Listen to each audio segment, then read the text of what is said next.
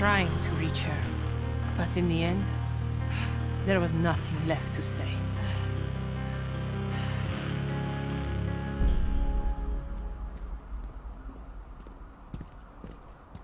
Ella! Father would be ashamed of you. Father died, Sophia. But you left me alone.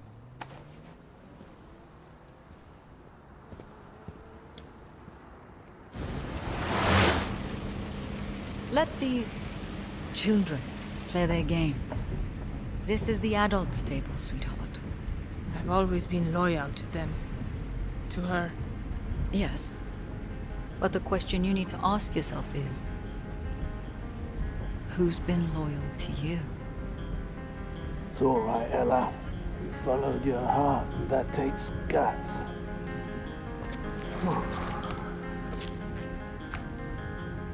Welcome to the family, love.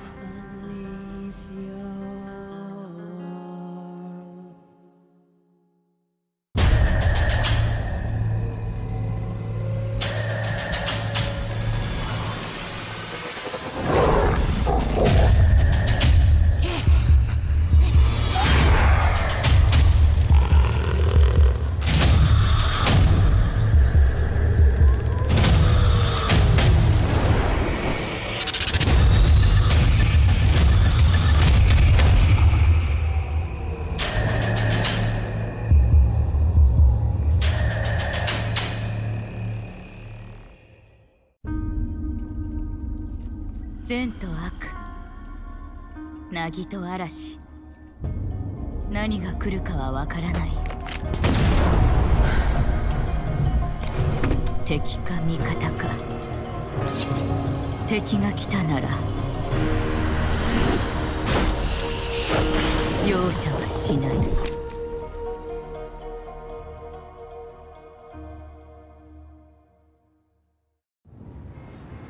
なぜいつもここに来るんですか？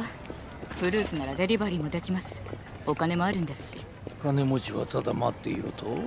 私をそんな風に見ていたのか。いえ、でもここは人が多すぎます。お前は信頼できる子だが、少し肩の力を抜いたらどうだ。でないと大切なものを見落としてしまうぞ。この果物とかね。これを一つ。ヒロ、どうした？震えているぞ。セテ！お！ここに。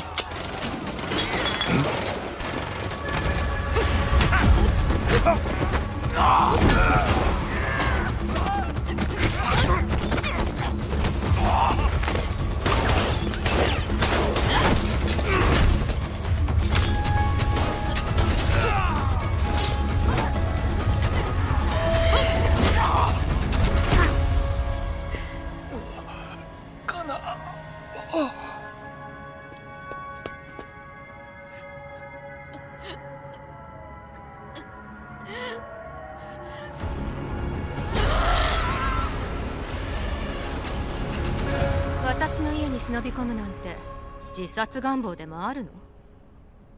久しぶり、由美子。八幡さんが。ええ。話は聞いたわ。見覚えは？手伝ってもらう。仇は必ず撃つ。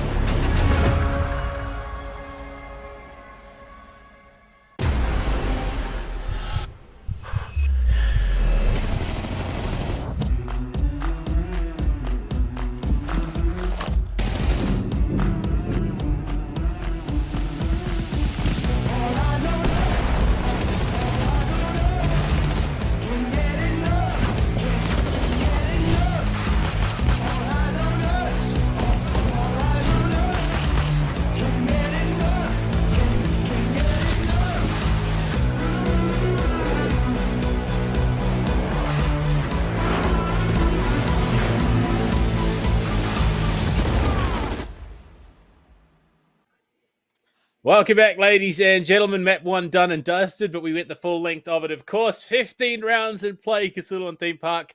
It was Madness's map pick. We now head to Obeng's.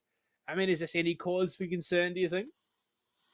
Look, a fair bit of concern really there for Madness, namely. Obeng did their job borderline almost perfectly to keep on pushing for maximum overtime. And I mean, on Theme Park, a map where, I mean, we've kind of started sliding it into that whole, all three of the newest additions to the comp pool, kind of into the maps where the good teams fall.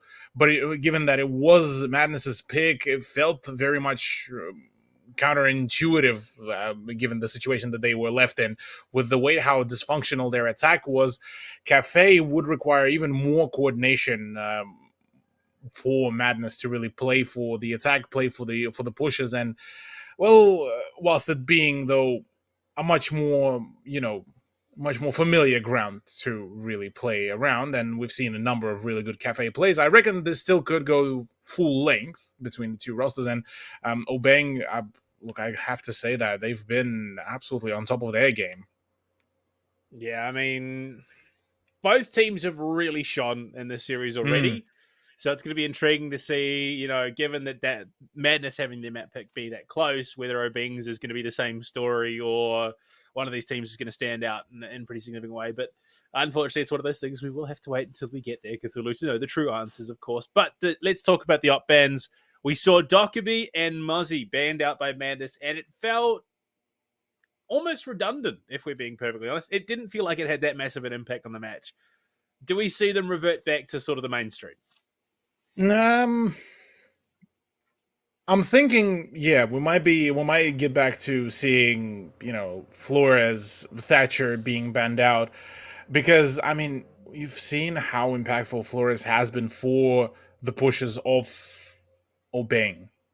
Like, they through and through kept on using him as means to either get rid of those fortified positions, as means of droning out and having that extra drone for the information, pushing out of those anchor positions. So there's been a number of usages, and it once again shown why you usually would prefer to ban out Flores from the get-go. And well, now with Cafe starting up, look, suppose we'll get to wait and see how the actual pick and ban will go, given that Obeng do get given the first chance to ban out. Well, Flores comes away for Obeng. Understandable on this map. He is incredibly strong. The city taken away is absolutely no surprise. You're anticipating something like the Thatcher. Potentially you go the route of a Habana or a Nomad if you're feeling frisky, like Madness often tend to do. And there you go. It is going to be the Thatcher. So we are heading back towards the mainstream. The defensive ban, I would imagine it's not going to be Mozzie again. I think we are going vanilla. We're going something like Mirror Valk. No, actually, I think Mirror Valk could be the case here, given that I think both teams would benefit quite heavily. Instead, neither of those will be actually the pick. Aruni. Madness, they know how painful Aruni was in the hands of NVK, and understandably so. I mean, he was just an absolute ripper. But now with Mira being banned out, Valkyrie is in play, and well, with the sheer amount of vertical positions, with the sheer amount of places that the Valcams could be hidden, there's going to be so many opportunities for those pre-placed C4 traps. Oh my goodness. Indeed there is. There is a lot that can come into this round. Madness, though, they've got options on the attack. They've got the Fink of the Nomad, so they can deal with those flanks. But, I mean, I'm most intrigued by the defense. It's Thunderbird and Echo already being shown in round one.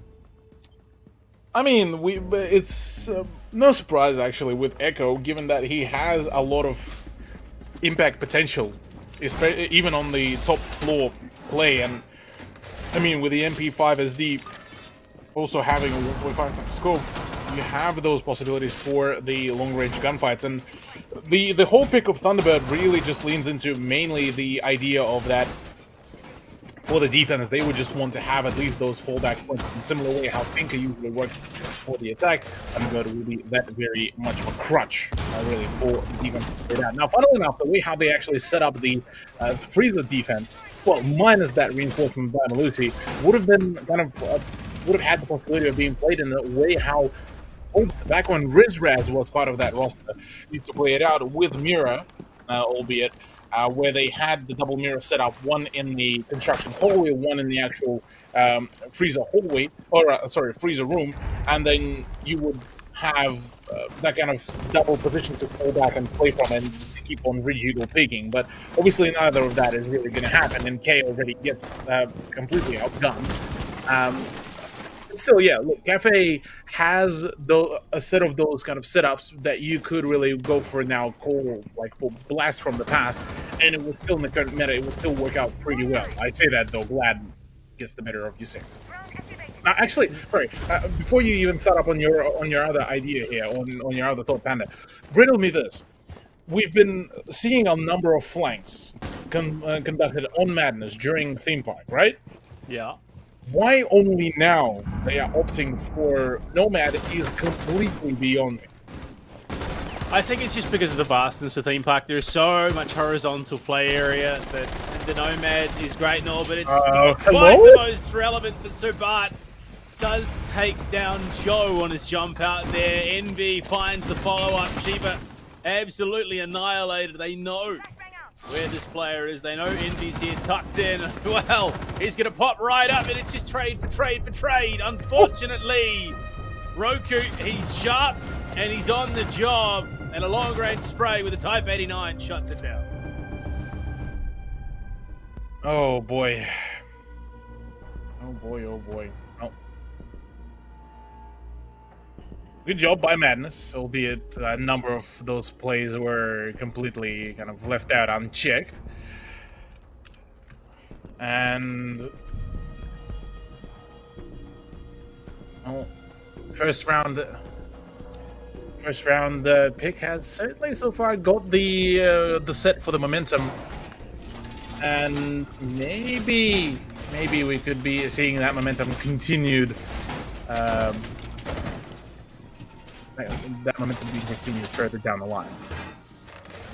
But, I mean, that round in and of itself was incredibly close as well, because it's very much similar to our first map. And that it was just, you know, trade for trade for trade for trade. And that has to be of some significant concern. If you're Madness Esports, knowing that you only just scraped by with the victory in your own map, you are now going on to your opponents, that the round was getting that close in the opener. They need to change something quickly. The low changes might just be called in a brief moment. Could be seeing some rather interesting rotations to also come about. But and a much more paced down play. No more of those very odd, rotations and runouts from Obeng. In actual reality, we could be seeing a much more different kind of return to play here with the way how see just Obeng kind of play out that very safe yet aggressive defense, and that could really throw that big spatter in the works, given especially the appearance of Vigil as well. Yeah, they need to put Ysera to work here.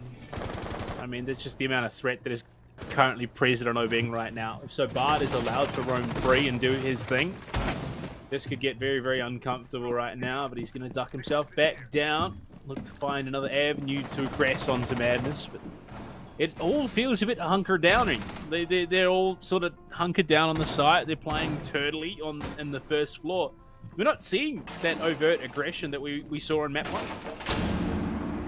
Not at all, yeah. This is a big change in the momentum, big change in play that could really throw that spanner in the work, because Cafe does require you to be very proactive about the play, about your defense, and with Obeng being very kind of almost lackluster in the way how they're holding their plays and positions, could be spelling a whole lot of demise and a whole lot of problems. Drones, though, already putting them to work right now. They've got in above the site. That verticality will begin to become a factor. They want to flush these defenders out of those positions. They want to enable that push onto the site. And this drone is going to reveal big information onto Envy. They should, sorry, not Envy, NK. On top of that, they should be able to get the scan onto the feet potentially, and flash out even more of these defensive positions, just trying to skirt around the vert. In fact, it's a whole team effort right now, Kazoo. And going into the final 40, this could be a huge factor. We're literally hitting the last 30 seconds. There are 10 people in play, and we have yet to have a significant gunfight become a factor. There's 2 nitros, 1 used, 1 still in hand. And this is not an ideal sign for Madness. Juvenuts kicks things off with a kill on the Sabat. Joe answered back immediately. The drop of the hatch is an absolute death sentence. It's all come apart, and it's down to Envy, who's upstairs. He was meant to be providing that coverage, and it just didn't matter. Obeng have stalled out Madness, who completely crumbled under the pressure. Absolutely, and a huge surprise of a result, really, there from Madness, but very good for Obeng, given that, yeah, look, the first round definitely looked rather eerily scary, but Obeng being able to play for time does show that they have the flexibility and no real particular need straight off from the get-go to play for the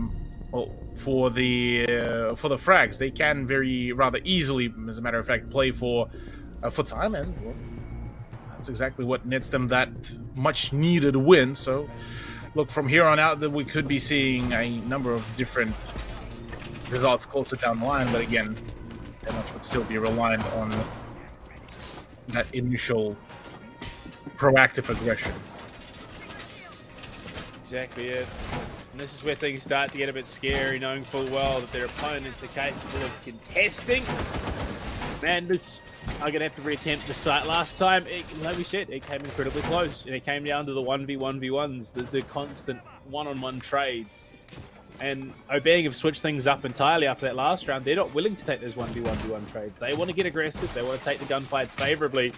And look at this. We might even see a bit of a spawn peek attempt. Oh, okay, Envy. All right. Chill, mate. All right then, buddy. Envy just wants to literally become the next absolute Superman in the frag star, and with the sheer amount of utility and that drone, he could be a big problem. Leaning rather heavily into this whole setup. I say that though. Well, possibilities are rather infinite. Oh dear. This is kind of concerning. I think we are going to see this play out much like that last round. Limited fights until we get to the later stage of the round. I say that, and NK's already dead. They will answer back with a kill on the Joe, but it's Envy pushing up from below that could really upset, especially given he's about to meet Glad, who can't come out on top. Oh. That was absolutely massive. Glad was a standout performer, and he's already showing to be a standout performer in this round as well. Mammoth below, the position's conceded already. That is your significant plant denial removed. The frag grenade could do even more damage. The bank, it's not quite deep enough, but it's enough to deter. Just crouched in, the head spotted, and Sabat falls as well. This is an absolute stomper of a round for Madness. And they answer back, shutting down what was going to be a follow-up to a very convincing round. Oh, man. A bit of a sweaty moment there, but Madness certainly... yeah, look, I think Ysera's comment here pretty much summed it all up pretty well, as I didn't really realize that a whole lot of majority of those engagements will be done outside, but that's the kind of, I think, the idea here by Obeng, because going into this map, they knew that Madness would be quite knowledgeable about how to very conventionally, by the book, really play out this very map. I mean, they have quite a number of people with that experience, and so changing the pacing, changing that play field to being almost outside, like Ysera just pointing out, pretty much so far been doing a whole great good for Obeng and preventing that initial kind of advancement and even the utility clear by Madness. Netted well, whilst not the best kind of results for Obeng, it certainly did kind of put a fair bit of strain into Madness's plans and their hopes of just making this a whole lot more of a possibly closer game. Mammoth Man was very tempted by the idea of going in for the spawn peek, but thankfully for him, or maybe thankfully for Madness, that none of that will be conducted. We may be seeing later down the line some swings and jump outs, but I'm wondering though, at which point will we see a complete face down and just kind of obeying finally saying, okay, we're done with this. The whole resource has been extinguished. We're no longer kind of the element of surprise is completely gone. Yeah, I mean, Obeng has already shown a willingness to go outside. We've already had a couple of significant jump outs in the opening 2 rounds. So Madness are going to need to respect that. Unfortunately, so bad it's just not coming together for him. And this is what I think the second round in a row where Envid has found an early aggressive pick. He's looking for more than Nade onto that cocktail window. It's not good, unfortunately, but luckily for Madness, it doesn't do any significant damage to anyone. Exactly that. MD and Co will need to continue their whole adventure here because NK just basically was able to walk very freely back into the cigar shop, and unless there's going to be any sort of pressure by the stage windows, well, we won't really see any sort of flank play. Now, the drone has spotted out the position of the alibi, and finally the drop down did happen, but is it actually enough to completely drain out those positions? Now that's a whole different question because already the rotation is starting to come about. Shibinats cannot connect those shots, and kind of being stuck between a rock and a hard place means that not a whole great deal of wiggle room there for him as well. Still the pixels, but unfortunately not enough of an avenue to connect. Envy finds the second of the round. That's Mammoth out of the equation as well. Taking out his healing counterpart. Oh, just the tail end too far away. And with Envy there to cover, unfortunately, it's going to be too little too late. Ysera on the rappel answers back in kind. The glad hold is going to be good for the moment, but the pre-fires from Shiba gives away the game. It's all coming apart. NK with some big damage brings it down to the 2 versus 1 effectively, and Ysera is up on the roof, Cthulhu. What looked like it was going to be another heavily contested round has completely come apart. What info does Ysera have? He's got no utility, unfortunately, so it is going to come down to the gunplay. If he drops into the site, he is dead. Jumps on the drone. Wants some security, or at least some assurance that he can make this play. 20 seconds. Nope. It's going to be the drop in, but he skates out of division. So they don't know that he's here just yet. Spots the player behind the shield. It's not enough. He's going to take out Glad. That's absolutely massive. The plant has to happen. Oh. NK trying to hold on. 6 seconds remaining. The plant attempt will be stuck out from Ysera. The pings, the active pings, the pre-fires is not going to be enough. Ysera might have time to react, but no! NK finds his third and the defuse. BM coming about from Obeng as well. Look, I gotta say, the Indonesian representatives here from the qualifiers showing Madness quite a fair bit of the performance and fair bit of teeth as well. Certainly on their map pick. I nearly said map pick. It would be expected, albeit 2-2 scoreline the way how it went. Not particularly what you would have wanted to see and happen, but look, it is what it is. Though we do get a little bit of a technical pause, as I believe certain technical issues on the side of Glad has been arisen yet again, and this sort of gives a little bit more breathing room for Madness, as they would want to obviously start their talks here again. They having quite a number of issues with just mainly coordinating. The fact that they've dedicated a number of drones but no actual emphasis off the back of them kind of signals for the fact that, well, what is there to be done with basically any of that push? Because yes, they have the fragability, but without the coordination, it's just basically 5-man solo queue ranked stack that Madness are bringing as of now.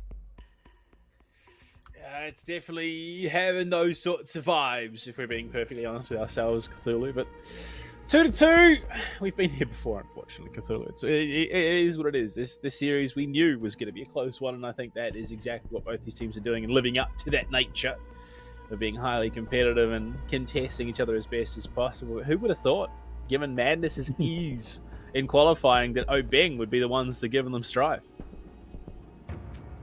Yeah. Quite surprising turnout, I'll be genuinely honest here, but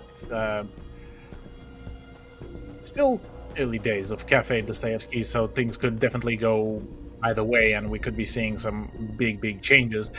Now, really won't be changing a whole lot, I think, and we might be seeing a bit of a 3-3 scoreline, but as it stands, we are running into a little bit of a longer set of technical difficulties, so we are going to be thrown into a little bit of a break, so don't go too far away, and we'll be back after this short break. This wasn't supposed to be easy, you know. But what you're feeling, it will pass. In time. I know. That's what scares me.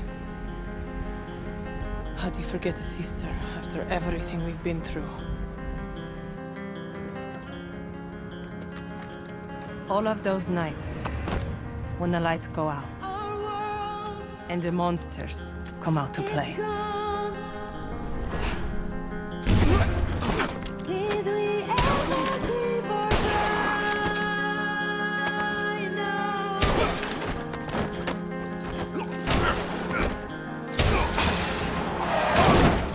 I could always count on Zofia, the strongest person I ever knew.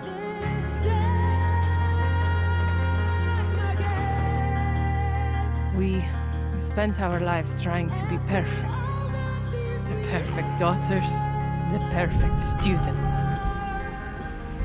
the perfect soldiers.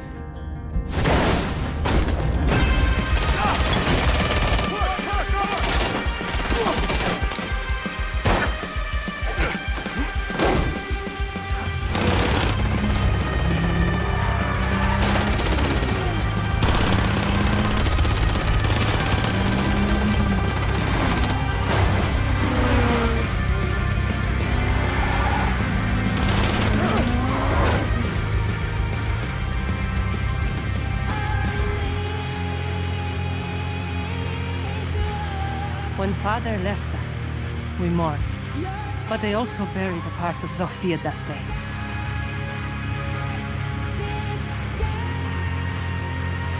The part that made her my sister.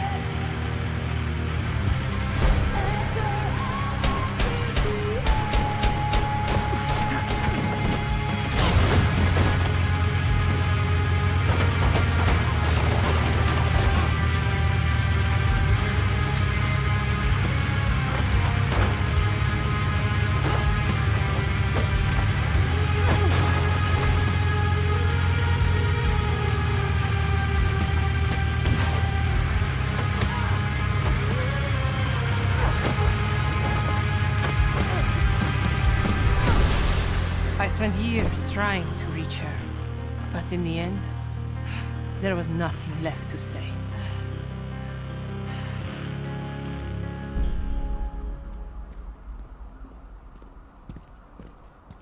Ella! Father would be ashamed of you. Father died, Zofia. But you left me alone.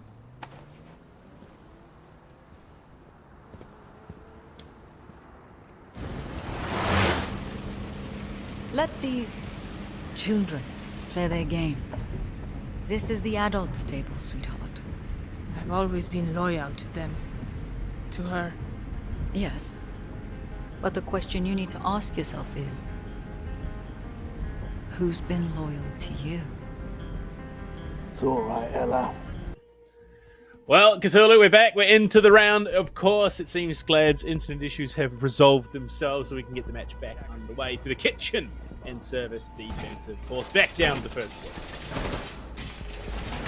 Yeah, look, last time that defense on kitchen happened, the Obeng were able to really drain the time, the momentum, and just basically everything that could have been drained there from Madness's run. Whilst Madness has been a very formidable play, a very formidable turnout, but apart from that, not really much else have been really actually done by Madness, apart from occasionally, oh yeah, we're gonna frag out, we're gonna find this absolutely scrumptious opening.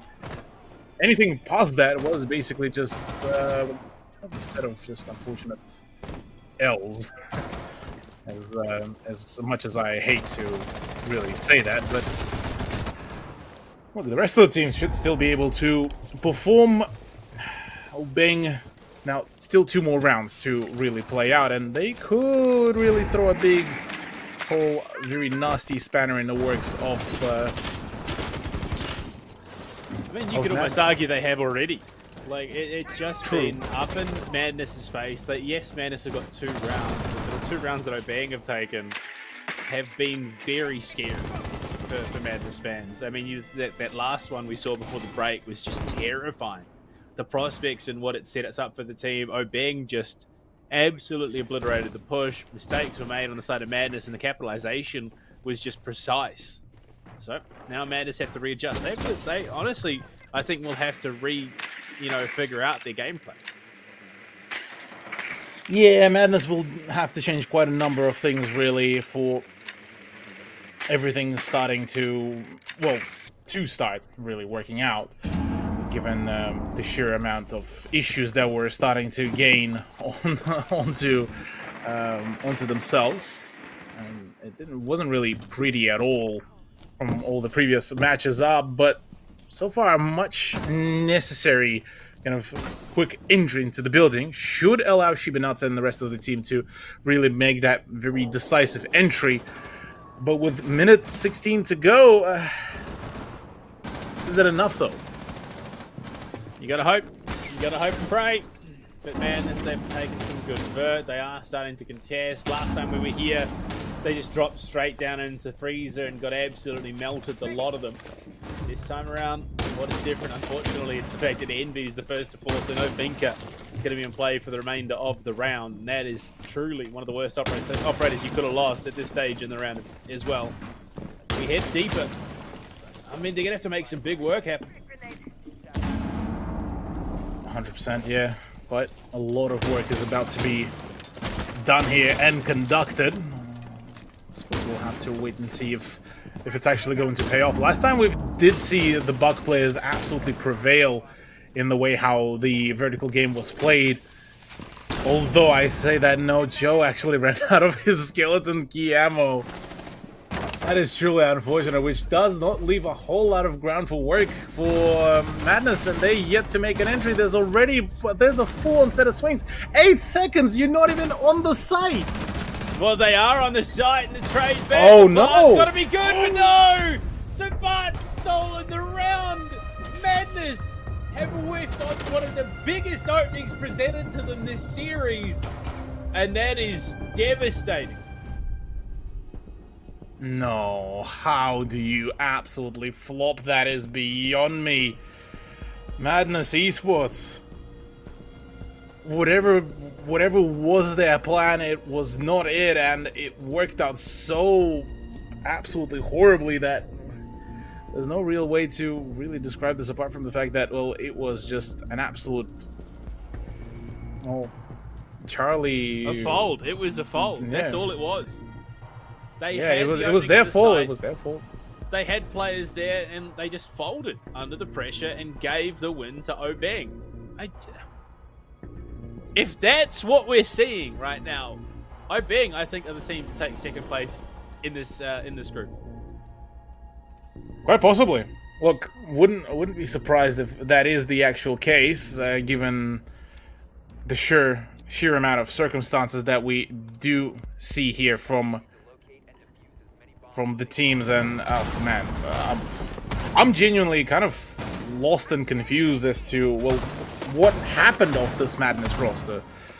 From a really well coordinated, very well aggressed team to basically toothless seals that are being currently just clubbed here by Obeng, especially on Cafe, a map that one would have expected for both teams to really play very thoroughly and through, but it didn't really happen. And something that needs to be very largely addressed. Obeng are looking to be a very formidable force. Now, that does still leave me in a bit of a question mark as to how well will IG really treat this. Because if Madness get reverse swept in the similar way how Obeng reverse swept next Reality, oh yeah, a lot of a lot of concerning results could be pulled here. But again, it won't be too dramatic unless Next Reality also wins over MD, and only then will MD ultimately will be themselves to undo their destiny. Well, I'm gonna have to see. This look, we knew coming into this matchup it was going to be interesting, but look at the defensive lineup already. Obeng in the final round of the half, they're gonna do everything they possibly can to take it as favourable for themselves as possible. The Frost in play, the Clash in play, as well as that Malusi. This is going to be a very tough push. Joe reverting back to basics, going back to the Ash, picking up the heavy fragging priority role. I mean, I think, again, it might be too little too late. They play a very capable, aggressive style. And timing is just an insane factor so far in this matchup. Oh, yeah. Timing would be big. Especially with the playoff clash, especially in the way of how things been going. No, Mammoth, you playing against the team that has quite a number of the international skill players. They've seen these kind of tricks. That ain't working, albeit the kind of swing that NK just performed decently worked out, well, almost perfectly here. Another swing about to come about. Joe about to run into the Frost, and Envy will have to be very cautious about what kind of gunfight he takes. No, absolutely shut down! What has happened there with Joe and Envy? This is a complete fall. A 4-2 fall and about to be achieved by Obeng and Madness, left in the dust. Lost is the only way to describe what we're seeing right now.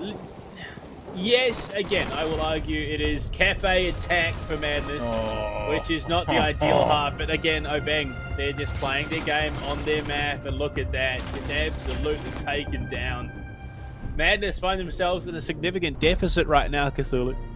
It's kind of rough, if we're being perfectly honest with ourselves. But they now head on to the defense. Heading on to defense, look. It's one of those things that could really still help. You know, they could still really pull this back. For 2 scoreline is something that one would want to avoid as much as possible. But a 2 points differential should still allow. Indeed. Because, well, I've been talking about, you know, flogging around. There's literally not much else to really analyze here, and I'm sorry to Madness, and I'm sorry if it sounds a little bit too harsh, but the way how they've been playing, it's almost a toothless, a kind of a toothless attack, toothless defense that didn't really give a whole lot of promise, a whole lot of ground for them. They didn't really generate enough time and enough ground for their attack. They didn't generate enough of the momentum to, you know, be able to find those initial frags. And even in the mechanical gunfight, they seem like they just literally just been picked out of a tier 4 league where they basically just play ranked all day and not really care much else about. Yeah, you're entirely on the money there. It's just it's truly bizarre that we're seeing Madness lose out to this stuff. They're a team that have proved disciplined, capable, and they've got. I mean, we've already touched on the experience they have in this roster, but they've gone from a predator. I mean, apex predator in this league to toothless. Yeah, Toothless, they are indeed. Albeit, maybe defense will finally prove something different, as they seem to have at least an idea for defensive setups. But if that's how their attack has been so far playing out, I'm sorry, IG will rip them apart yet again with a 2-0 scoreline once more. And maybe this is the thing. Maybe we did put a little bit too much faith into MD, despite the fact that, yeah, they took 7-5 and 7-4 against IG and yet still lost. But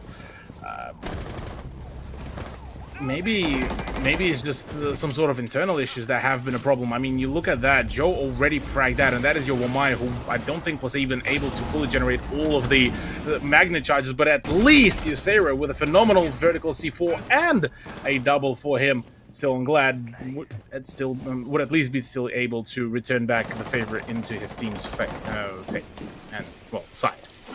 And I think maybe it's just confidence in defensive side so far that have been the main key point for these teams. The theme park and cafe.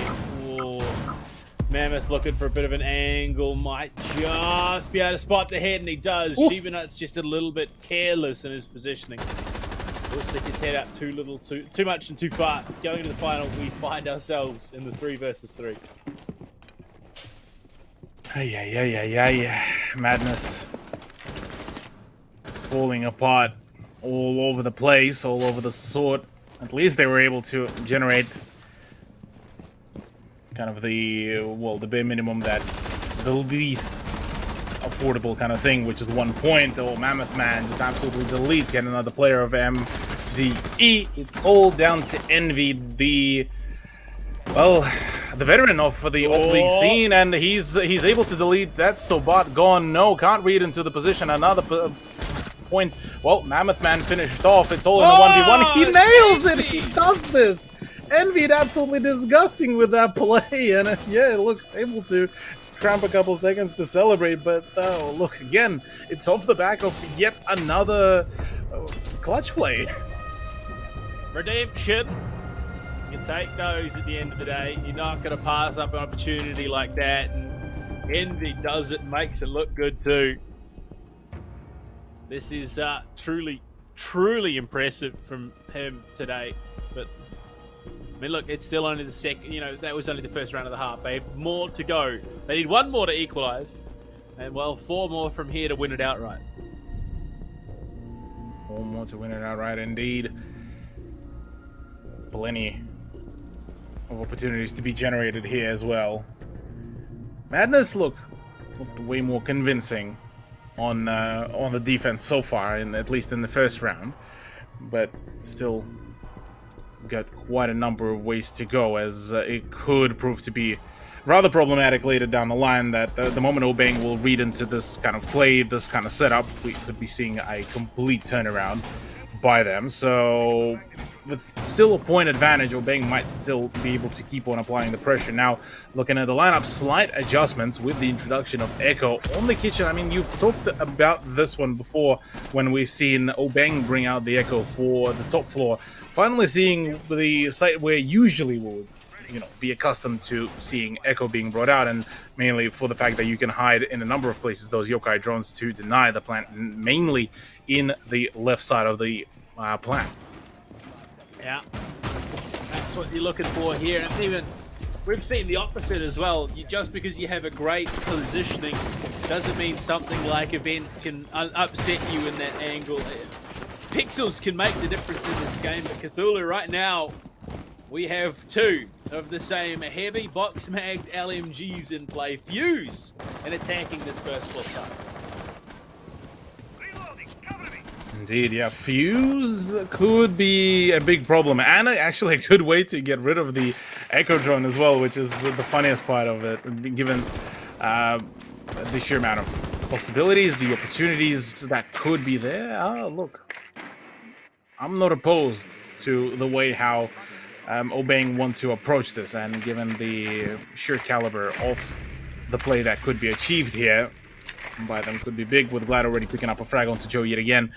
Look, XIG, yeah, look, I mean, the man is already having just a bit of a unfortunate result to his play. Not too sure if there's going to be a whole lot of big solution to it, purely for the fact that it may be a little bit too late, but as it stands, at least Ysera is able to keep on firing back, but Shibinat's already fragged out too.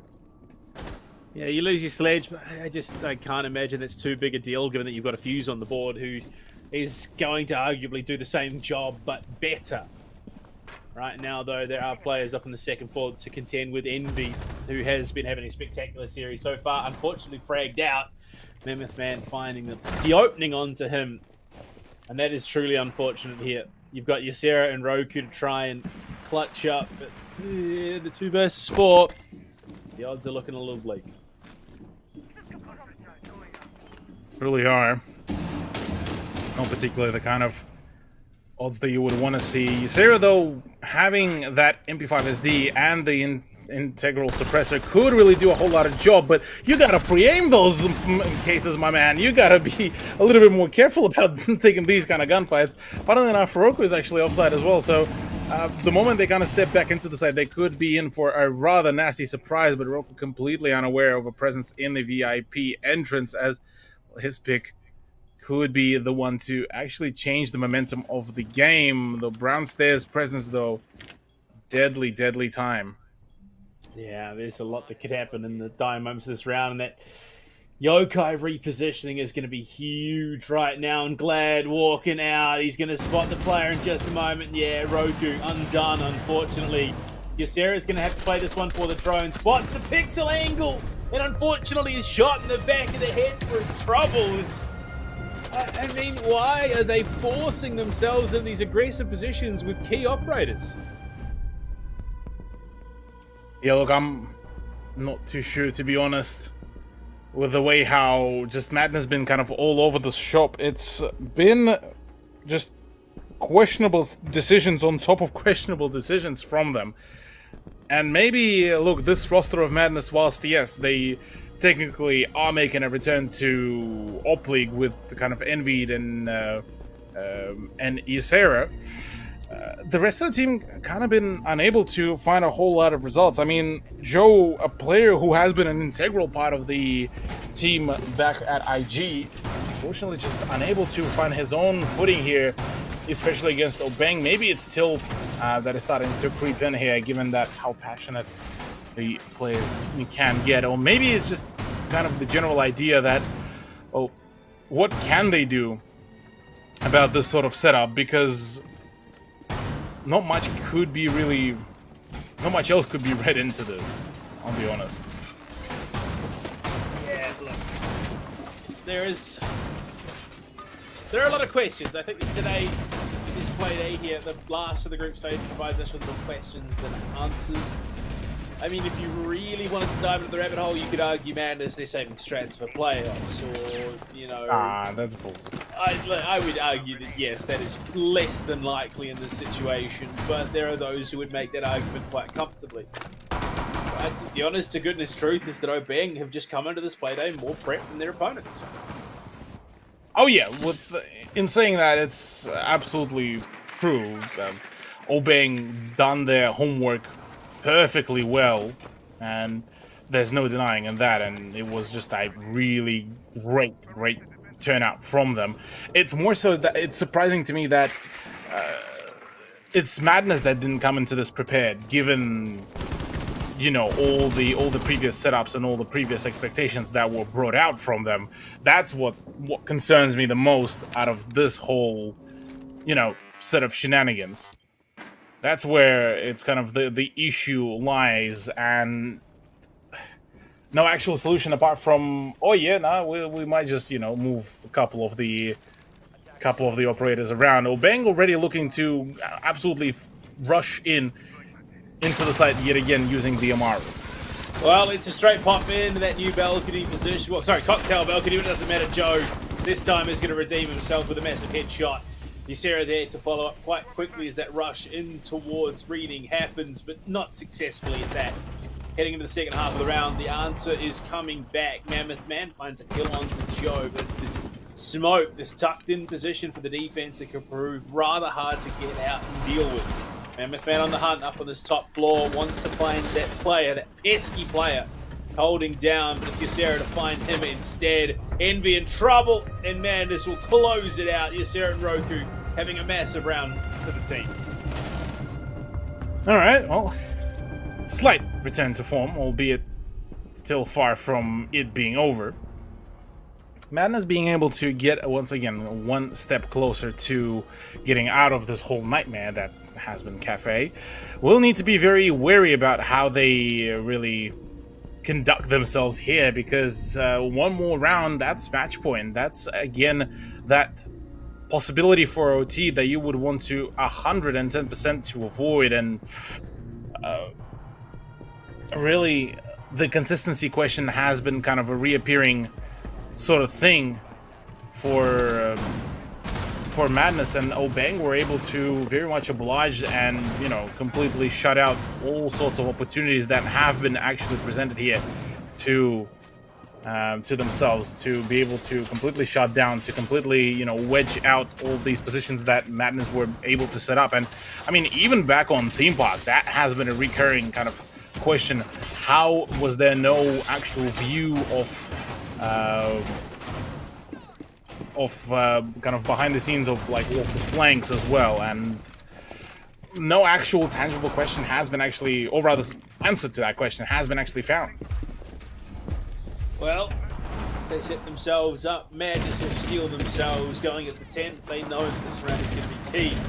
The last thing they want is to offer Obeng GG match point, because if that happens, the reality comes quickly and dangerously closer to Villa being a possibility in this matchup. Right now, this is where they need to make their stand on the defense, but Obeng have really forced them into uncomfortable positions round after round. 100%, yeah. Obeng, kind of the masters of just making it a very painful experience for any sort of team that kind of goes against them. And the worst part is, it's borderline impossible to read into what are Obeng wanting to do. It's always kind of, yeah, look, we may expect them to, you know, come out and swing, I don't know, the actual windows, or they might be already pushing through the red or the white stairs. And it's been kind of so all over the place that it feels almost weird how easy it looked for them. Yeah, look, there's definitely been a couple of rounds so far in this series that have been concerning. Yeah, much like you said. And it's one of those, well, what the heck is going on? What, is it a bad day for them? What is the cause of all this? But glad finding Shiba Nuts on this site. The smoke first out of play. Both teams seemingly losing their most impactful operators. Particularly what you want to see with Shiba Nuts as well going. We've been kind of highlighting him even before our matchup began here. My God. Oh boy. Another trade came about with Mammoth Man gone now. This is looking to be even more frustrating, but Joe at least able to pitch in. I say that it's back to being a trade. What is happening? How are these openings just not working? Madness seemed to be larger in charge, and then everything just crumbles. I mean, even that trade that Envy got on the stairs was nearly a fumbled bag, because it was Envy that they were trying to kill. But it was the teammate going down, enabling Envy to pick up the kill. Right now, though, a 2 versus 2 with 40 seconds remaining. There is utility on the side of the attack. They have Selmas in play. No nades, and 2 impacts for Joe. So it is almost entirely down to the gunplay. Missed opportunity there for NK, who's going to tuck himself deep into backstop. Look at it, catch out and pinch into Cocktail Swing. Spots the shoulder, will find the head of Roku. And Joe, it's a ring around the rose. He spots the player with a diffuser, but no! NK's right there. Obeng will be 1 round away from forcing Villa. Not what you want right now as a Madness player. This so much of that potential and so much of that momentum completely so lost out that Madness just looking genuinely confused, lost, and completely kind of confused as to, well, what is it even needed to be done to completely just change the momentum, change the way how it's been going, because this has been a rather dangerous venture for them. On the side of Obeng, though, look, all the applause. They've done a great deal of job to keep on shutting down those retrades and refrags. Oh my goodness, they've been just clinical from them. And with the fact that Obeng being able to read into that kind of pacing that Madden has been trying to go for, where they almost kind of playing in close by positions, but it's all been relatively kind of 1vx one-on-one ventures, means that they can and should be the ones to keep on overpowering those positions and numbers, and that's exactly what they've been doing, and it's been working almost flawlessly. Yeah. I mean, this... If if you are a smart fan of Cthulhu and you had been paying attention to the match, you would have to argue that this is probably the round that Obeng are going to close it out and take us to Villa. The track history has just been that much better for them. Madness have looked all over the place. Lost, confused, not even sure what is going on round to round. So I can imagine a bit of a lack of faith for the fans. Absolutely. Look, at least there's a set of trades, but that does come off the back of NK finding that frag. Why are these there? How is Envy able to find the frag? What in the Kentucky Fried heck is happening in this match? Because I think Madness themselves may have already given up on this very map. But what? Right now, Cthulhu, we can agree. You're sinking in the sauce right now. I am just lost, man. Yeah. Brain nowhere. I've got to wonder if maybe this is Madness realizing that look, they're about to go to decide a map anyway.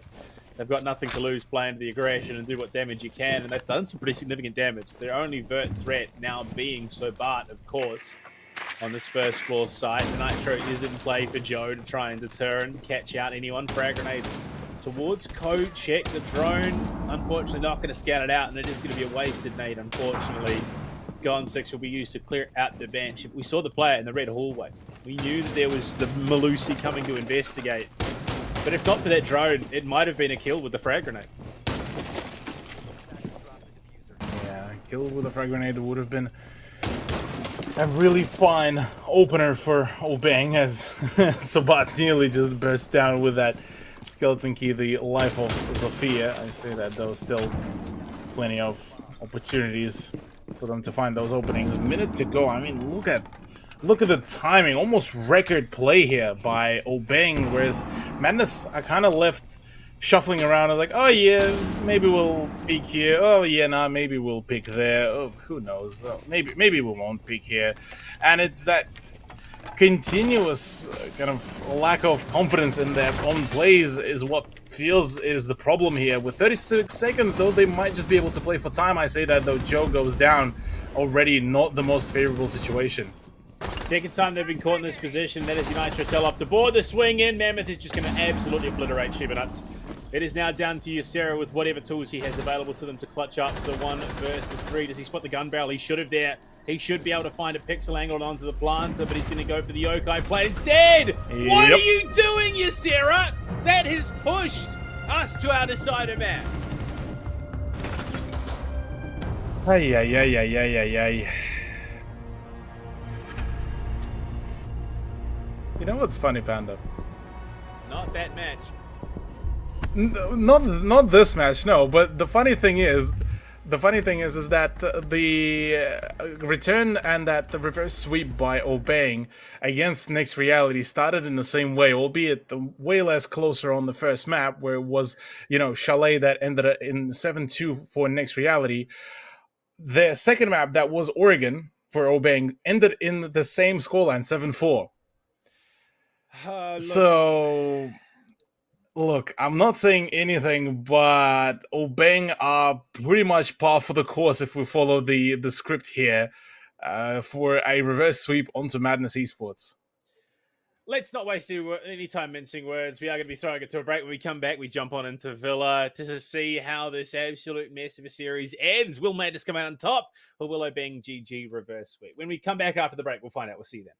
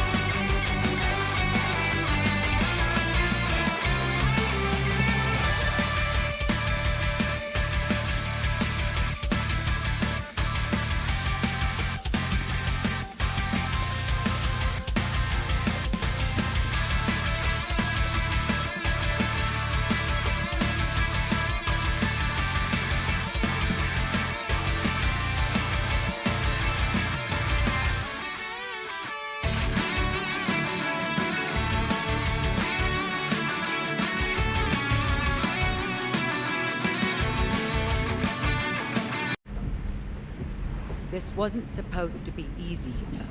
But what you're feeling, it will pass. In time. I know.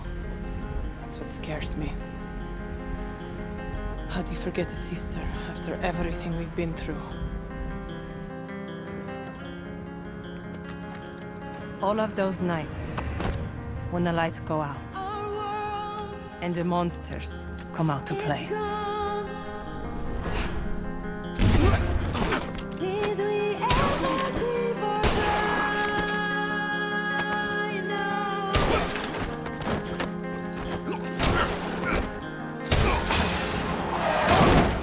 I could always count on Zofia, the strongest person I ever knew.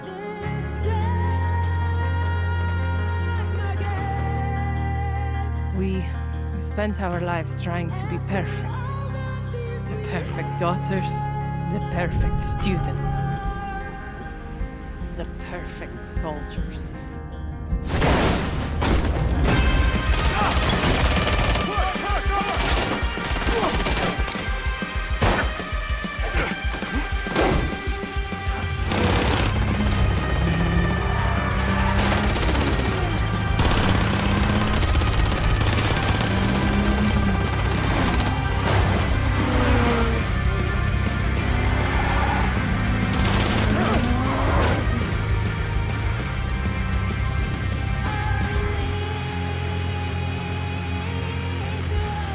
When Father left us, we mourned.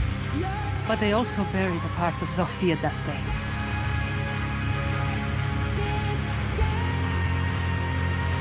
The part that made her my sister.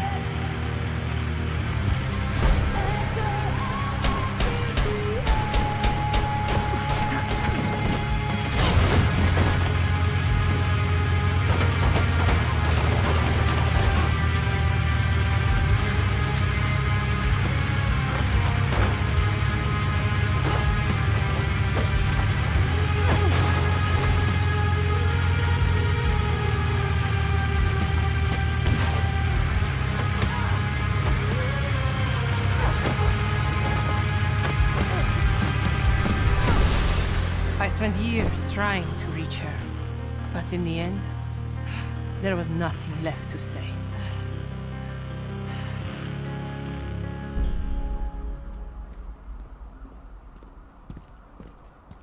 Ella! Father would be ashamed of you. Father died, Zofia. But you left me alone.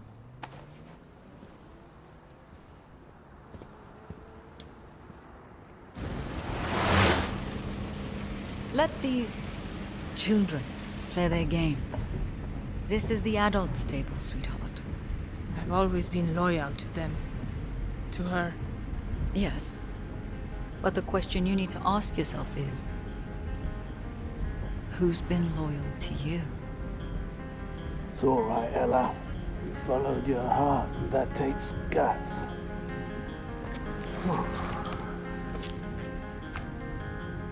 Welcome to the family, love.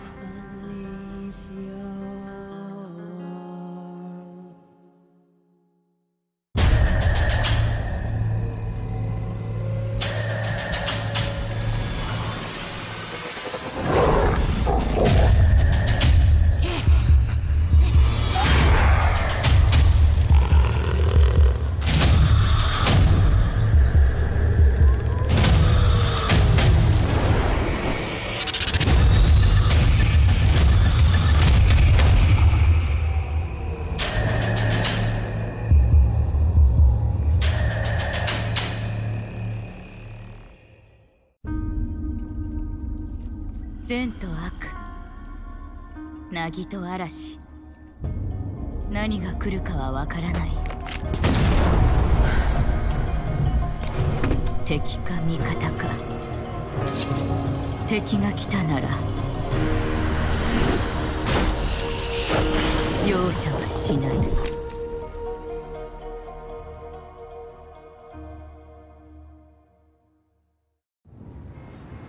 なぜいつもここに来るんですか？フルーツならデリバリーもできます。お金もあるんですし。金持ちはただ待っていろと？私をそんな風に見ていたのか。いえ、でもここは人が多すぎます。お前は信頼できる子だが、少し肩の力を抜いたらどうだ。でないと大切なものを見落としてしまうぞ。この果物とかね。これを一つ。ヒロ、どうした？震えている。セテ！お！ここに。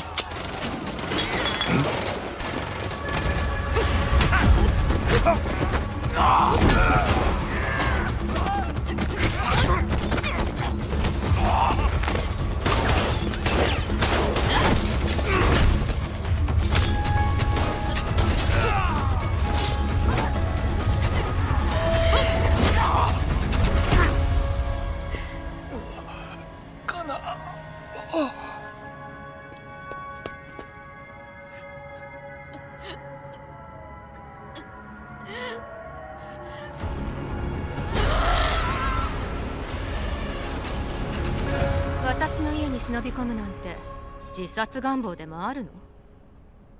久しぶり、ユミコ。八幡さんが。ええ。話は聞いたわ。見覚えは？手伝ってもらう。仇は必ず撃つ。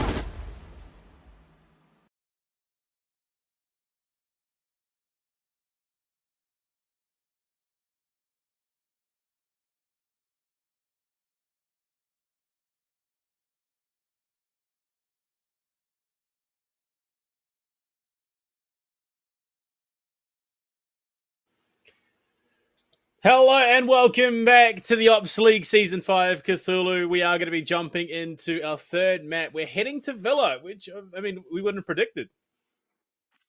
Yeah, look, I'm definitely quite confused and surprised with the way how things been really transpiring. Theme Park was just inched away by Madness Esports, but Cafe completely overtaken by Obeng, and now going into Villa. Oh man, I'm very much concerned for Madness, but also quite a number of promises are being made here by Obeng, which could possibly indicate that they could be the ones taking that second place. And I mean, they already have the precipice for that. They have the 2-pointer that they got from winning over Next Reality, and they're looking to claim another possibly 2-pointer here. And for Madness, look, they only managed to gain 1 point, so they're in contention against Next Reality. Look, I'm not gonna say anything, but last time we got to the whole, old contention for the last place in the group, technically the old dogs were the ones to win out, and it was Group A was Trinitas that got over 6S. So here, technically, Next Reality are the old dogs. Certain things could really go completely sideways for Madness, especially with the way how they've been performing and how many just simple mistakes were done there and completely missed out by them against Obeng so far. Yeah, and I mean, we're heading to our third, you would argue, strategically intensive map, being Villa now, of course. Theme Park was, I mean, maximum overtime. Cafe, we didn't even get to overtime. It was literally that round short. So now coming into Villa, I mean, how much do you rate their prospects in this situation? Look, for Obeng, I rate the prospects rather high.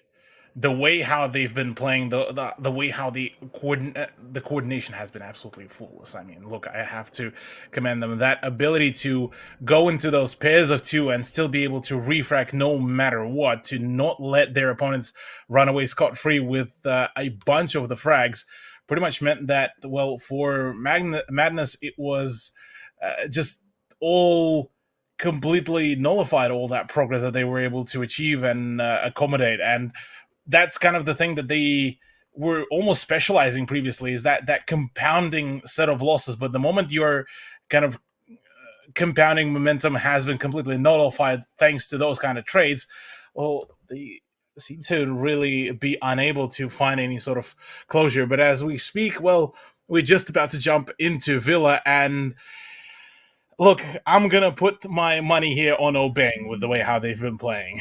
Well, look, I think you'd be smart with that bet there, Cthulhu. At the moment, it's not looking overwhelmingly positive for Madness Esports, who come in with some veterancy and these new young gunners, and they just haven't been able to make it work. Oh yeah, Young Gunners so far just... Well, Young Gunners were the ones to kind of be able to make it work, but it was under the, the track record of Obeng's just whole leadership and the way how they've managed to really keep up this sort of pressure and keep on mounting it to, or rather on Madness, has been just a valiant effort. Weirdly enough, Madness were the ones to ban out Ying, which feels like a little bit of a knee-jerk kind of move there by them, given that we haven't really seen a whole lot of, Ying maining from Obeng. So maybe it's more so just they don't want to experience, even in those off rounds, the Ying pick, or maybe they just know a little bit more, given that Obeng did flex a couple times the Ying picks and nearly managed to actually win off the back of that, back on the theme park. Yeah, look, rounding things out, of course, that Whamai could be deadly, and, well, the Valkyrie's such an impactful pick in the comp at the moment, so you can understand the remainder. And, well, look, there's nothing more needs to really be said about Flores and his impact in his introduction into the competitive scene. We're going in, of course, to Villa.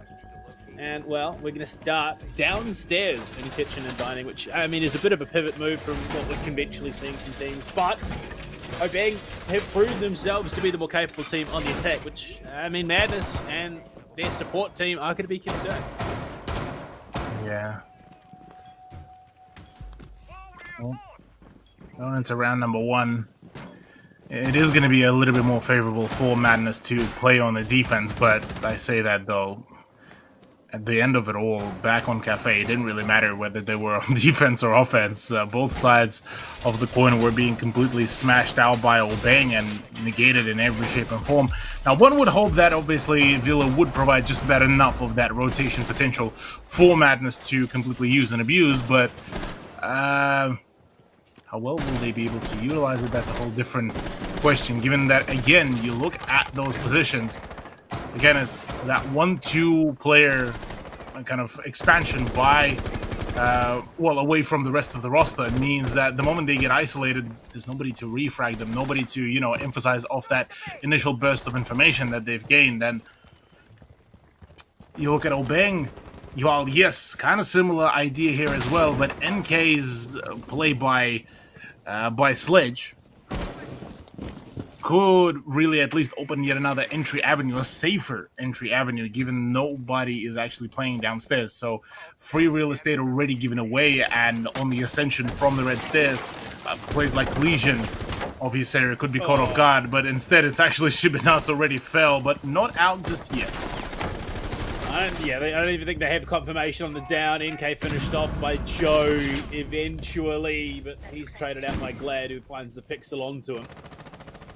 Again, I just don't quite know what to make of Madness and their play. It seems like they are embodying their team name right now. It is just madness. It is chaos. There seems to be no significant depth of thought being put into their plays. It just seems all a bit shallow. Yeah, that's basically the best way to really sum it all up. Very shallow play, very kind of almost, hollow approach. They have the strats, but no actual meaning behind them with the way how they've been setting things up, or rather no mind being paid. I say that, though. Envy does get the better of Mammoth Man and actually finds himself somehow the frag onto Glad, who has been just left out on just sitting on the drones. And how was this kind of found is completely beyond me, but Glad... That might be the answer. That'll be the answer as to how was that found.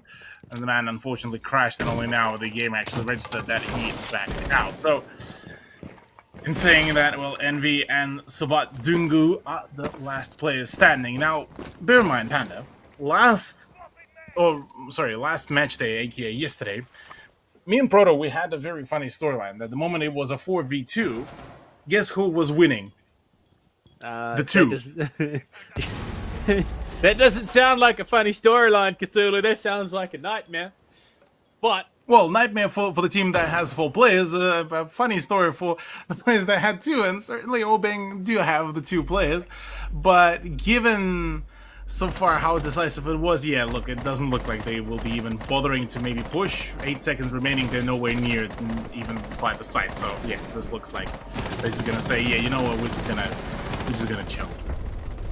And it will be a time when their Madness winning it on the clock, but Obeng are going to have time to talk about it. And it's just bizarre. Madness's success is not coming about from any one particular thing that they're doing. It's not coordination, it's not team play, it's not, strategy.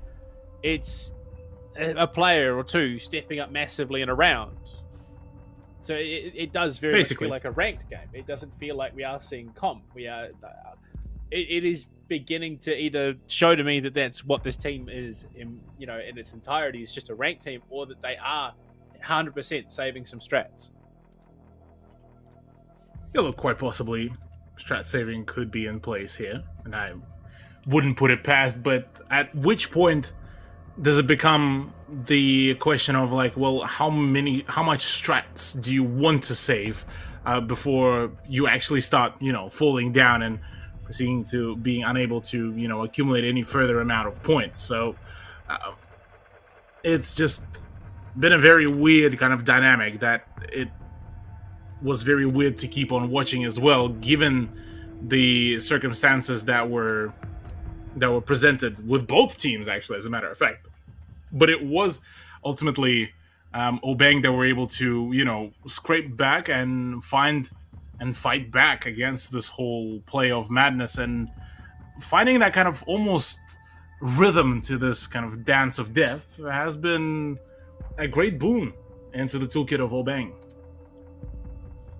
Yeah, indeed it has.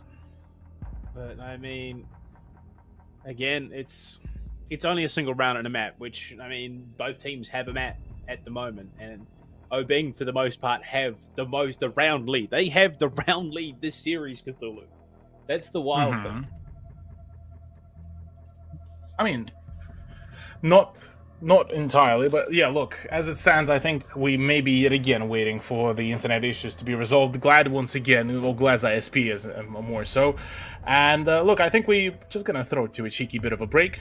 Once we come back, resume the action, and we'll be back soon enough. Take it easy. This wasn't supposed to be easy, but what you're feeling, it will pass in time. I know. That's what scares me. How do you forget a sister after everything we've been through? All of those nights, when the lights go out, and the monsters come out to play.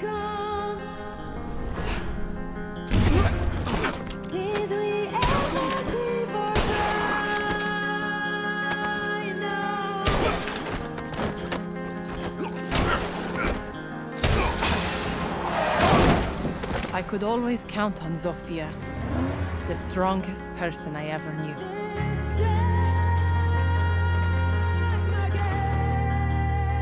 We spent our lives trying to be perfect. The perfect daughters, the perfect students, the perfect soldiers.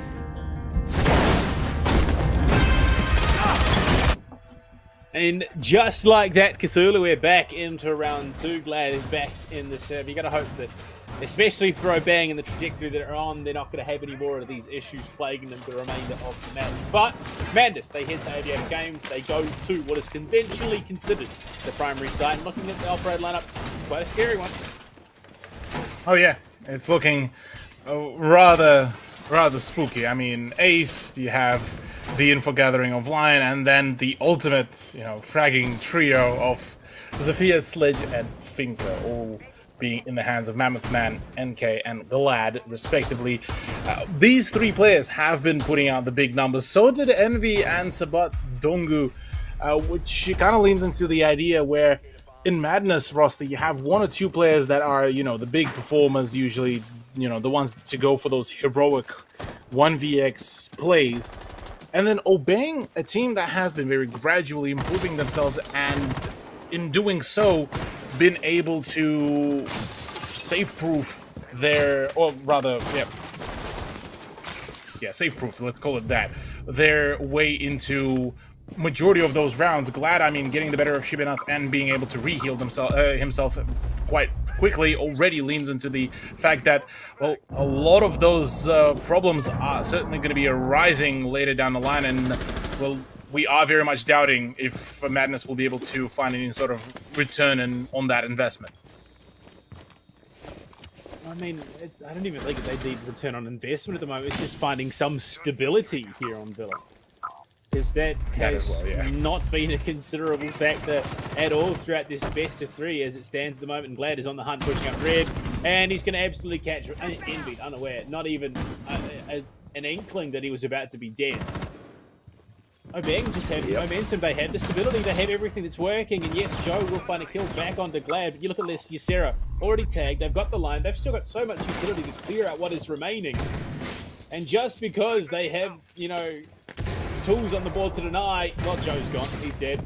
Luckily, Ysera's actually just sharp on the sticks of the MK14, but you're still a player down. A player and a half.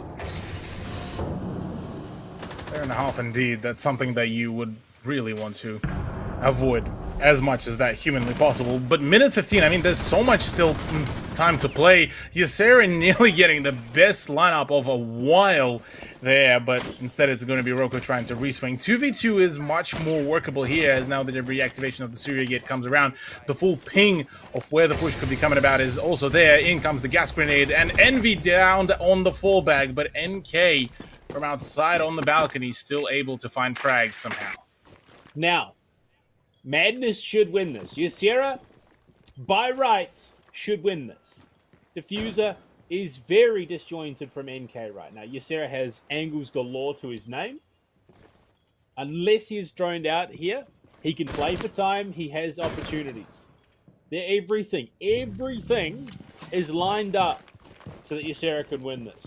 And, well, unfortunately, the punching of the cam, Ysera could have swung that and found the kill. NK convinced that it's just going to come apart. The site is now NK's. He's on the plant. Ysera's decided to go the longest possible way around to try and contest it. So this plant will be good right now for Obeng.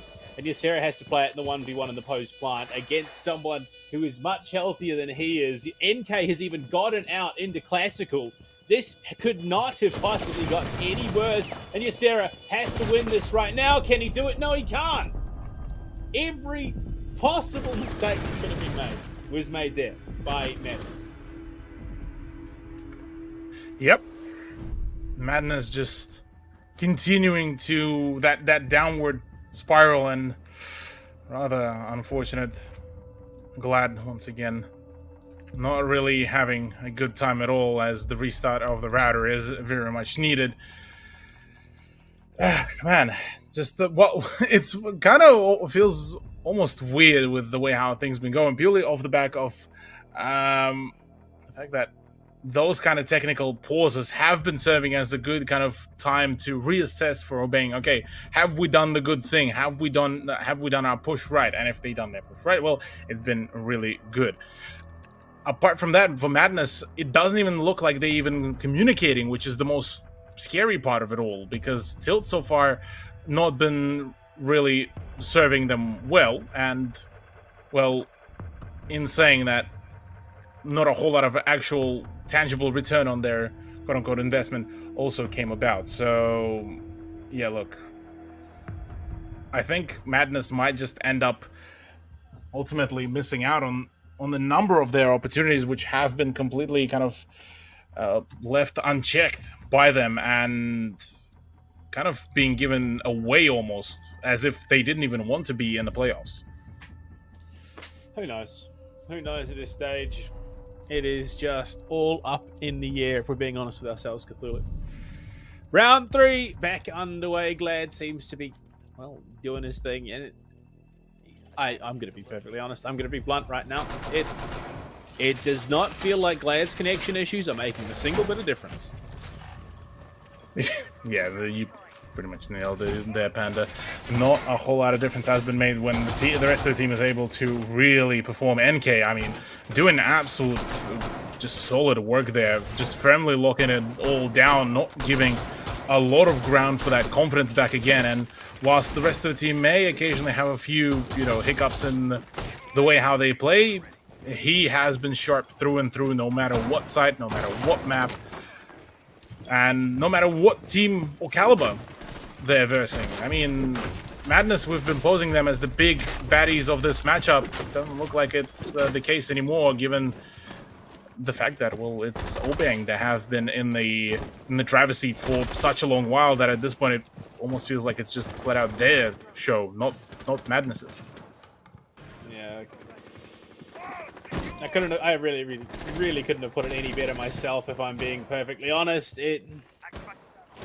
It's not even like Obeng in the driver's seat. It is Obeng riding their bike, and Madness is sitting on the side of the road having a cry because it's a single-seater bike and Obeng won't share.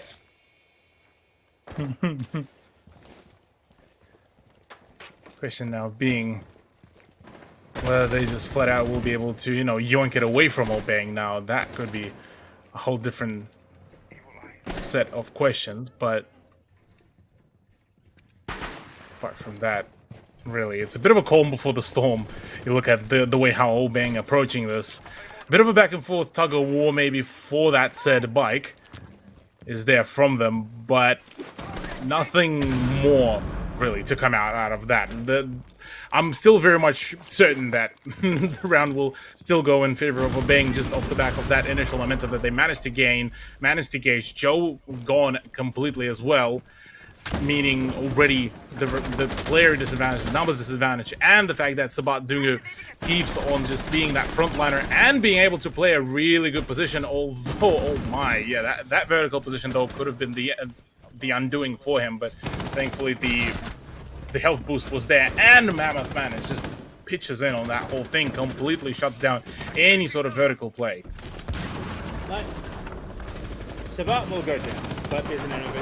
I don't want to be that guy. I don't want to be the guy just smack it all over a team. But finally, Madness will get themselves something, but Glad is going to find Roku again, lost in the source. Knowing exactly where Envied is and the diffuser not being down puts this in a tenuous position. But Cthulhu, we've been here before. Same as round 1. Envied might have the angle. He's going to get the headshot and redeem the team this time. But it hurts my soul. It hurts. Yeah, I think for both of us here, Panda, once again, Madness are relying on those big, flashy, comebacks and clutches. That, I mean, it's good to see. Good job. Well done. They're managing to, keep ahead. But look, I mean, with Obeng finding those opening frags with such ease, what can you do about this? Because Joe has been just having an absolutely shocker of a day. And look, I mean, understandably so, sometimes, you just have those days, and fair enough.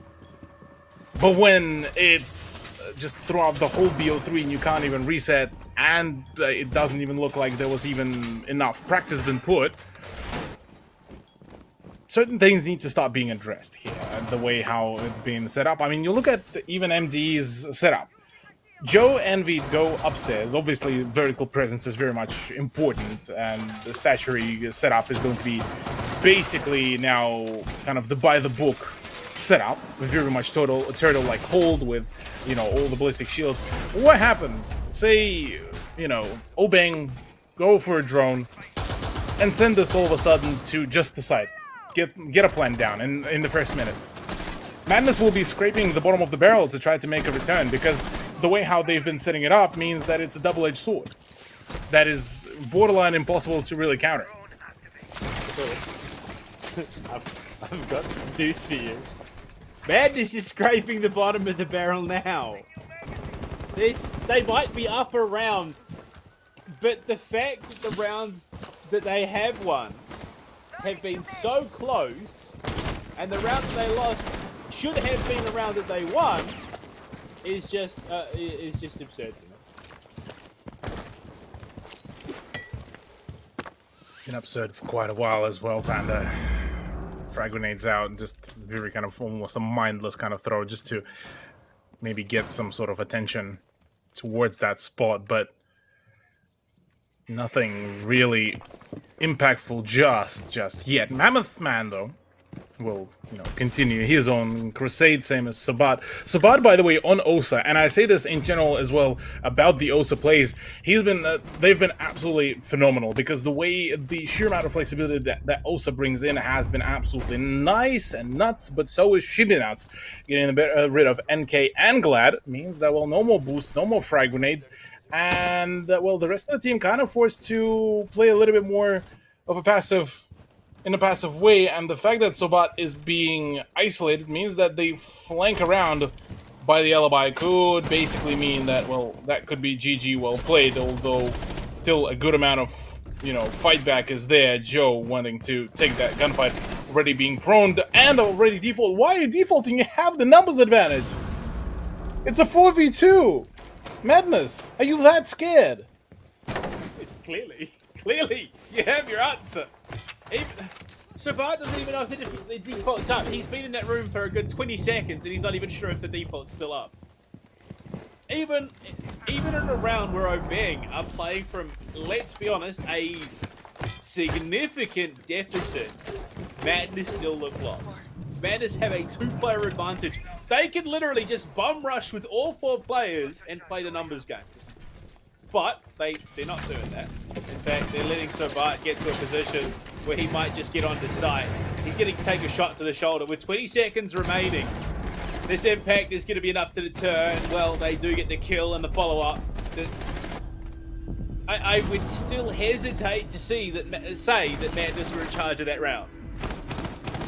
Look, I mean, I would actually say completely opposite thought here. Madness, whilst yes, they had all the possibilities and all the ground to go take it dominantly, they still had full, control of the decision whether they wanted to, take this gunfight or they wanted just to play for time and play it safe and not really get tilted off the back of any further gunfights.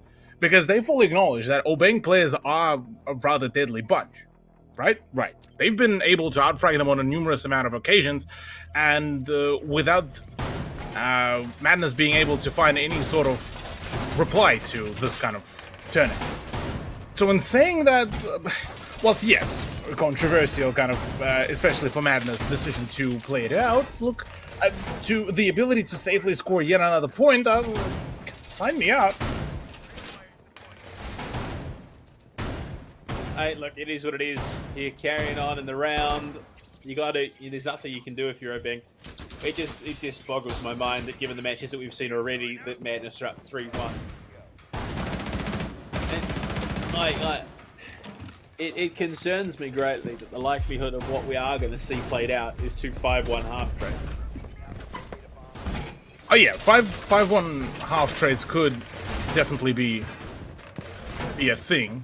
And I wouldn't absolutely, negate it saying that it's not going to happen. Because it could very much happen here, and certainly something to be very much mindful of. But if Madness can just keep on going, just even play for time.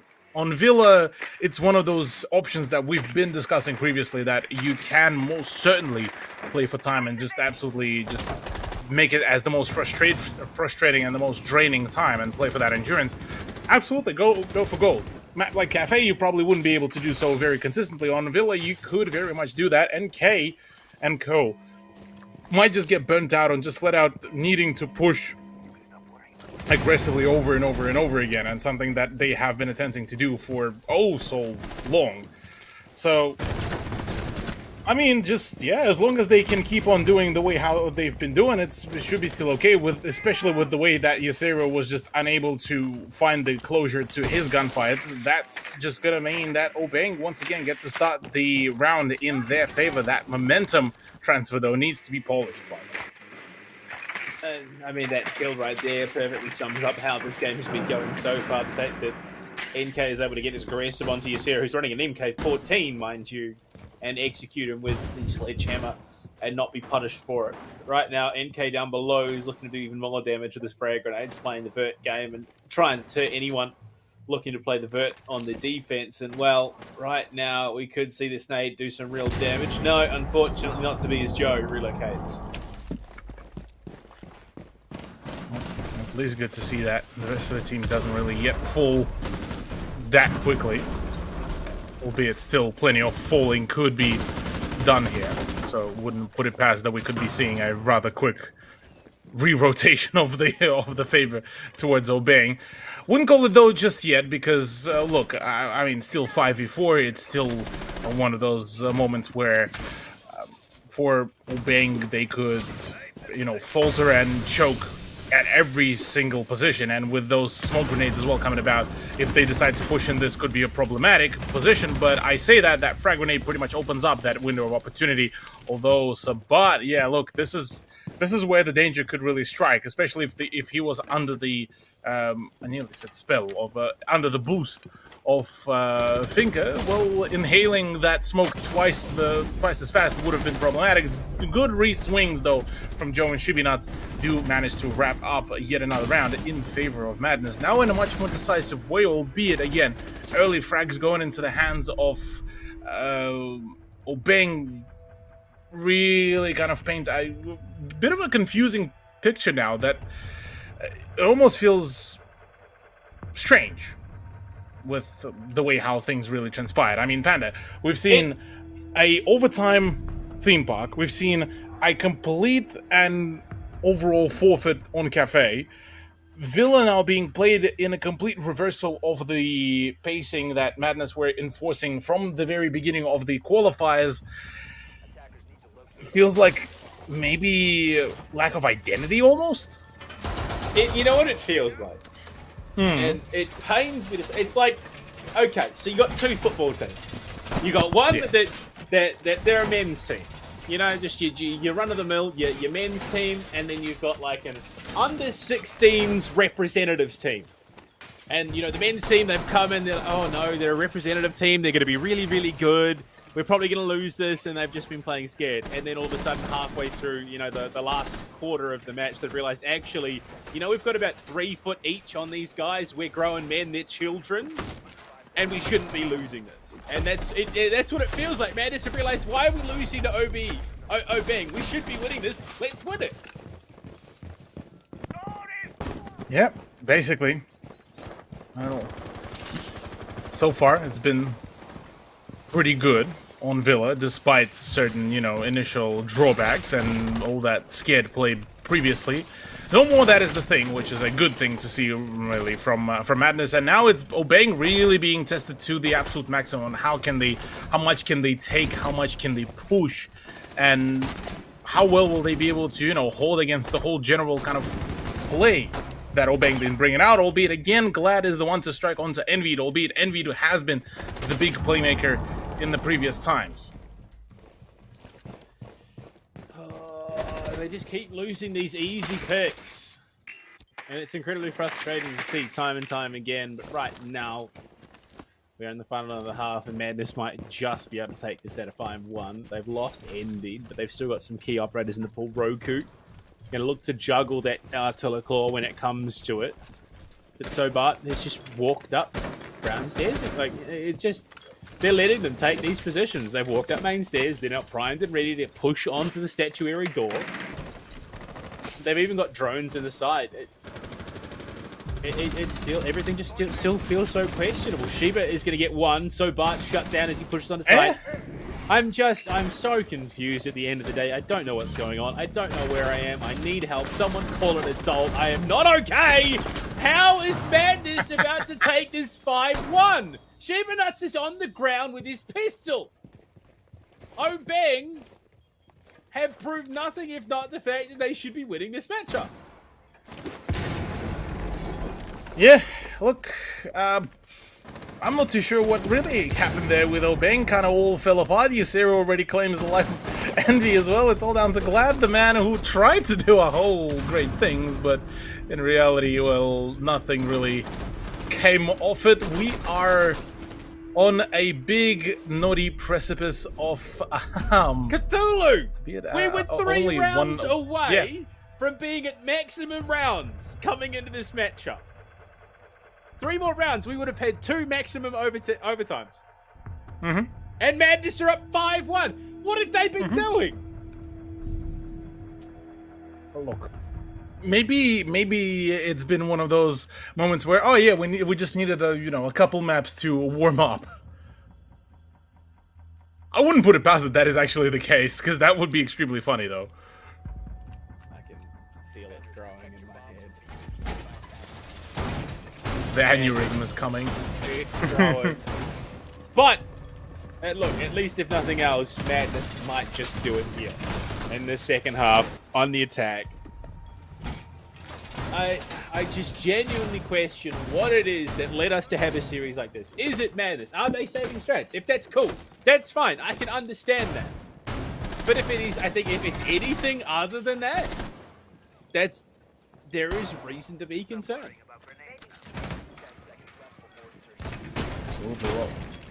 Those we'll have to see in the next couple rounds if that is going to be the actual kind of case.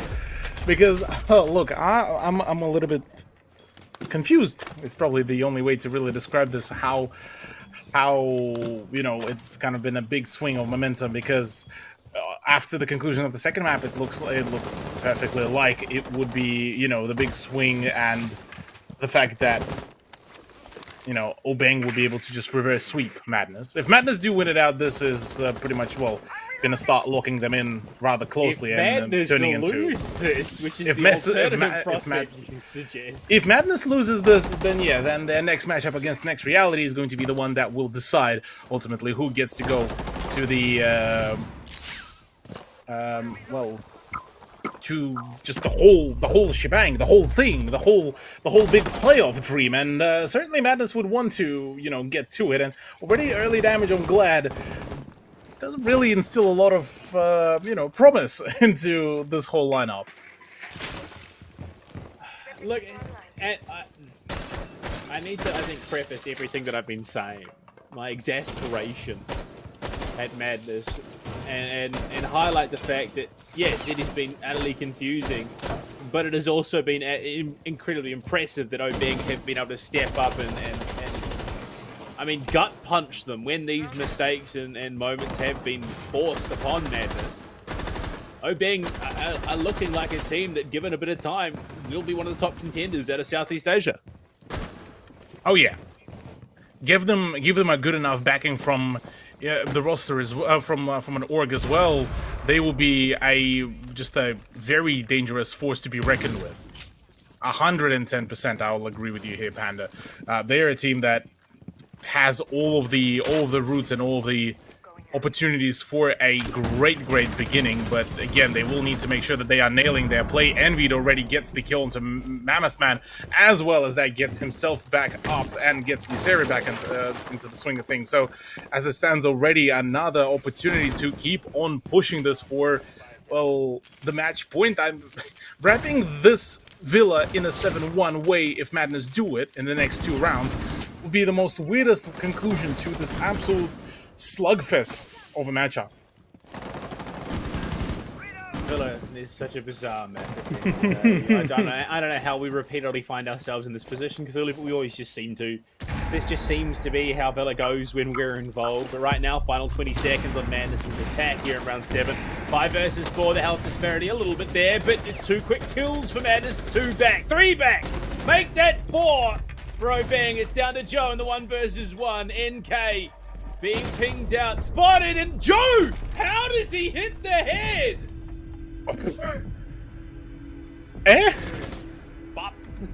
Bop. Yeah, well, look, seems legit. All fine, all dandy.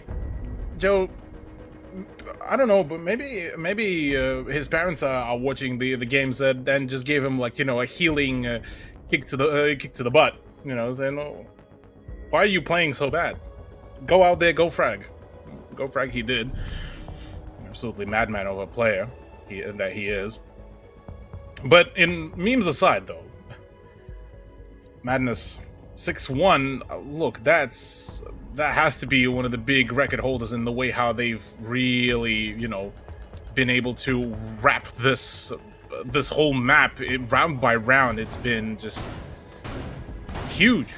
A large performance from them that allowed kind of that quick deconstruction, even just finally leaning into that finger pick that we barely really even seen from them back on the first map, and we've been kind of questioning. Well, on the first map it was the lack of Finca, lack of Nomad. Second map, well, it seems like maybe they were trying to, test their waters on some of the more unusual picks and setups. And finally, Villa seems to be kind of getting them back into the form of it, but is that enough? I suppose is going to be the kind of the head question of it all. I mean, what does it bode for, in the next series? They've got to play another best of 3 after this. So they've not only has it gone to a third map, they've come out in the third map and proved that it probably didn't need to at all go to a third map. And well, Shibanuts is going to kick things up. NK immediately removed from the round in the first 15 seconds of play. Looking for more. Shibanuts with Mouse 1 going hard. He's just going to hold it down, but it's Envied from God knows where to find the kill onto Glad as well. Mammoth at least will find one back onto Ysera, who's just a little bit too big for his britches, but he's falling immediately as well. Roku there to cover. Breathe. All right. Gonna get mad. We're just gonna take it in stride. 4-1 currently, so Bart alone to try and clutch up in what is probably going to be the final round of this match. The side is going to be exposed. Shots ringing out. Noel Joe's just going to finish it off there. Cthulhu Madness denied the reverse sweep. Oh. What a way to wrap it up. From a absolute slugfest that were both Theme Park and Cafe, 7-1 Madness, finally wash their hands, say, okay, well, all right, that's it, we're done. This is all worked out, and look, as confusing as it is, it has been a much needed return to form for Madness. But again, one would be very much questioning what would be their next map picks, because look, at least now we know the winning formula for Madness Esports: don't pick Theme Park, don't pick Cafe. Any other map, they seem to be pretty fine and dandy. And I mean, they're even last match in Bank and Chalet would be a much better pick comparative to Theme Park. I mean, you even look at the SG qualifier against the Pride of Lions. Villa 7-0. They just managed to pull nearly the same result. Theme Park, though, look, let's discard that, because Theme Park has been absolutely atrocious from them in regards to their coordination for the attack. Albeit against Next Reality, the team that theoretically has been a much worse of a performer, Madness should have a little bit of an easier time, but it took them 2 maps to finally warm up. I am going to do the best thing for my sanity and not actually comment on what we just witnessed and pretend like it didn't happen. And our first match of the day is going to be Madness Esports taking on Next Reality, which is the match coming up after the break. Of course, when we come back to things here, we'll jump on into it and see how it all plays out. We'll see you then.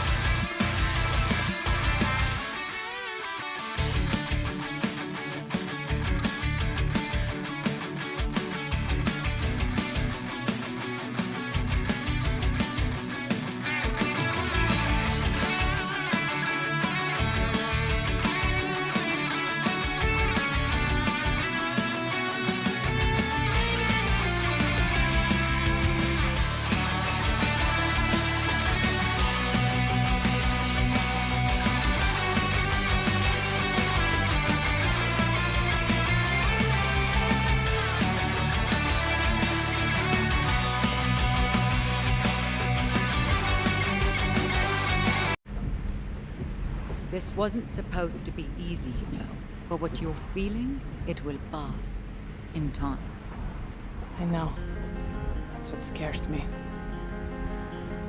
How do you forget a sister after everything we've been through? All of those nights, when the lights go out, and the monsters come out to play.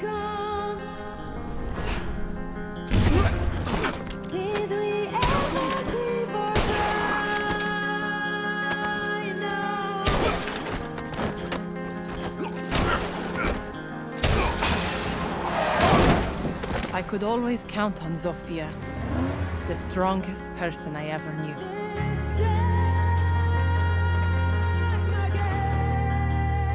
We spent our lives trying to be perfect.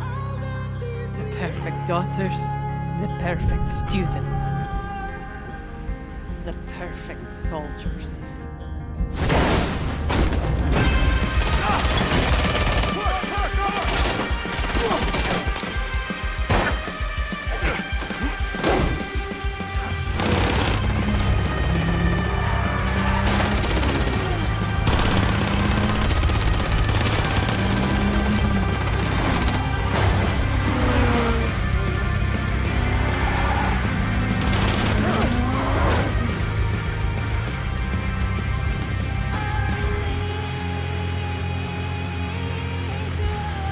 When Father left us, we mourned.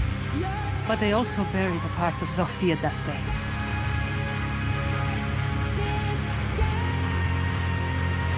The part that made her my sister.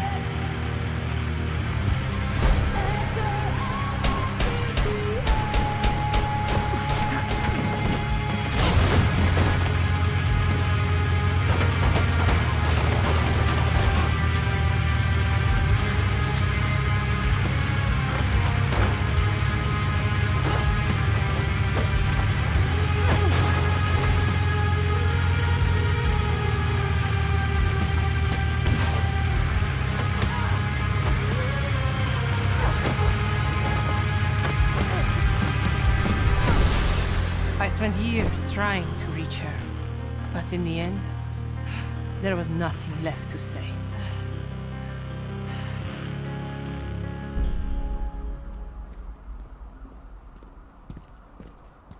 Ella! Father would be ashamed of you. Father died, Sophia. But you left me alone.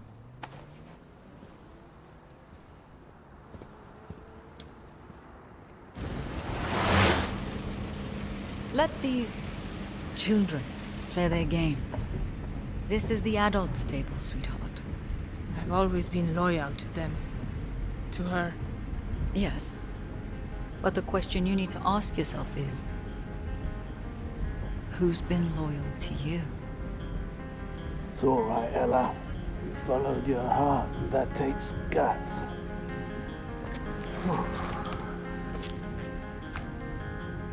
Welcome to the family, love.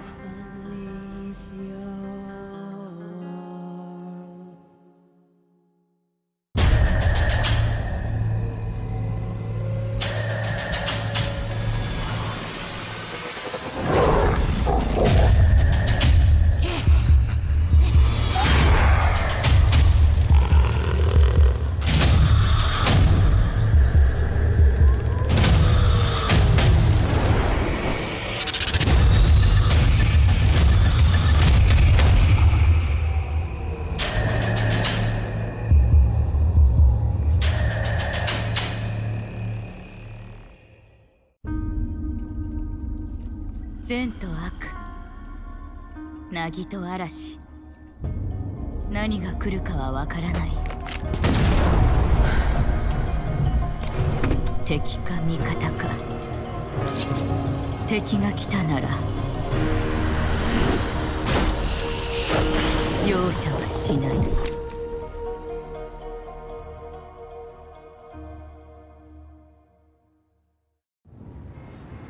なぜいつもここに来るんですか？フルーツならデリバリーもできます。お金もあるんですし。金持ちはただ待っていろと？私をそんな風に見ていたのか。いえ、でもここは人が多すぎます。お前は信頼できる子だが、少し肩の力を抜いたらどうだ。でないと大切なものを見落としてしまうぞ。この果物とかね。これを一つ。ヒロ、どうした？震えている。セテ、お！ここに。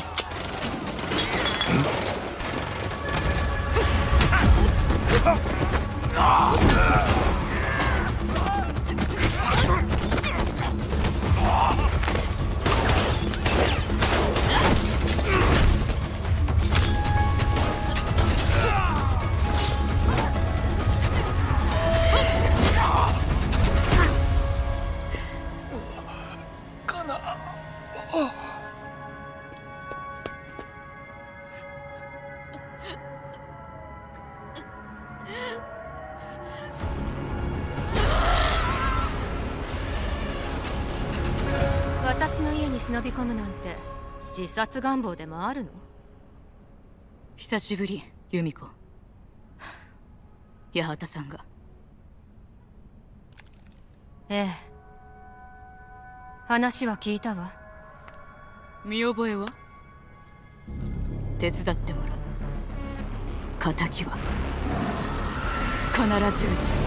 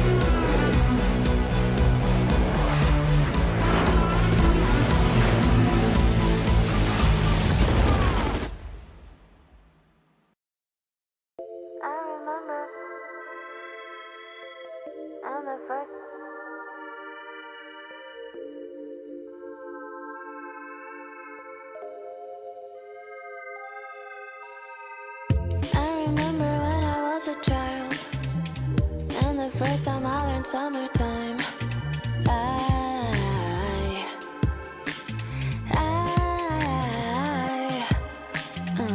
Get the feeling of I learned to fly. I'ma never stay here in this town.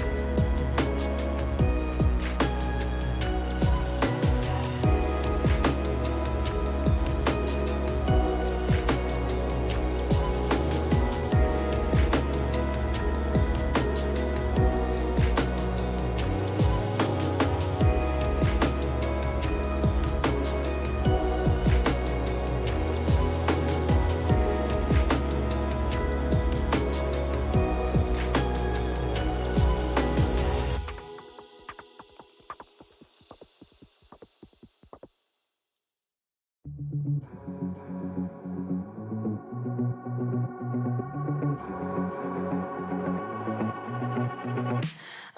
night, yeah, you got me up like all night. And I'm thinking that we just might have something that we can't explain. Give me a sign, I'm wasting no time. I'm yours if you say the words. Show me your moves, nothing to lose. I think we can make this work. All night, there's something we just can't contain. I got a feeling, babe, can you feel it? We gonna dance our hands to the ceiling. I like the way you're moving, yeah. I got a feeling, babe, can you feel it? Let's go. Baby, feel the beat, just let go. No, I don't know much, but I know there's something that I can't explain. Give me a sign, I'm wasting no time. I'm yours if you say the words. Show me your moves, nothing to lose. I think we can make this work. All night, there's something we just can't contain. I got a feeling, babe, can you feel it? We gonna dance our hands to the ceiling. I like the way you're moving, yeah. I got a feeling, babe, can you feel it? I got a feeling, babe, can you feel it? We gonna dance our hands to the ceiling. I like the way you're moving, yeah. I got a feeling, babe, can you feel it?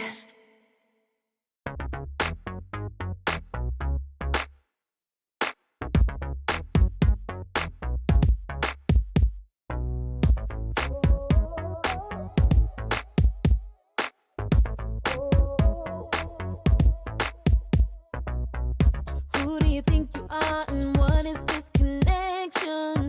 I swear I can't understand, I don't understand, it feels so electric.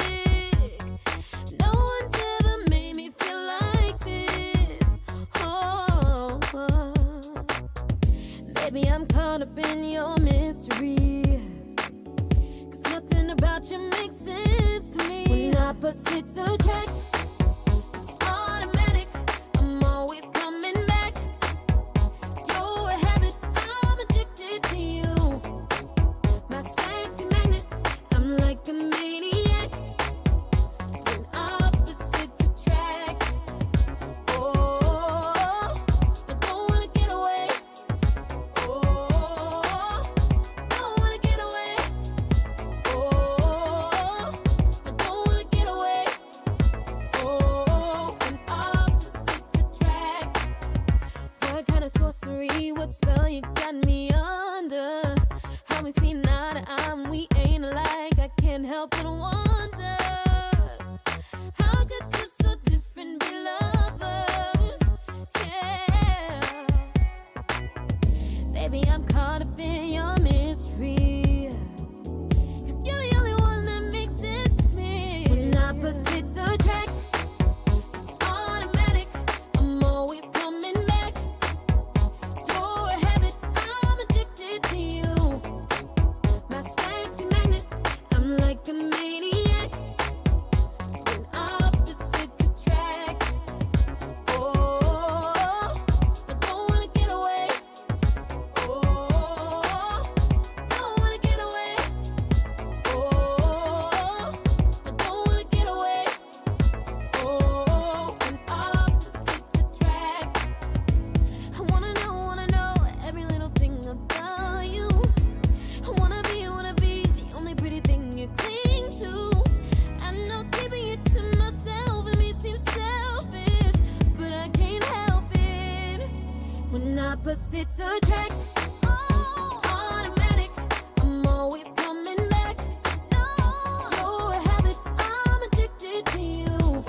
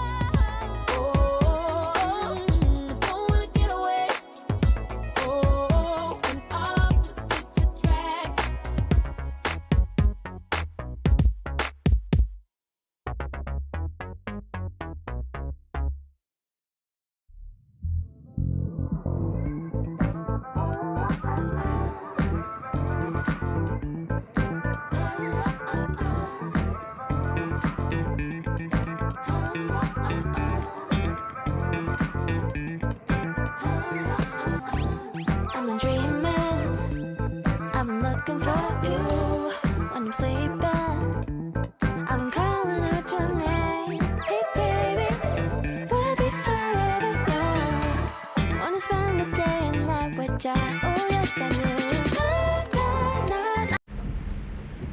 This wasn't supposed to be easy, you know. But what you're feeling, it will pass. In time. I know. That's what scares me. How do you forget a sister after everything we've been through? All of those nights, when the lights go out, and the monsters come out to play. Did we ever grieve or cry? No.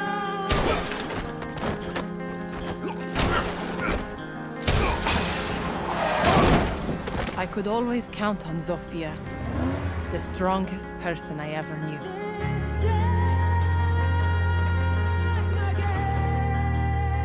We spent our lives trying to be perfect. The perfect daughters, the perfect students, the perfect soldiers.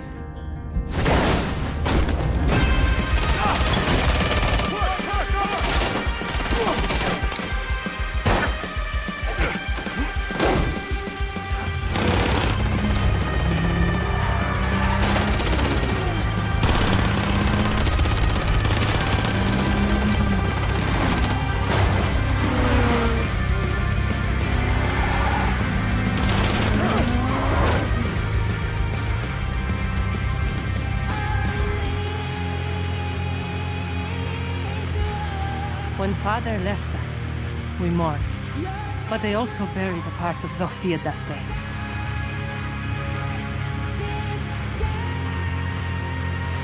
The part that made her my sister.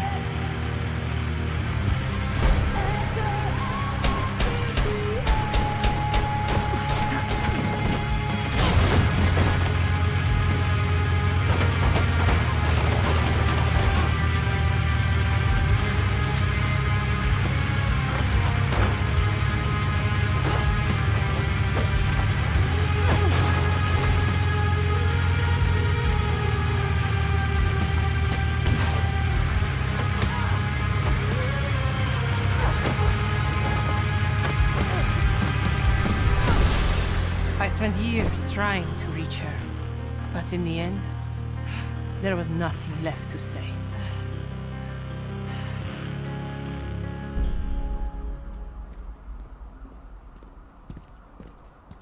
Ella!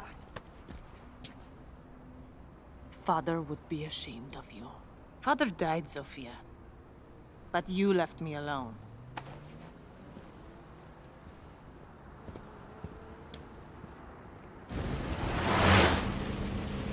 Let these children play their games.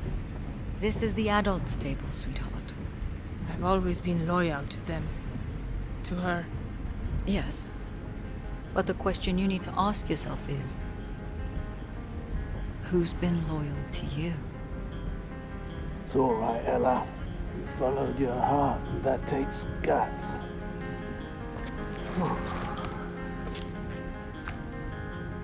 Welcome to the family, love.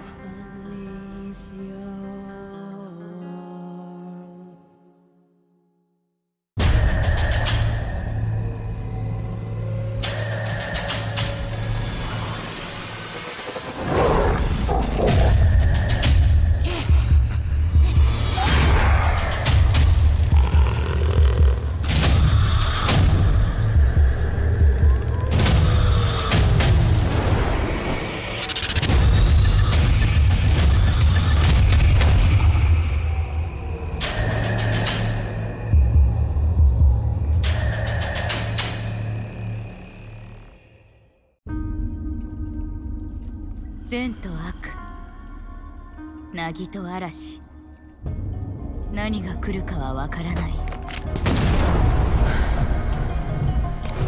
敵か味方か。敵が来たなら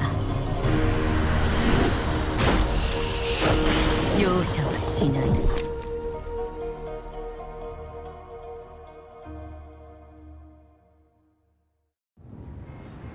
なぜいつもここに来るんですか？フルーツならデリバリーもできます。お金もあるんですし。金持ちはただ待っていろと私をそんな風に見ていたのか。いえ、でもここは人が多すぎます。お前は信頼できる子だが、少し肩の力を抜いたらどうだ。でないと大切なものを見落としてしまうぞ。この果物とかね。これを一つ。ヒロ、どうした？震えているぞ。伏せて。お！ここに。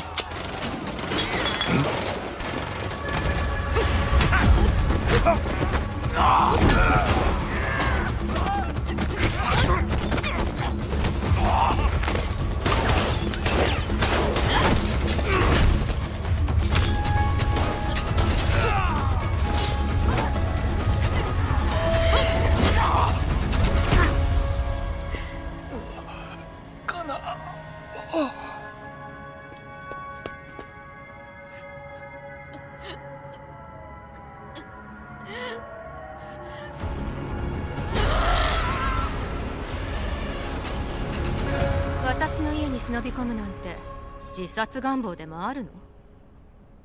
久しぶり、由美子。八幡さんが。ええ。話は聞いたわ。見覚えは？手伝ってもらう。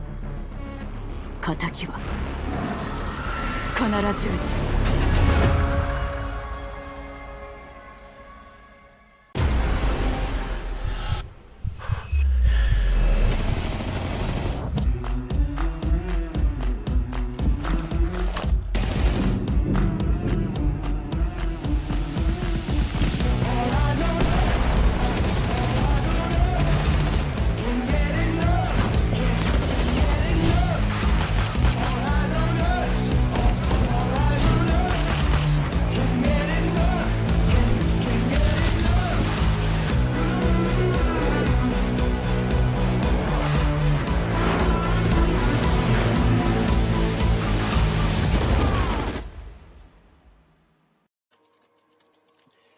Coming in back after the break, ladies and gentlemen, we are going to be jumping into our second match of the evening. Cthulhu, it is Madness Esports taking on, Next Reality in this matchup. We are going to be, unfortunately, going back to Oregon to start things off, but then we head to something fun new, and then we go back to boring again. Does this lineup of maps think that maybe, do you reckon that maybe, Madness let it go to a third map again? Look, maybe. I reckon we could be seeing some rather interesting plays, given the fact that, well, it's back to basics, basically, for both of the rosters. For Madness, though, this is good, because they tried to get, very creative on their pick with Theme Park, and as funny as it sounds, they do ban it themselves after such an unfortunate result. Fortunate that they still managed to wrap it all up in overtime, but it was still just that inch away from being completely lost out. So, with that said, both Cafe and Theme Park gone. Look, I'd see it as an absolute win for for Madness. They get to play on a new set of maps. They get to obviously restart and refresh their whole play.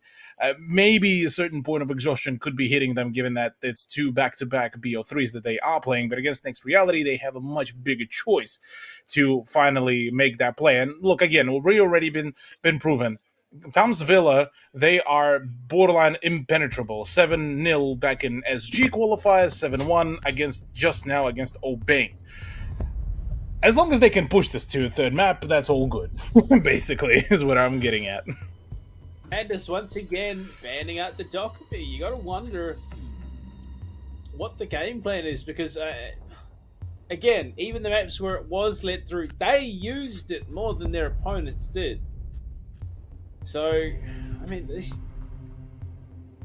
I'm beginning to get concerned. I'm beginning to feel in quite a worried way, Cthulhu, that maybe Madness have come into this unprepped. Well, even if they were unprepped, I mean, after that BO3, they should be more than plentifully prepped.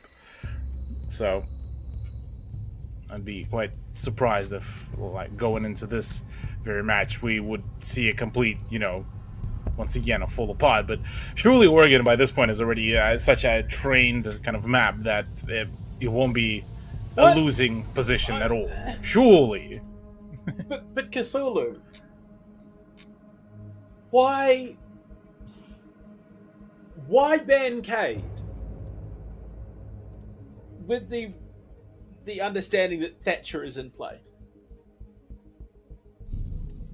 Again, I would argue Madness have wasted 2 bans. I'm confused. Well, look at it this way. So with the KB, it looks more like they just are trying to lean into a kind of a comfort zone ban, right? Because the KB can be quite annoying, quite frustrating to deal with. Plus, DMR in sports mode could be, in the right hands, could be a very dangerous thing.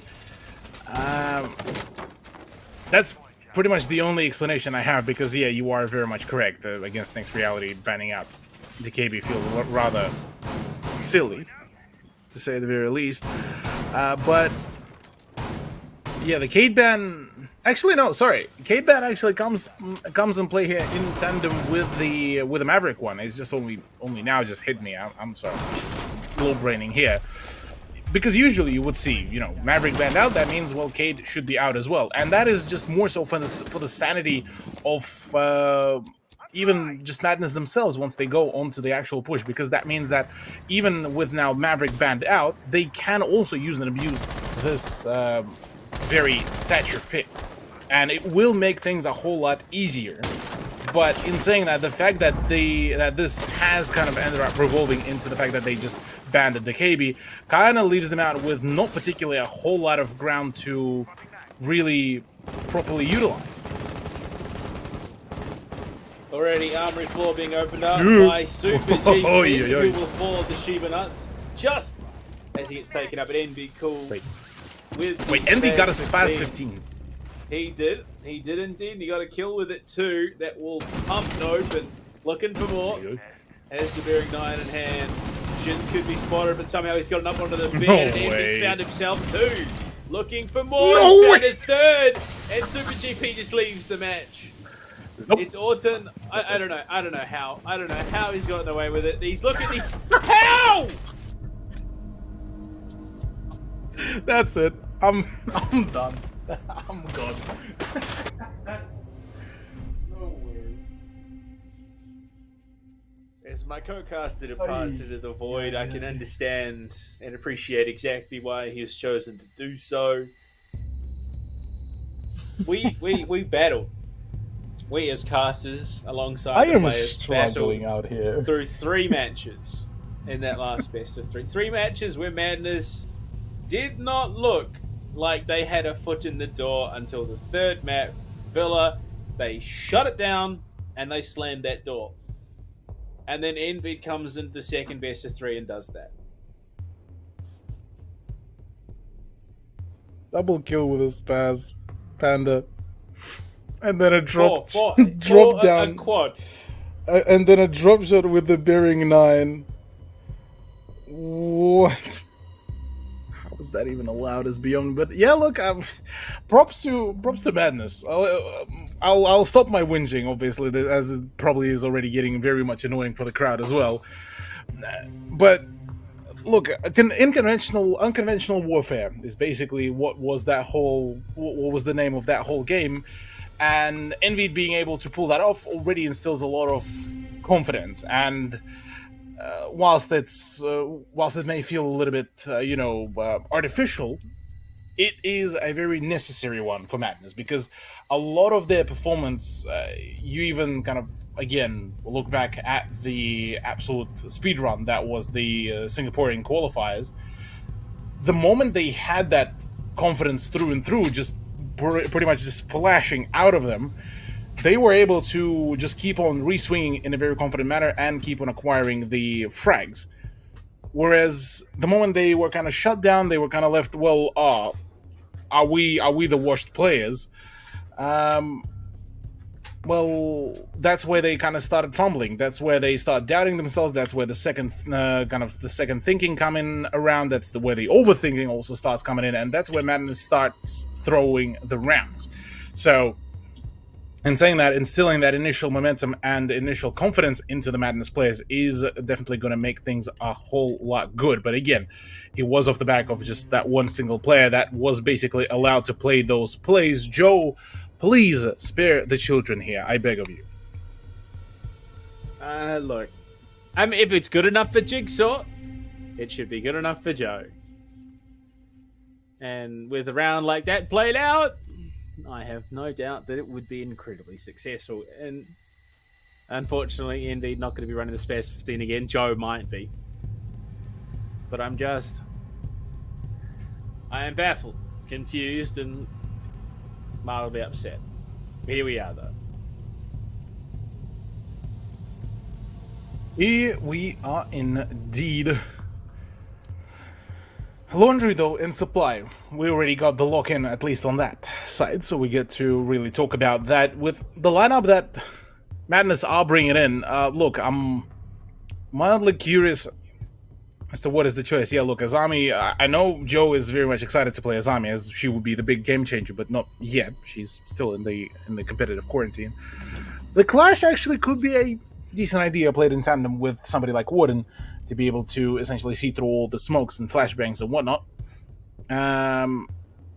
Could be a rather good solution. Unfortunately, we just keep on having just more and more technical issues, and maybe we could be thrown into a little bit of a break in a little bit. But as it stands, yeah, look, for Next Reality, they got absolutely served in the first round, and yeah, I do believe we just got the call for the break, so we are going to throw to a little bit of an ad break, and once we do fix everything else, we shall be returning very promptly, so stay tuned. This wasn't supposed to be easy, you know, but what you're feeling, it will pass in time. I know. That's what scares me. How do you forget a sister after everything we've been through? All of those nights, when the lights go out, and the monsters come out to play.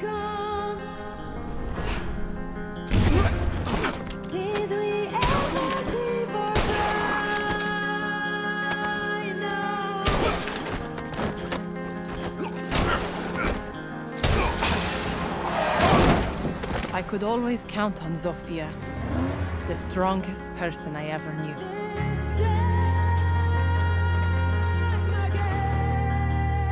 We spent our lives trying to be perfect. The perfect daughters, the perfect students,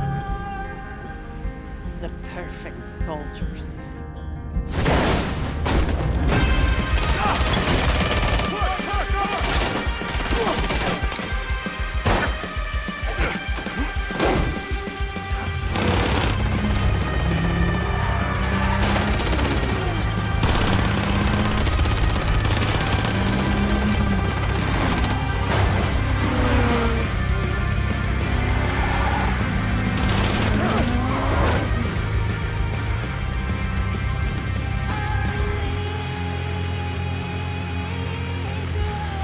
When Father left us, we mourned.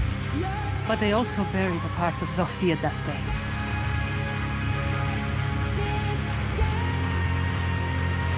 The part that made her my sister.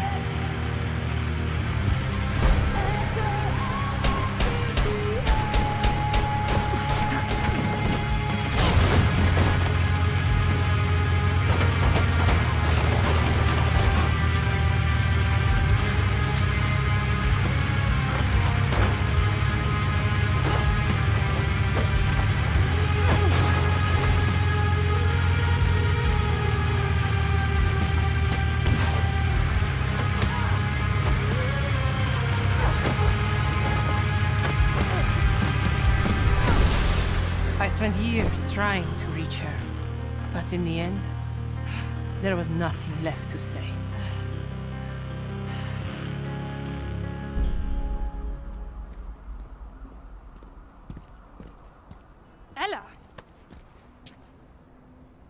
Father would be ashamed of you.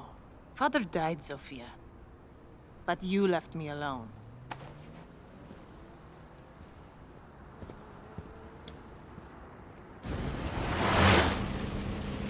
Let these children play their games. This is the adults' table, sweetheart. I've always been loyal to them. To her. Yes. But the question you need to ask yourself is, who's been loyal to you? It's all right, Ella. You followed your heart, and that takes guts.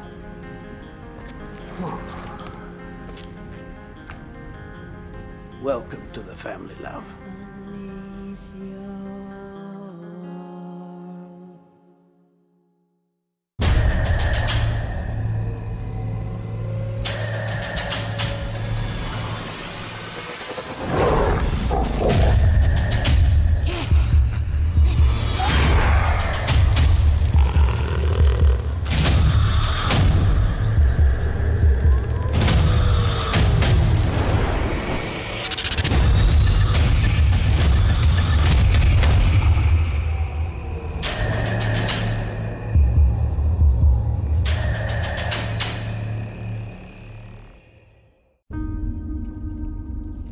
善と悪、凪と嵐、何が来るかはわからない。敵か味方か。敵が来たなら容赦はしない。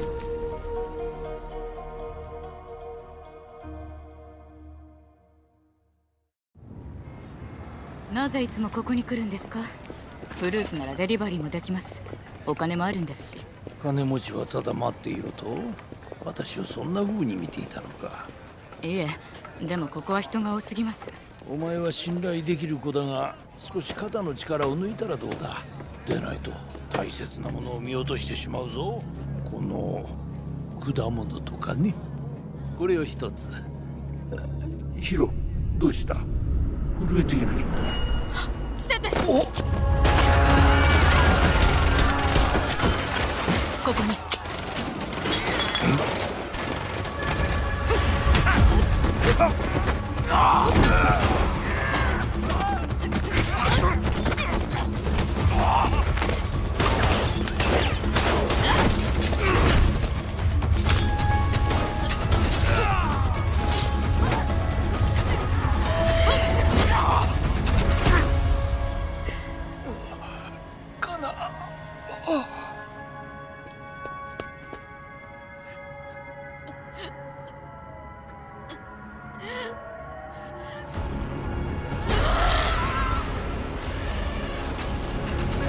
私の家に忍び込むなんて自殺願望でもあるの？久しぶり、由美子。八幡さんが。ええ。話は聞いたわ。見覚えは？手伝ってもらう。仇は必ず撃つ。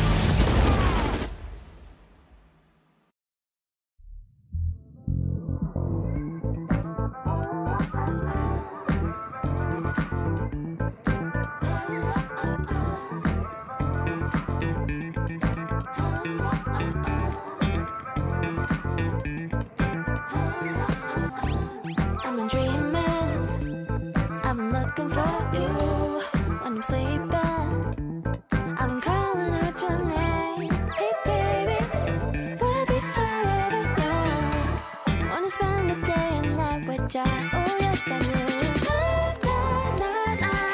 I'll be right by your side. I'll be right by your side.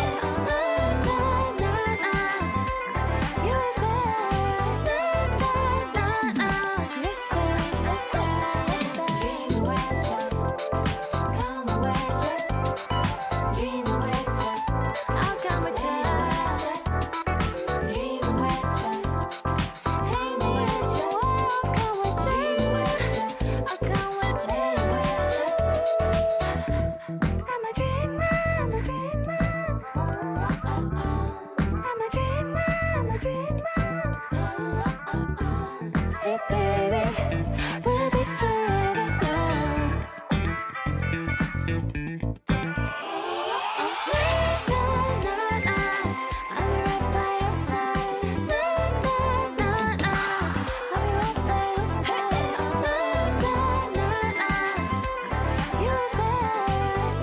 by your side. You say, you say, dream with you, come with you, dream with you, I'll come with you. Dream with you, come with you, come with dream with you,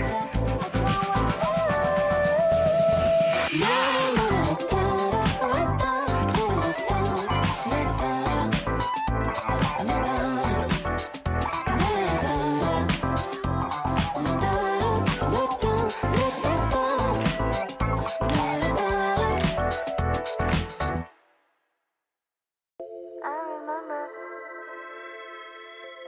on the first.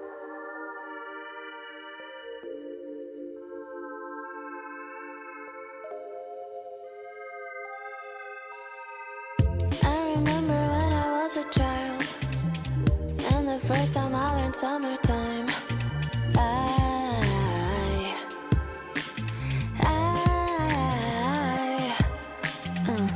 get the feeling if I learn to fly, I'ma never stay here in this town.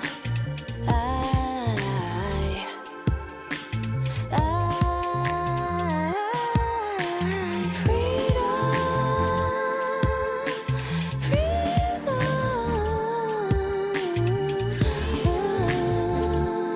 freedom,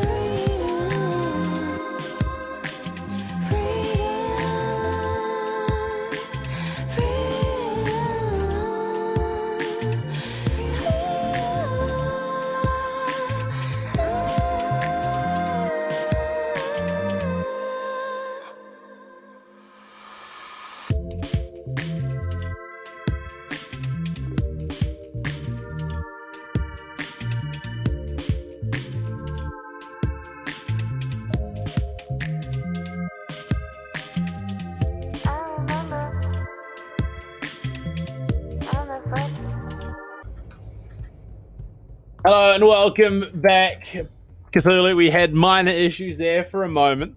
Unfortunately, you know, we had a drop, and then there was concern that maybe it was going to be played out of 4v5, but no, we got it sorted. Internet's reconnected and ready to go. We're back in it. Round 2, head into the basement. 5 versus 5. 5 versus 5, indeed. Yeah, look, good thing for Next Reality, given that they will need all of the players, especially after the fact that what Envied pulled off in the round number 1 to completely chalk whatever the offense plans there were from Next Reality. Looking to go into the next round in a form of a laundry play. Could really find that kind of upset material yet again. I mean, the Clash, the Warden, all kind of leans really leaned really well into the whole set of picks from Madness, but obviously a switch over to the Melusi and Wamai coming in should certainly change things a little bit, albeit still plenty of ground to really play around. Joe as well bringing in the smoke means that a very kind of rudimentary setup for the smoke play on the elbow is going to be very much there, plus the reinforcement of the mute jammer to prevent some extra information gain, albeit I think the positioning of the mute jammer closer to the entry into the actual bunker would have been a bit more substantial, plus maybe a reinforcement of one of the walls. Oh no. Super GP falls off. I think the rehost could still be called in, but maybe it's not yet there. I think we're too late. Okay, I don't know how GJ Will didn't take any damage yet. I think we're too late, not to mention the fact that they will have already used their rehost, I believe, given how long it took to try and get the player back into the lobby. So I think it might just be a case of they knew it was going to happen. They are going to play the 4 versus 5 out player spotted. Somehow Joe or Roku, either of the two, is still alive. Yeah, no, okay, so it's Roku bottom of the stairs. Shiba Nuts on the job, looking to cover and deny. Goes aggressive. Shiba Nuts for 2. This is just absolutely deadly. Roku, unfortunately, just a bit too aggressive, pushing up the stairs. GJ Will alone. Unfortunately, I think there's little to nothing that you can do in this situation, Cthulhu. He's, I mean, he's got a gun. He's got the gun for it. Yeah, look, absolutely, and he managed to tag up a number of players to relatively lower side of HP. But yeah, the sheer amount of aggressiveness and momentum that was attempted to be gained was kind of falsified and resulted in a very rapid decline in the numbers of Next Reality players. It is kind of funny to watch how it's a full-out hunt for GJ Will. Given that Madness, look, their track record for hunting the players wasn't particularly too great. No, yeah, okay, yeah, there we go. Shiba, you deserved that. I'm sorry, you did. 100%. You deserved that. Yeah. Not the kind of thing that one would have wanted to see, but look, finally there is the conclusion of that round, and we are possibly once again going to be looking at either a pause or a very, very not particularly great 4v5. I thought he had returned, didn't he? I swear we saw him return partway through the round, towards the end of it. But obviously it looks maybe things are a little bit janky still in the lobby. So here we are. We will have the pause to come through. There we go. So he is in. We'll have to see. We will have to see if it continues. In which case, the likely situation will be it'll be played as a 4v5. As is their right, but it might just accelerate the series.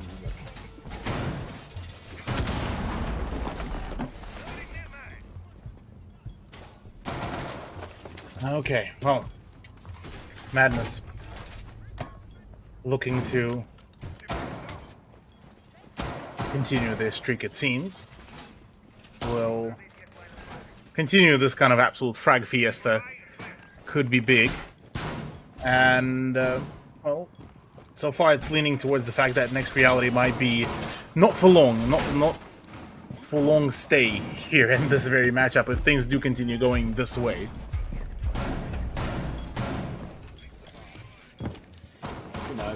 Who knows at this stage, Cthulhu? It is anyone's guess how this will go. But Madness seem to have come into the second match with a bit of purpose. They want to get aggressive and they want to be the ones to walk away victorious. Next Reality, unfortunately, given their issues, might just let it happen. Well, look, I mean, it's understandable that the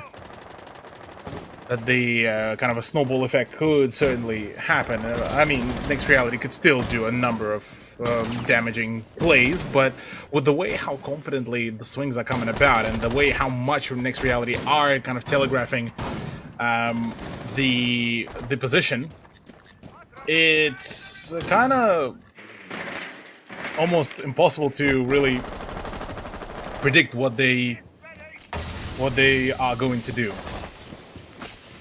Indeed it is. But this Toxic Canis is going to slow things down a little bit. Drones are nice and deep, though, for the side of Next Reality, so at least they are getting the information slowly chipping away. Unfortunately, Shiba Nuts proves that his shotgun's a little bit better, so is his SMG-11. Just absolutely taking control. Unfortunately, caught in the reload will be shut down as GJ Will find to Cthulhu. I just noticed what Ended's running. Oh, huh? Someone's getting... Oh no. Yeah, that's not good. That's not bueno. possibly could be seeing some rather exciting pump action. And Envy, I mean, M870 has been seeing quite an interesting kind of play where it has a rather stupid amount of range for the way how short barrel it is. Well, it's still kitchen dining. This is 45 seconds now remaining, but it's a kill. They trade. They somehow trade. Somehow Envy comes out with a frag after that altercation while also still dying himself. That perfectly summarizes what we expected after seeing the M870 coming into play.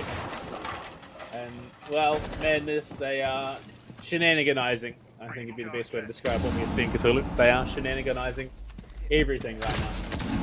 Spider Jar pushing down bottom white, wants to get into somewhere and get up to no good. Ping's coming through. They've got 7 seconds remaining. Auton on the plant. Can he get in? No, he can't. Roku's there watching the angle, and they both just feed into the meat grinder. Oh, the Elder does come in rather huge, rather large. So we'll be waiting for Next Reality to walk into yet another set of meat grinder later down the line, because so far, I mean, there's not as much of the actual, action that could be dissected here, mainly purely for the fact that Madness has been, they set up the defenses, set up the utility, and then completely abandon them and go hunting. Then bring the pump action, bring whatever they wanted. For Madness right now, they finally, once they've warmed up, mechanically, they at this point, they just treating this as a game of ranked against Next Reality. And I'm sorry to say that as much as obviously Next Reality would have wanted to, probably see a very, very structured game of Siege. Whilst, yes, you could still learn from all those setups and how frustrating those can be, and kind of learn to min-max certain pieces of utility, like a Rooney's Surya Gates. It's just, look. The sheer amount of swings that came out from Madness basically were the ones that really changed the whole playfield. Indeed. Right now, Cthulhu, as it stands, the 3-0 start. It's Madness. They're actually storming over this. So, as much as I want to meme and make fun and have a bit of a joke around, it is what it is, and there's only so much you can read into it, given that, well, Madness did go to a full 3 match against Obeng GG, and now against the Next Reality, they are running. So, maybe we are starting to just see the hierarchy being established here in Group B. Invictus first, Madness second, Obeng GG in third, and Next Reality might just be forced right down to the bottom of that ladder. Obviously, it depends on how that Obeng GG matchup goes, which, I mean, if Obeng wins that, my lord, talk about a shaker. Yeah. Currently, already with Envy getting the better of Spiderjaw as well. That's your Zephyr gone. That's so much of the opportunities that are no more, I think. With the bridge though gone, yes, they're in for quite a nasty surprise. Oh, yes. GJ, now getting a little bit too keen. He forgets that who he's playing against. A team that has been practicing quite a number of the impact traits. So, for Next Reality, they need to be very mindful about those kind of plays. Thankfully, though, Autumn does get the better of Shiba now, so he gets a little bit maybe too keen for those swings, and Ysera does actually get a bit of yet another one of those, Surya Gates, which is going to make things a little bit more dangerous. And, yes, it's, well, already a set of swings coming about with Envy getting the better of Auto just like that. It's a bit of a just all over the place, a bit of a Charlie Foxtrot, you could say. Yes, it's very much getting a yes right now. The mag comes in, and well, Charles unfortunately is just not going to have a good time when they're gone 6 or Fraginator involved. Not quite. Okay, he is completely lost to the force right now. Trying to ping out the camera, trying to bait it out, trying to provide his team the opening, and GJ will be the one to force that opening. Joe falls. There's a player, though, tucked into games they are not quite aware of, and this could get very deadly very quickly. Player spotted Roku from long range, there with his hero to shut it all down, and Roku finds the kill on his Super GP to close the round. Madness, 4 rounds in a row. They must be big fans of ours, because they are looking to close out Oregon quick. Does look like it. Laundry is going to be the next round. Yeah, so far, 4-round streak for Madness against Next Reality. Looking to prove to be a rather rapid play, rapid turnout for them. As, well, really... NR, look, as much as I would love to see them perform, as much as I would love to see them, you know, get on board with the points, it's just the sheer amount of fragging potential that was coming out from Madness has been almost, well, maddening, really, as well, for them. And no matter what kind of setup they're bringing, it seems almost too shallow to try to even grasp the sheer amount of that rotational power that Madness managed to finally amass after what was a nail-biter of a game against Obeng. And the main question after the whole first matchup that I still have, Panda, is how much of a difference would it make? Say we see Obeng in, well, theoretically, if Madness do cop themselves a win, Obeng drop down to the 3rd place, so they will be in the lower quarterfinals. How long will they be able to survive in the lower quarterfinals, and whether they will be able to push to, say, a lower bracket final or grand final? Because they have that, you know, upset potential in them. Oh, they do. They do have that. They have every possibility of potentially upsetting, but I mean, they've got to get there first. There is a lot of uncertainty in the Operations League, which does make our jobs noticeably harder.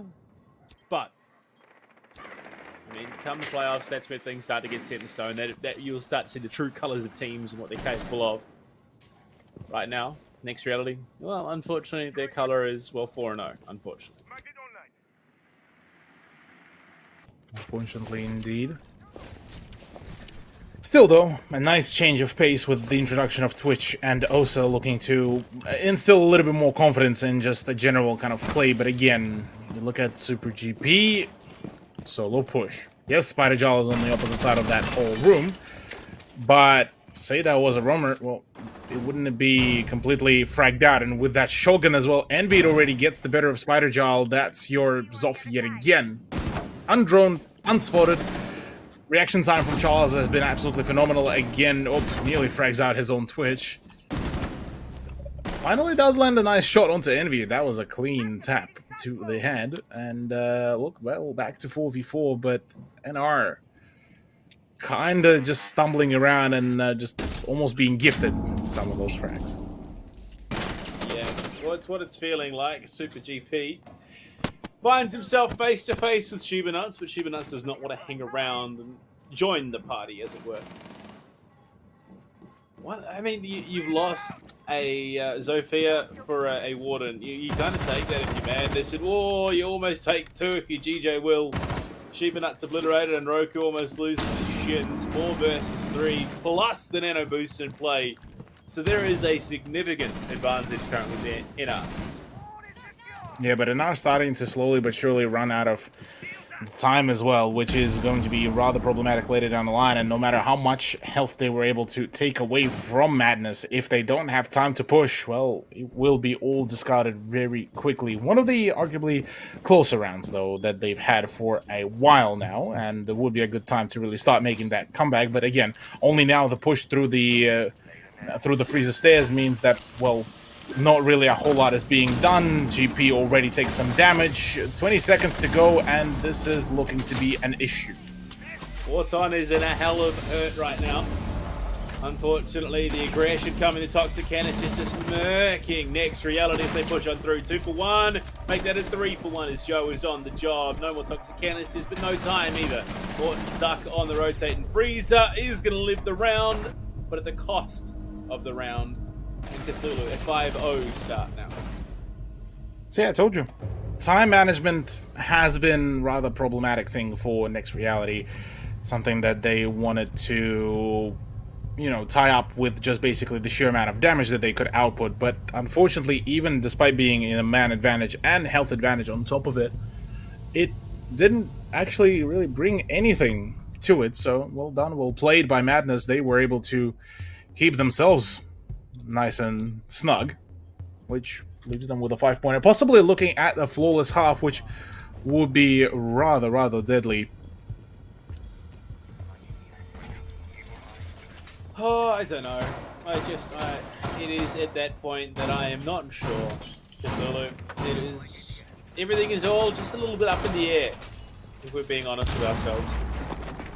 You're not quite sure how this one could play out, what the result will be, given that it has been a little bit all over the place. But I mean, look, I say that Madness are up 5-0, so the direction is being indicated. It's just a case of will Madness drop the ball in all this best of 3 and show some of what we saw in that last match, or will it just be a shutout? Look, shutout could certainly be there. Madness seemingly fully warmed up and ready to roll.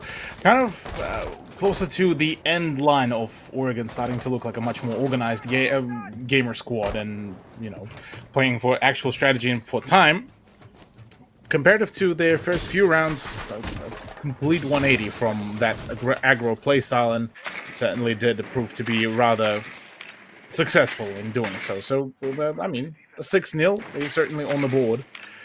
And the possibility of that is very much there. Spider-Jal yet to find a frag for himself, and could be fragged out, or could finally claim his own frag in a rather rapid manner if he would have kept on holding that left click, but as it stands, no actual presence will be found.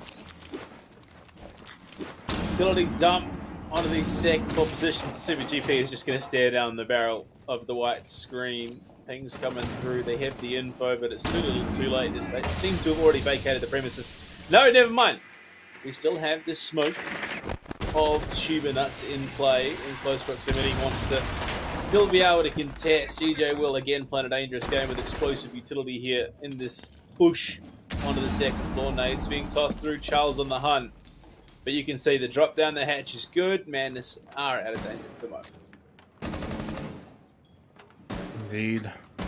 Looking for another push. The Finka is there, primed and ready. No presence, though. That from below, Shiba Nuts completely shuts it. Plays perfectly down to a T, that whole position. And look at just the sheer amount of rotations. The Auton now absolutely scared to even try to push that very position. Spider-Jal very much knowledgeable that he might be played from down below, as well as Super GP. 58 seconds again. They yet to make an actual foothold before they make a push for the site. Oh dear. Oh, again, starting to slowly spiral. Yeah, look, Super GP finds the angle on to NV. Ysera realizes that there is someone just on the other side of the wall, and well, Spider-Jal unfortunately going to present the back and lose his life completely. Shiba Nuts finds GJ Will. So they are just losing player after player after player after player. Auton can't win his one against Joe, but Super GP wins his one before falling. Cthulhu, 6-0. 6-0. Yep. Madness pivoting a little bit after Villa. Not even a little bit, by a large bit, really. It's been a absolutely huge result. Huge turnout here for Madness as they finally kind of return to form. But one would even, you know, start thinking whether it's their return to form or whether it is a kind of a, you know, more so the fact that there's quite a skill ceiling between, or rather skill/experience differential between Madness and Mixed Reality compared to them and their previous matchup of Obeng. So unfortunate and rather sad times for Next Reality, albeit they at very least they coming out of this with a very quick VOD to really go over to, you know, clean up on some of the performances, more so closer to later down the line in the in the conclusion of the first half and the beginning of the second half, where Madness kind of got a little bit more serious about their approach, albeit it was still kind of very, very fluid movement from them throughout the whole map, and even, you know, the what was supposed to be an anchoring maestro was still, you know, being able to rotate positions and still being able to switch certain spots to be able to reinforce other teammates' positions. What I mean, you gotta learn somehow. Madness and nothing if not competent teachers at the end of the day. I mean, this is rough. This is your one shot on the defense to try and go toe to toe with your opponent. Do you even invest in it? Do you just go next? Going next is just might be the thing that we possibly could encounter, albeit, again, Madness will need to be very sure about how they push, where they push, and who they push, but off the back of the sheer amount of information. But certainly it's already a great opener as Joe gets the better of Spiderjaw. All of a sudden, the playfield is being leveled even further. Ysera now also finds his own frag. He's about to open up onto the actual kitchen and, well, thinking that it's the site, but instead just keeps on pushing. He's a one-man, well, army with those boosts as well as Envied gets the better of Super GP. And Ysera's not done yet. Toxicaster and is the last thing remaining for GJ Will to stop. Ysera's just chasing. He's just chasing it. Hipfire. He's actually got a shot off onto GJ. Looking for more. Pistol down, and he's going to do it. Of course, a flawless round for Madness to close it out. No, yeah, 7-0. It is what it is. You know this. Was it Luna Metal or Ysera that was known for their shield play in the former Giants roster? That would be Luna Metal.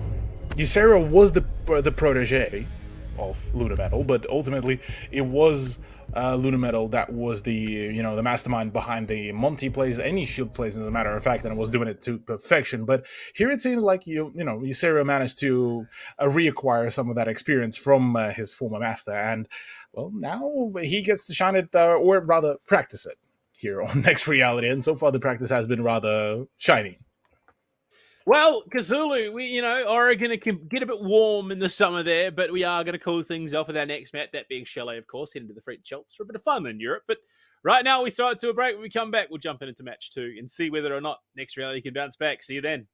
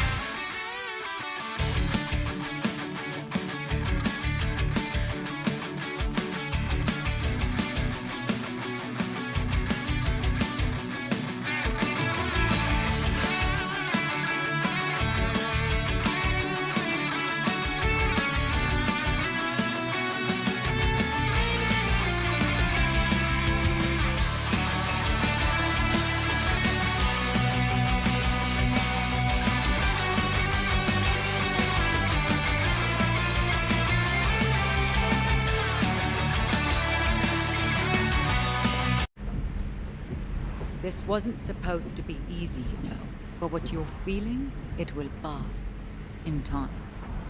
I know. That's what scares me. How do you forget a sister after everything we've been through?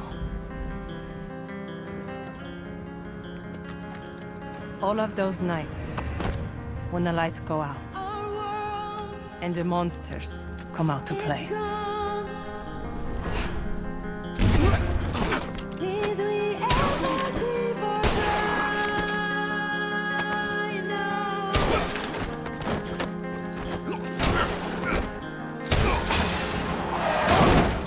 I could always count on Zofia, the strongest person I ever knew.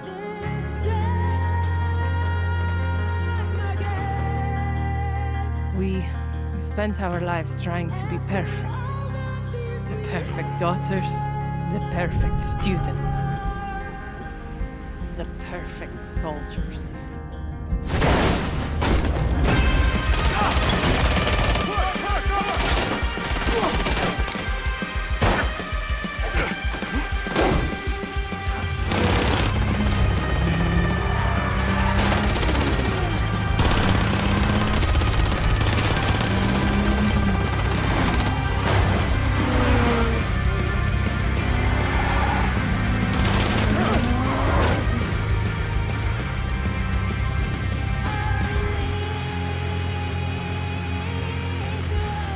When Father left us, we mourned.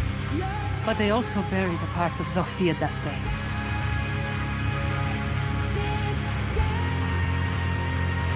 The part that made her my sister.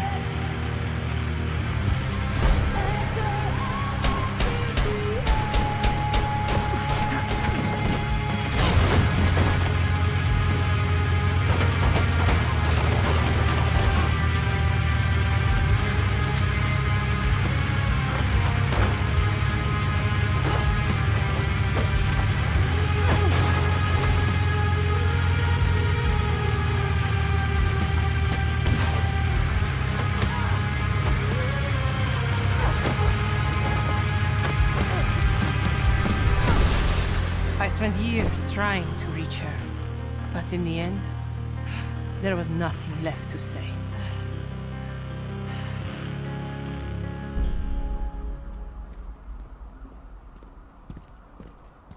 Ella!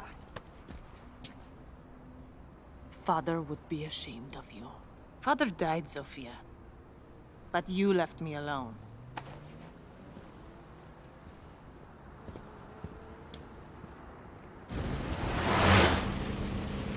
Let these children play their games. This is the adults' table, sweetheart. I've always been loyal to them. To her. Yes. But the question you need to ask yourself is, who's been loyal to you? It's all right, Ella. You followed your heart, and that takes guts.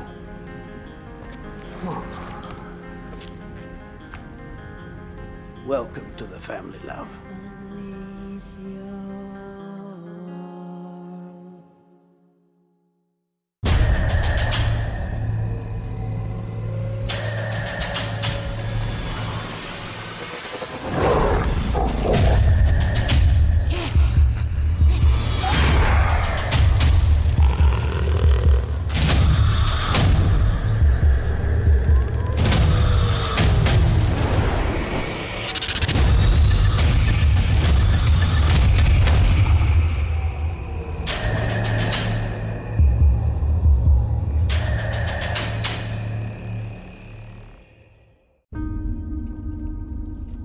善と悪、凪と嵐、何が来るかはわからない。敵か味方か。敵が来たなら容赦はしない。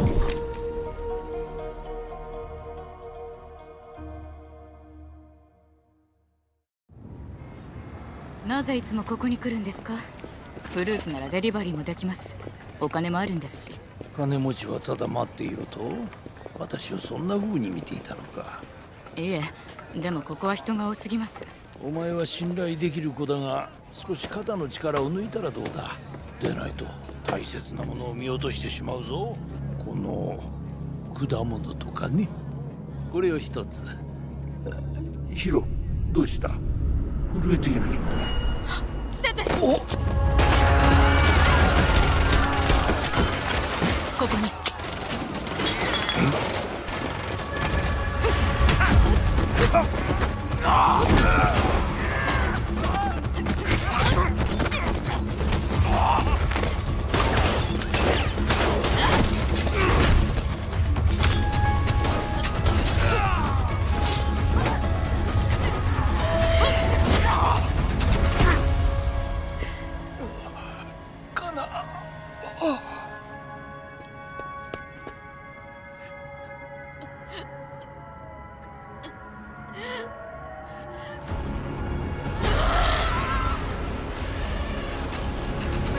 私の家に忍び込むなんて自殺願望でもあるの？久しぶり、由美子。八幡さんが。ええ、話は聞いたわ。見覚えは？手伝ってもらう。仇は必ず撃つ。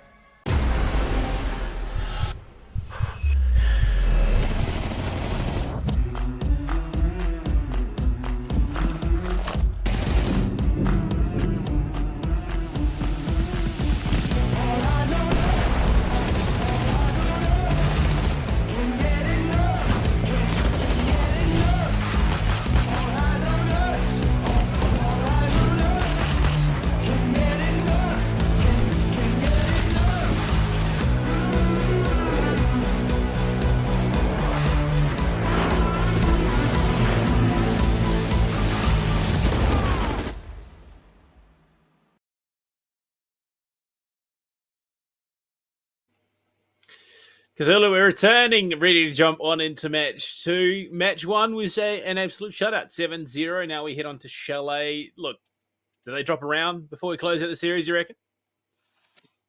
Maybe one more round, but I think overall, yeah, this is looking to be a complete washout by Madness now that they finally fully adjusted and fully adapted and got back into their own swing of things. I think we are looking to make this a very confident and a very, very clean conclusion to the whole matchup, with Madness possibly finally picking up their another 3-pointer and from there on propelling themselves up on the leaderboard. I mean, they're already sitting on I believe 3rd place contention.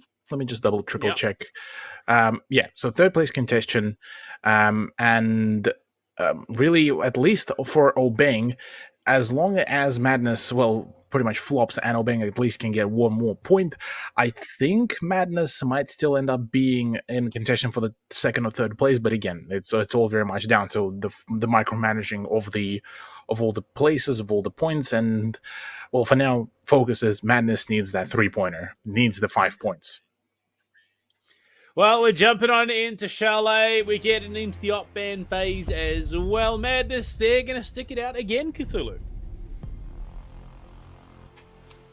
I'm not too sure what's the actual idea behind, the KB ban, but obviously, maybe worth to to see how it'll, see if I can ask later down the line one of the players. But Zayla #1 fan in chat already in the server. Shout out to Zayla, been able to pull off some absolutely redonkulous clutches before on the very first, I believe, matchup actually for 6S. Unfortunately, later down the line, couldn't really qualify themselves for the playoffs, but still, regardless, it was nice having them and nice seeing them still do their best to improve.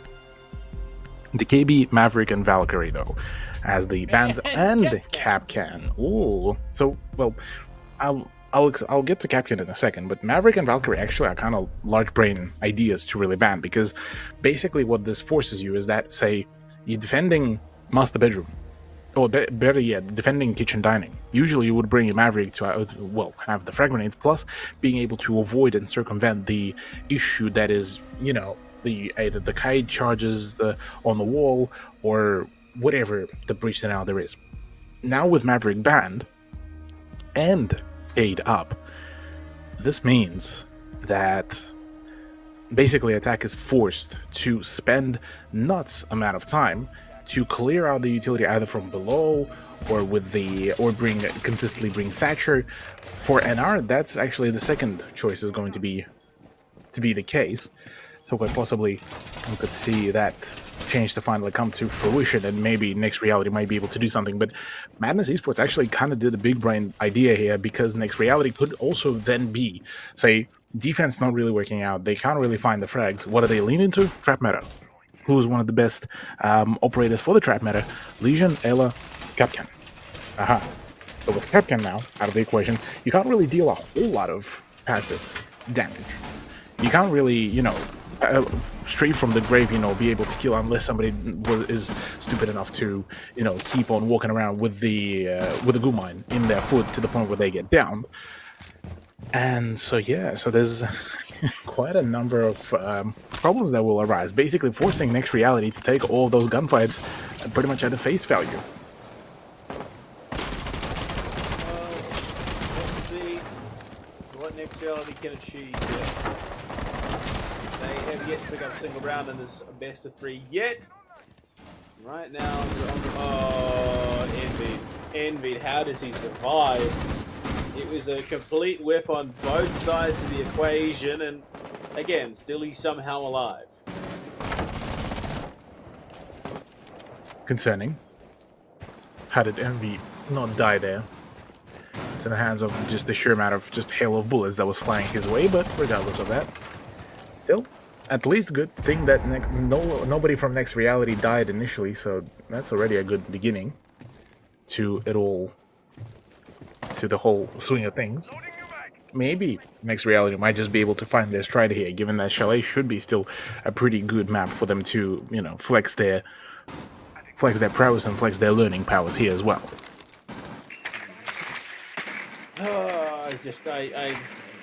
I genuinely do not know what to make of this matchup anymore. Cthulhu, given that match 1 was pound for pound slugfest. Both teams just battling back and forth, and then Madness hit the afterburners, and then they come in. They haven't dropped a single round against Next Reality, and well, if they close it out here on Chalet, we're going to be going to our third and final match of the evening. So I couldn't tell you what's going on. Yeah, right. So far, what's been going on is just the sheer exchange of bullets without real, actual, you know, result and conclusion to it all. Envy just keeps on potatoing with his spray and unable to control the 416, but Joe is able to at least. Auton does actually get the better of Ysera, so finally we might just be actually seeing Next Reality finally come to their senses. Roku forsaking top library stairs, though, is a little bit of concern. Joe not willing to go up the position until just now in the final 35 seconds. We see the concussion through, but Envy and my god, Joe find themselves a two-piece and looking for what more they can find. GJ Will for one and Spider Shell for another. It's Roku alone to try and clutch up. The Nitro is already out and in play. Pops it. Ducks himself back into stock and wants to play for the position, but that info is completely invaluable right now. To be able to translate that and turn it into something would be huge. Roku forced to go for the reload. His position is being contested from two different angles. That's big damage on the Spider Jarl, and the aggression there from GJ. We'll finally get Next Reality around on the board. There we go. Much better turnout here for Next Reality as they finally break the curse. In the first round, nonetheless, which is a great beginning here to their return to form. But again, it's only the first round, and Madness could be just adjusting to certain things, or maybe they just playing for, I don't know what else. What could be that they're playing for? They would obviously want this to end rather quickly, and see themselves the 3-pointer. If they flog out Chalet, look, this is a huge misplay from them that could result in, well, them losing quite a number of possibilities, including a very needed upper bracket position in the playoffs. Because they basically, at this point, well, actually, hang on, have they basically qualified for it all? For the playoffs? Is it locked in? It hasn't been even updated. So, let's see. Madness just scored a 2-pointer. If they score themselves a 3-pointer here, that's locked in second place. Next Reality. So if Next Reality wins, then they go to the playoffs and Madness drops down. So this actually, yeah, this is the matchup to basically figure out who's going to the playoffs, and which position will basically Madness will find themselves in. Could you imagine if Obeng came out and then beat Invictus to round out the evening, and what sort of a mess it would be? Yeah, that will be interesting.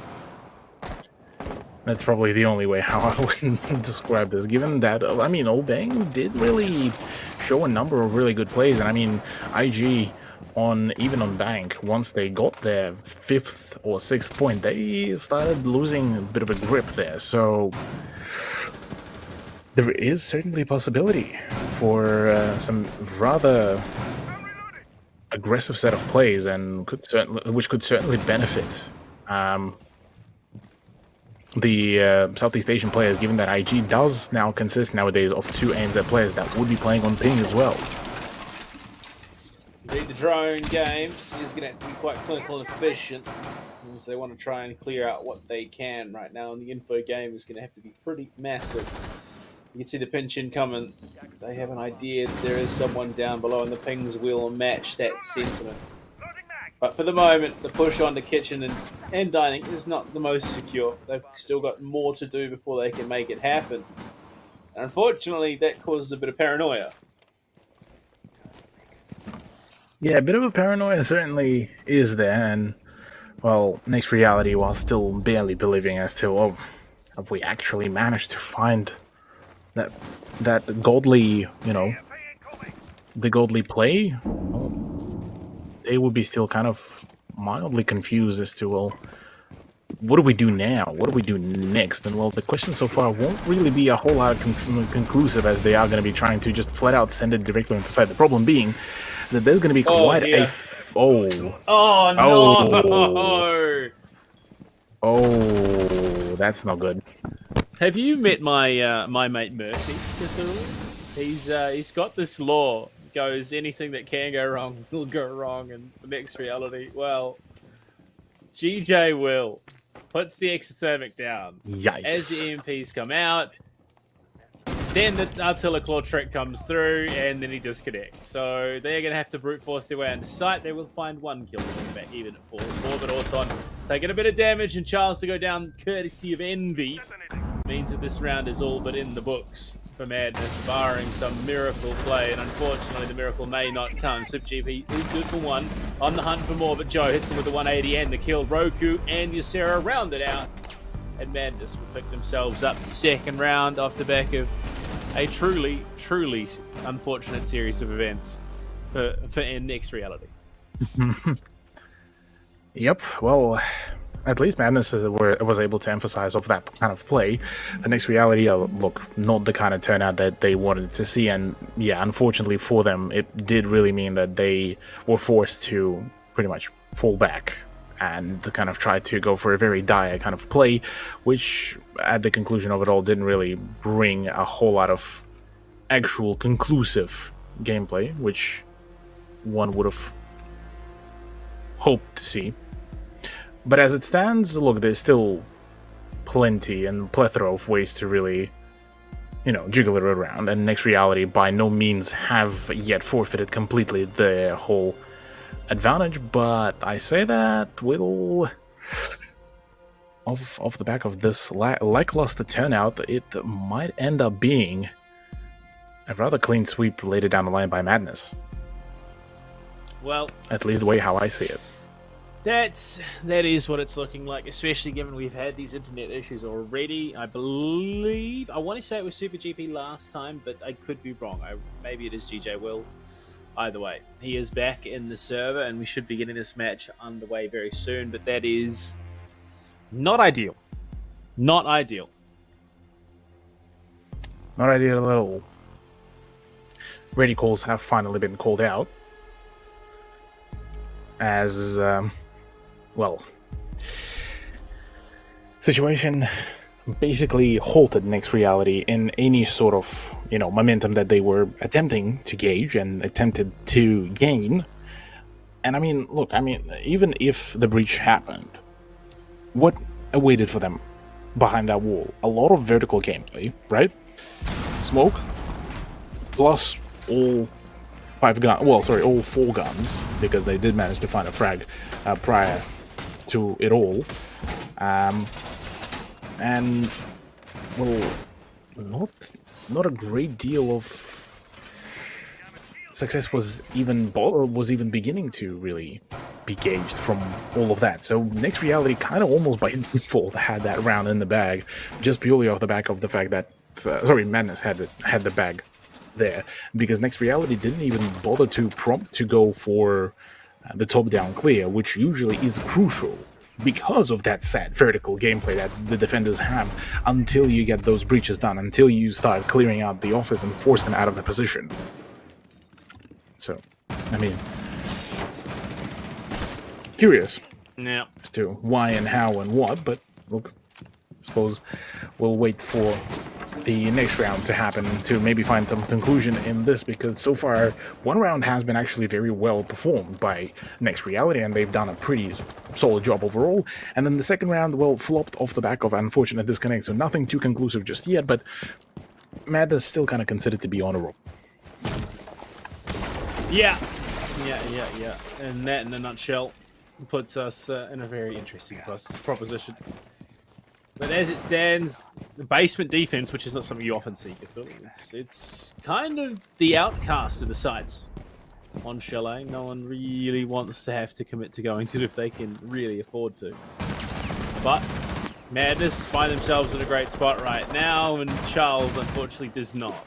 He's going to be tagged up, answers back with a nade, but that is big chip damage that looks like it was then also dealt to GP. Yeah, GP player that probably would have wanted to avoid as much as possible on all of those positions. Well, won't really get to see a whole lot of great deal of play, as the man has been, for the majority of it, denied a lot of ground, but could possibly see some, you know, slight return on investment. But I say that still very much of a draining kind of turnout, draining performance, and not a whole great deal of actual gameplay that has been seen. It's very, very slow, very paced down, just like how my thinking is, and the brain power seems to be diminishing by a minute. We could possibly see relatively rapid conclusion to this kind of play. The fun is being attempted. GJ Will on the job, but it's going to be a quick couple of kills for Madness Esports. GJ, as soon as he gets the plant down, is absolutely eviscerated, and the entire team is now unfortunately dead. Ysera, the only one able to go for the plant. Actually, no, the smoke is dissipated, so someone else can pick it up. They're just going to let it. They're just going to let it sit. They're going to let it sit. They're just going to bide their time. Joe's going to get on the defuse. Is he going to jump off, hand it to someone else? They've got time to make it happen, but no. Either way, it is going to be a flawless defuse win. Cthulhu. Madness 2-1. In fact, it is, yes. Madness doing a great job as it stands, and just completely, once again, running away scot-free with nothing really given away. Very well done, very nicely performed, and Next Reality kind of left, well, a bit in the dust there, not really finding a lot of closure for themselves. And really, it's just kind of almost a dire set of attempts of just trying to find some sort of their own beginning. The way how Obeng were able to dictate a number of those engagements, unfortunately, that was just not the case for Next Reality. They couldn't really find their own stride, couldn't really find their own openings, and kind of the end result concluded in just them just kind of existing there within the whole server without being able to find a lot of actual damage. Indeed. Indeed. Well, back to bar gaming here in the fourth round. Zulu. The operator lineup is as you would expect. Super GP, the switch from the Twitch on the Iana is unfortunate, especially given what it could have enabled the team to pull off yet, but last time we were here, it was the site that Next Reality won. True. Very, very true. Next Reality could still very much, you know, bring the upset and at least find themselves that one site that they could consistently score, so that at least they could make on the attack. If they can make it a 4-2 scoreline, I mean, this is already could be a rather promising prospect. I say that Shibinat's just absolutely going big. It's in the name. He is Shibinats. And he's found Orton and Super GP, so, well, it's nice having a Thatcher. In fact, it's very nice, some would argue, having a Thatcher. Too bad Orton's dead. And now, well, they're going to have to find some other way to win a with a card breach. And interesting choice from Spider Shell to pop the Prisma there with the Lifeline launcher. But it is what it is. And the situation they find themselves in is a bleak one at the best, so you're going to make decisions where you can. Oh yeah, you still need to find all of the plays, all the decisions, all the returns to the general kind of investment that has been generated. And yeah, look, I gotta say, very bleak set of prospects really coming out there from the whole team, and not really a whole lot of solutions either, which point towards Next Reality kind of ended up being a little bit more toothless than expected, and kind of there on out being unable to find a great deal of kind of responses from against their opponent, and Madness just kind of running it down through and through. Positioning is not the worst for Next Reality, but the fact that there is such a significant disparity is Envy finds Charles, and all of a sudden it's a 2 versus 4 now as they find one still back. Looking for more spray through the wall's not quite good enough, and Shibinats finds his third of the round, getting aggressive. Ysera there to close down the last, and it's an absolute insane round, but it's a third on the board for Madness, and they are slowly starting to bring back themselves in this matchup. And it looks like, I believe that was a pause called. Yeah, pause called by Next Reality. What do you do? What do you do is actually a great question here, Panda. Not much is kind of, generally speaking, the answer, given that, well, general positioning has been very much lackluster. Next Reality been doing their best to try to, you know, force some sort of an engagement, some sort of a issue solution. But when it actually came down to, you know, seeking the proper answer, the proper actual problem solving, and, you know, in the hopes of finding some sort of drone game, some sort of, you know, damage dealings, none of that really came to fruition. So we're kind of looking at this as basically Madness kind of getting a bit of a practice scrim here against NR, and NR are very much happy to, you know, to oblige and to get themselves, Madness are really happy to get themselves the 3-pointer, and Chalet is pretty much a perfect map for that very thing. I mean, if it does conclude in a 7-1 scoreline, this is basically going to be the reflection of Madness's run on SG qualifiers, where they only lost a singular very round, and that is off the back of their own very misplay. Yeah. Well, here we are. Basically that. Yeah. Yeah. Yeah, we're right here. Round 5. 3-1 the scoreline. And there is every possibility that this trajectory carries on to find us at a 5-1 half. But the tech pause, the power of the tech pause, we know it well. Oh yeah, the pause just to be enough, well, to reset the mental, to reset the momentum, to reset and get thought about, or rather start thinking about the new strats that could be adapted here, and just thinking about, well, how can we really change and turn this whole game around? And well, so far the answer kind of ends up being in, well, mainly is just kind of play. Well, for Madness, it's just more frags. For Next Reality, a need to keep on introducing something like a lion, something like a jackal. They need that extra information, that passive information, to be able to even accumulate any sort of movement for themselves, and that's basically the whole kind of storyline there for them. Envy almost finds an opening, but just gets thrown instead. He'll have to settle for the information dial and might even find himself a follow-up, and he does as the counter ticks it down. Cthulhu, first minute burn, 5 drones remaining. Yep.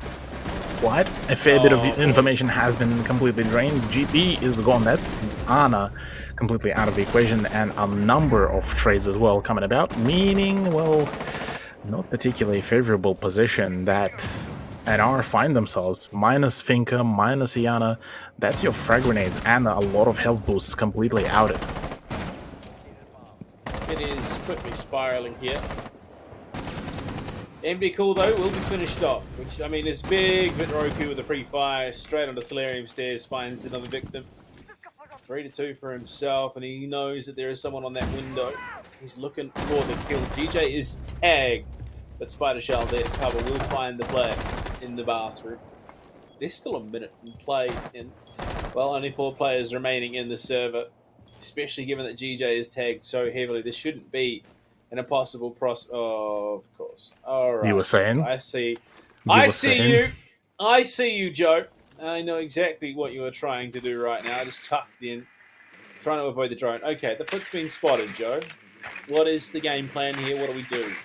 Where do you pivot? What do you make your reality? Unfortunately, okay.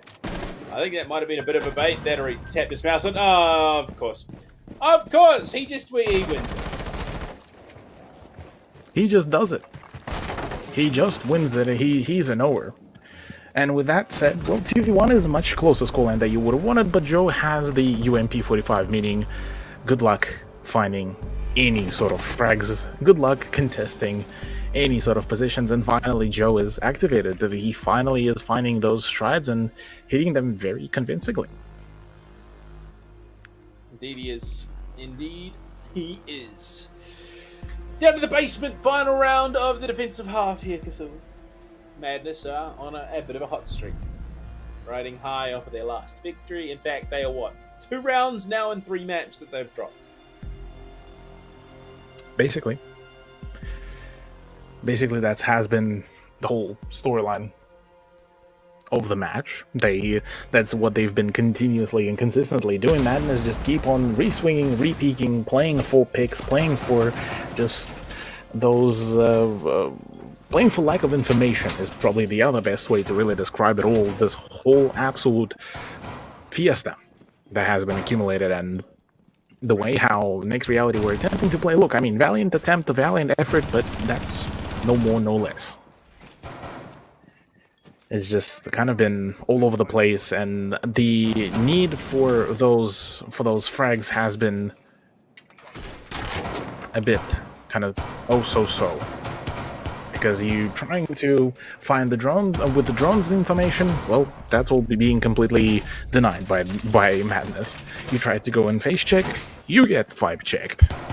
You try to use utility, well, screw your utility, because, well, Madness already has all the utility to deny that. So it just feels like a little bit of one of those situations where you can't really win for next reality as much as they would have probably wanted. It's just been a bit of a kind of a downward spiral really for them. Yeah, as says the night. The matches were so back and forth, and the spiral has continued. Madness this time, the spiral into Madness might just be what they needed at the end of the day. Because right now it is certainly working for them. They continue, they should be able to close the set, and Joe with massive kills onto Charles to kick the round off. I mean, you look at the numbers across the board, bleak as they are. A collective 11 kills in 5 rounds played. Envy tagged low by the player on the double window repel. He's going to stay alive for now, and Shiba Nuts is there to provide support. I don't look, as much as I want to see it go a little bit closer, I don't see it. Yeah, well, at least Spider-Jal is able to find a frag over with the Claymore, so there's that. That's a solid opener, and with Envy out of the equation, that's a number of things gone, including the impact charges and the MP5. Plus, I mean, that great roamer. I say that though, Roku and the rest of the team so far has been performing formidably. 2 key operators up the board, 3 remaining. 1 round and a half. Time is slowly ticking away, which is never what you want as an attacker, but unfortunately this is the very nature of the game. Orton and GJ will positioned around Fireplace, and Shiba Nuts is going to go down, unfortunately. Orton just a little bit quicker on the trigger and aware of possible positioning there thanks to GJ Will's drones. Ysera on the Thorn, bottom of the main stairs. Roku wants to get involved with a Nitro Cell of his own. Pings were there, it would have been a good ping too. Unfortunately now, may not find much for it. GJ will aggressed on by Joe before he falls after taking 2 of the 3 remaining players that were in the round. Ysera tucked in behind the shelving unit. Roku there as well. Shots, it's a bit of a bait. He's trying to prime Ysera for the swing. Super GP, the 1 versus 1, and he wins it. Ysera got cocky.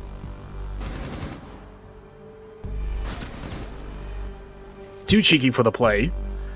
And it came with a huge boon to play around with, and certainly that enables a great deal of power swings, really. Next Reality managing to find their composure here, it could be absolutely huge and scrumptious.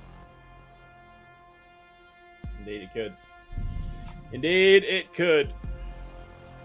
Second half on us, Cthulhu 4-2. Bar Gaming, the first defense for Next Reality. And look at the lineup we are seeing currently for Madness.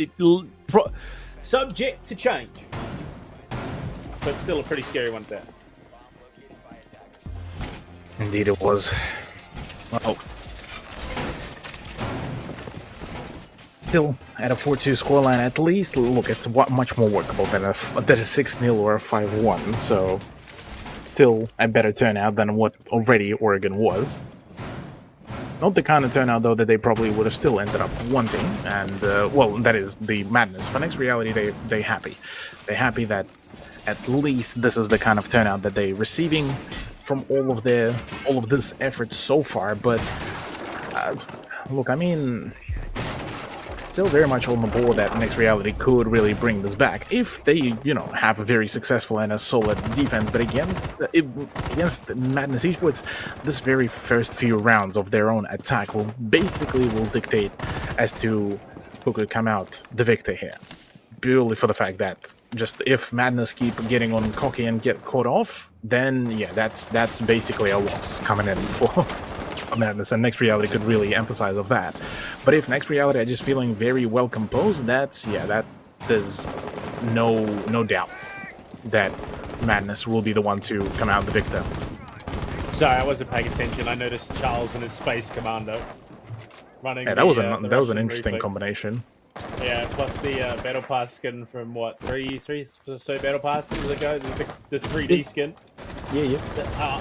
The Space Commando, I think we'll call it. Joe finds the first, and unfortunately Space Commando is down. Not to be. Shiba Nuts finds the follow-up. He goes down, and so does Joe. So their audacity heavily punished, but Roku's on the hunt to avenge his fallen teammates. 5 on the clock. He's convinced, absolutely convinced. That one is there. And he is right. Spider Jean tucked in by that walk-in wardrobe. What info do they have on his position? And Ysera is going to be the one to drone it out for Roku to try and clutch up. But Ysera is completely driven on past him. They have no idea that Spider Jean is there.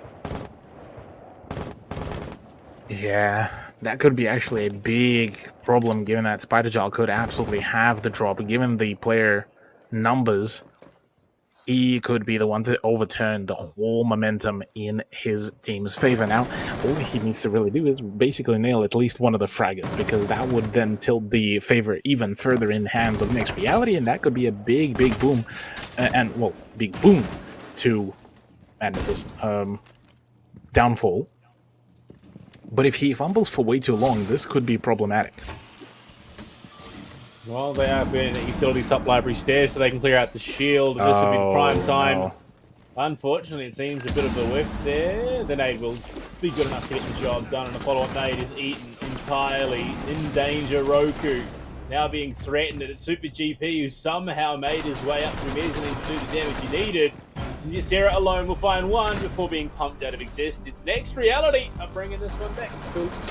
Well. Next Reality doing some great job there for themselves, being able to, just like that, take the round in their strides, in their favor, certainly making things feel a little bit more workable, really, there for themselves, and it's still in the realm of reality for NR to really take this scoreline to a whole lot closer potential. I mean, Madness, yeah, look, past couple rounds have not been particularly too well, and again, they're starting to, well, extinguish their flames. They're starting to completely waffle out on any sort of potential and presence, and, well, what do you do from there? Well, not much, evidently, as so far the potential was kind of there, but alas, couldn't really spot a great deal either way. As it is at the moment, there is. I mean, look, it was a hell of a start from Madness, but they seem to have fallen off on a map which is traditionally attacker-sided. Now they find themselves, it's only the second round of the half. The first one did not quite play out the way they wanted to, but again, I think a lot of that comes off of their own hubris more than anything. Oh, 100%, yeah. Hubris is certainly something to really talk about. And, well, maybe, yeah, Madness could really throw out the chalet. If they do actually only score only a 4-pointer, I think we might be actually still possibly looking at the possibility of them on the second place, but that chance is diminishing bit by bit, and if it's going to be just an overtime loss, I mean, you're judging by a round differential here, and Madness may just end up missing out on the upper bracket run completely, which is a whole different prospect that we haven't even talked about, really, and it could mean a great deal of issues, great deal of problems, great deal of even communication or problems later down the line. But again, we shall wait and see, because so far, I mean, it's been a bit of a back and forth game, given that, though, Next Reality has been able to really sneak themselves in really well, and that kind of continuous kind of stealth gameplay from them has been absolutely well played, well done. Envy needs to get back up. No, Spider-Jal does find the finisher, and so far, I mean, I like the setup from Next Reality. Playing around those castle barricades has been absolutely clinical. Yeah, it's really throwing a spanner in the works for Madness right now, but slowly, surely, they get the job done and clearing out some of those key angles. They now head to get this breach opened up if possible. Luckily, it was only Envy that went down and not Roku or Ysera, which would have been two key parts of this puzzle. Right now, they aren't in the spot they need to be. I'm surprised that we are seeing them stalled out as much, given that we're a minute away. And the pings, you can see, Shibanuts wants this darn wall to be opened up. But where is Ysera going? Not particularly too sure. Man maybe wants to frag out as much as he can. That actually goes the bandit charges. I mean, no more of the bandit tricks either. No K play there either. So the breach is successful. 40 seconds to go. I mean, MD could still manage to make it work. Entirely possible things. They know the player is there, and Charles's head is going to be ripped off by Shibanuts, who has an idea that there's someone else there this side of the breach. The pre-fire is just a bit too high. Orton found, though, in response, thanks to Ysera. Catches him ducking away. Spider-Jal deep in the site with GJ Will covering that dining breach. The top cannon is being thrown to cover and try and prevent the push. And that pixel angle in by the shield is going to be huge. GJ Will needs to hold on. It's Spider-Jal to fall. The pre-fire through the breach. Roku, luckily, finding the final kill in the round. That could have quickly gone haywire, given the timing on the clock, Cthulhu. Oh yeah, this could have spiraled out of control very quickly and in a very problematic manner as well. So good to see that Madness were able to keep up this kind of pressure. Now only 2 rounds away from closing this out in a 3-pointer scoreline for themselves. Look, this is a promising beginning here, but how long can they keep up this beginning is a whole different, kind of worms that I'm not too sure we'll be able to fully, explore just yet. But as it stands, Madness finally kind of returning back to their form certainly shows signs of life. And given that Next Reality, I mean, they were starting to show us some really good momentum overall, and it was bound to look rather problematic later down the line for the gamers over at Madness Esports, albeit none of that actually really came to fruition, so quite possibly. Well, next second quarter, I guess. Yeah, let's call it next second quarter. Off the map. I'm blanking out. This game, us and Maths, it's never a good combo. Yeah, that's true. We've learned that the hard way more times than, well, ironically we can count. But regardless of that, the next set of rounds will certainly be possibly very, very dangerous for Next Reality, given just the sheer caliber. Spider-Jal's game plan is. It looked like he was prone in Solarium with punch holes. I think the main idea was just basically just catch them off guard in the same way how it was done before. I mean... No, in Solarium, looking into Master Bedroom with punch holes. That's... Yeah. I could have expected the other way around, but what we're not expecting is, well, Ysera on the floor is already proving to be a bit of a nuisance and making this a very tough hold. That shield that was so impactful for GJ Will now gone. And all of a sudden, the risk, the concern is mounting. The risk, the concern, the nervousness, the stress, everything is mounting at this point.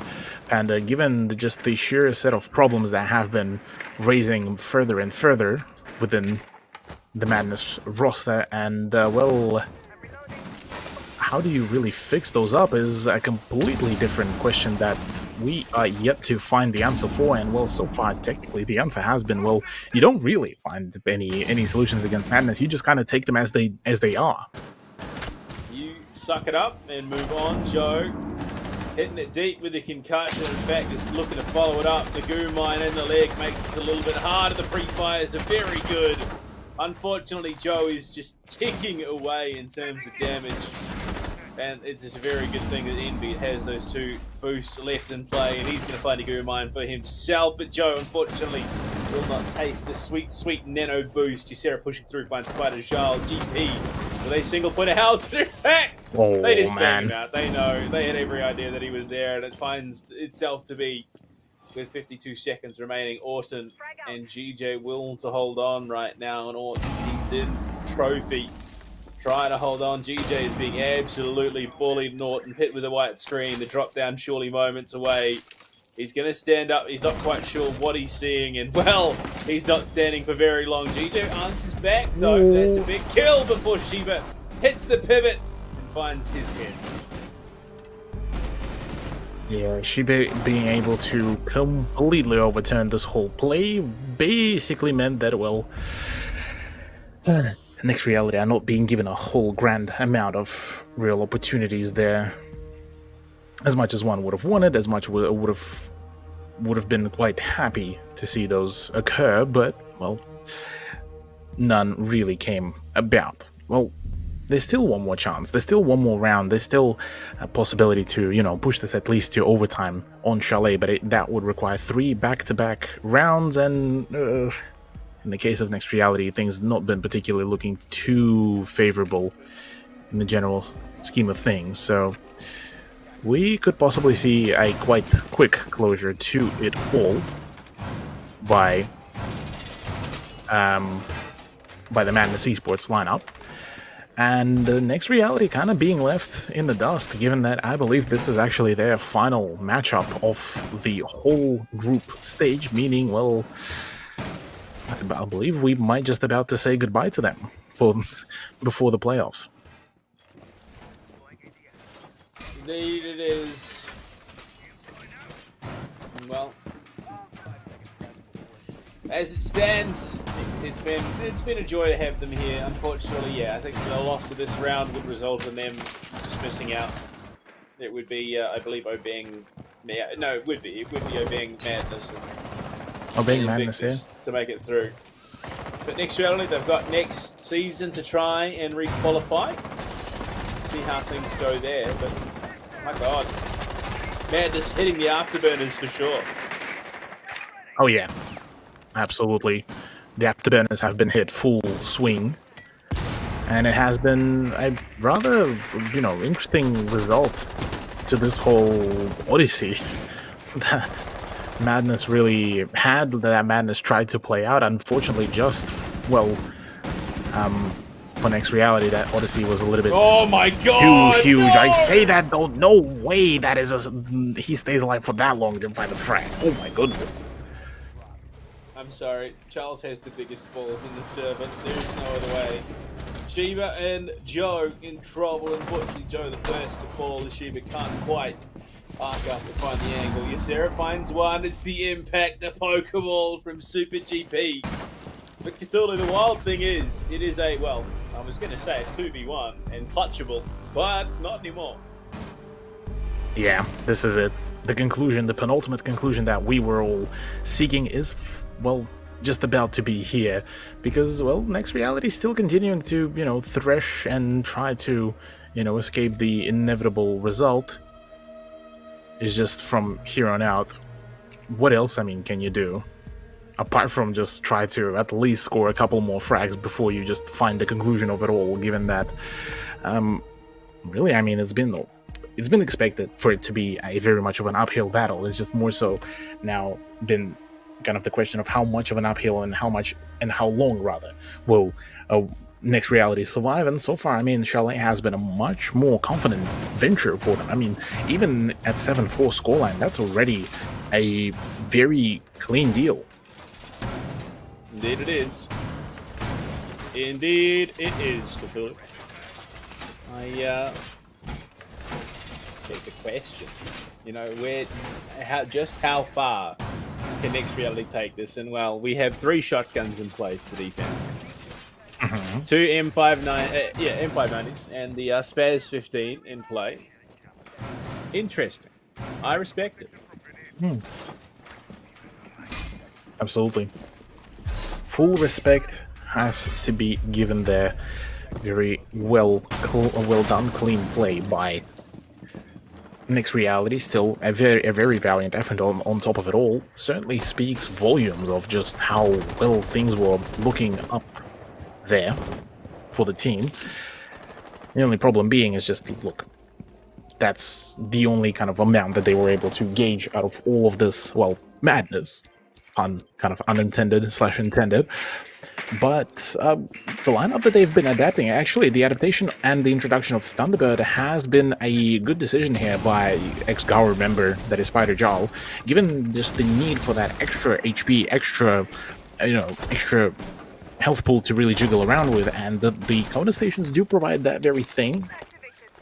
Good thing that we are seeing a very kind of by-the-book 3 up, 2 down hold here for the kitchen and dining, but curious how will Madness be able to play this around, and whether they will be able to confidently dismantle this, because there is a roamer downstairs, I believe. Actually, no, pardon me, that's just I'm looking at the wrong outline. That is just shibby nuts.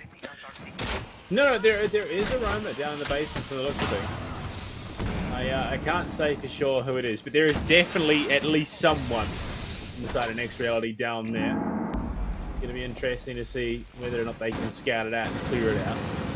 And what impact that roamer will have will be determined in the next minute 30, of course. Because all they need to deny here, if Madness want to close out the evening in succession and, well, go have dinner, whatever they've got planned for the remainder of the evening. But right now, there is just so much waiting for them in this push. Indeed. Ysera will be the one to start repelling over. There is a run out, and it's a perfect run out as well. Spider-Jaw as well pitches in. Now all of a sudden 3v5, but the plan is starting to actually go down. Roku might just be able to keep a hold of this position. The C4 though will be a denial. It's C4 TKL as well. Oh no. Yeah, they just wanted to get in on it. Joe finds one, but is traded back. Cthulhu, Next Reality, are within one of taking us to OT. Madness slipping. A gargantuan effort, though, I have to say, from Next Reality, as they seeming to be activating a little bit maybe too late for, their comfort zone, but they're still, being able to output it all and pump out the numbers. That's actually very, absolutely admirable, just as we were about to write them off already.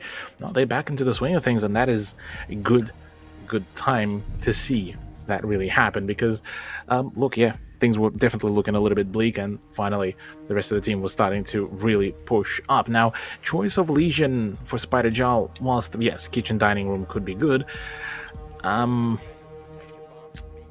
how well can they really hold this without the Thunderbird? Because Thunderbird does really bring in a really nice and a really powerful loadout. I mean, the guns, the C4, the Kona station, now swapping it off for just a mere Legion. Feels a little bit of a downgrade, especially for the role that Spider-Jal been attempting to play around with, but regardless, well, I guess that's what we get, and that's what we have to play with. So curious, what could he really bring out here for the team, for the play, and maybe, quite possibly, look, those Legion Glue will be the ones to actually play for that slowdown, given though the Ysera is looking to actually also bring out the line rather than the Flores. That could actually be quite a large misplay, purely off the back of just the sheer need to dispose of the utilities.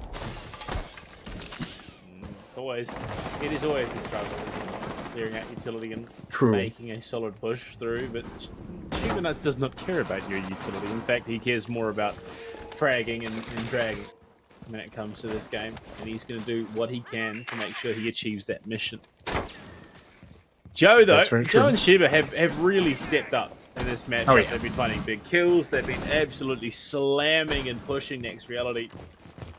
But again, it feels like the main reason that Madness have been struggling is they just they start good, the pacing's good, and then all of a sudden they just start tripping over their own feet. Yeah. That's basically been kind of the the pacing and the momentum of that, and really, in saying that, it was very difficult for them to find a lot of actual proper, closure really in that regard. That the moment they start tripping over on their own kind of plays, on their own positionings, this is where things just look very, very sad almost for a number of players. So one will hope that, adjustments will be there to certify certain spots, certain positions. But apart from that, could possibly see yet another big shutdown, given that Joe already went down to the C4. Yeah, lovely little pop over that music wall. Lands right next to the piano and shuts him down. Charles, he's been struggling a little bit. He is unfortunately 4-10 right now. The little pop flash in. Charles ducks into the walk-in wardrobe, and Shiva is going to get the best of him. Make that scoreline just that little bit less comfortable. But right now, Envy in a great spot, ducking around the bathroom, looking to get himself into a position. Nitro cell expended there by Orton onto absolutely nothing. They've got some great positioning, but it's whether or not they can translate that positioning into the round, because right now they're floundering going at the final 40. Gemini is there on the hunt, trying to scout out what they can. They should have that information that Orton was chucked into a corner. You see it pop in the window, player deep into dining, spotted. Envy forced to push the nano boost button, but look at that, Orton just tucked in close, just inside the door, going to be dropped by Shiva. The cover is there. There's so much support. Does Envy know that Orton is up on him? GP falls to swing out. It's going to cost him his life. Spider Jarl hits 3 on the fly. And Next Reality are going to take us to OT. Well, that's a bit unexpected, isn't it, Panda? The way how things really turned out seemed to have really, really nicely favored the whole lineup of Next Reality and, well, oh lordy. It's like by magic. Who would have thought that Madness could have been taken to overtime? Oh no. How unfortunate, it seems. Though, look, I'm more than happy that things are looking up for Next Reality, given that things been very rather sad and uneventful for the majority of the time. So look, with them back into kind of the swing of things, it is certainly prime time for them to, get back into the swing of things. So we'll wait and see what is going to be the actual result of now the overtime, because last time the Madness were pushed to overtime, they were able to really bring it back, but Madness on the attack so far been a bit of a kind of a 50-50 coin toss, and really couldn't find a whole lot of their own strides, which kind of begs for a question, well, what could be done here, given just the sheer outcome, sheer ferocity that Next Reality were able to bring in. And look, I was roasting previously their picks before, and now it's just all coming into their own terms. Yeah, last minute prep and set up for Next Reality. I mean, this is probably one of the more defender-sided chalets that we've seen before. It's not something that we're traditionally used to. For the most part, it's a map that has been attacker-sided across the board. Almost every single region it is played, it is considered to be attacker-sided. But it seems Next Reality may have cracked the code. Yeah, Next Reality certainly have cracked the code. Madness once again being kind of left almost bamboozled with just, well, what can we do? How can we counter this kind of play? So far, the answer has been very much inconclusive, without the ability to really show a great deal of things. And, well, the Spider Jaw does take some good early damage. It's good to see that. What the heck was that? I thought my brain was lagging for a second there, but no. Wasn't okay. Oh boy, Spider Jaw. He's finished off. He's punished. He's ended. He's dead. He's cool. Okay.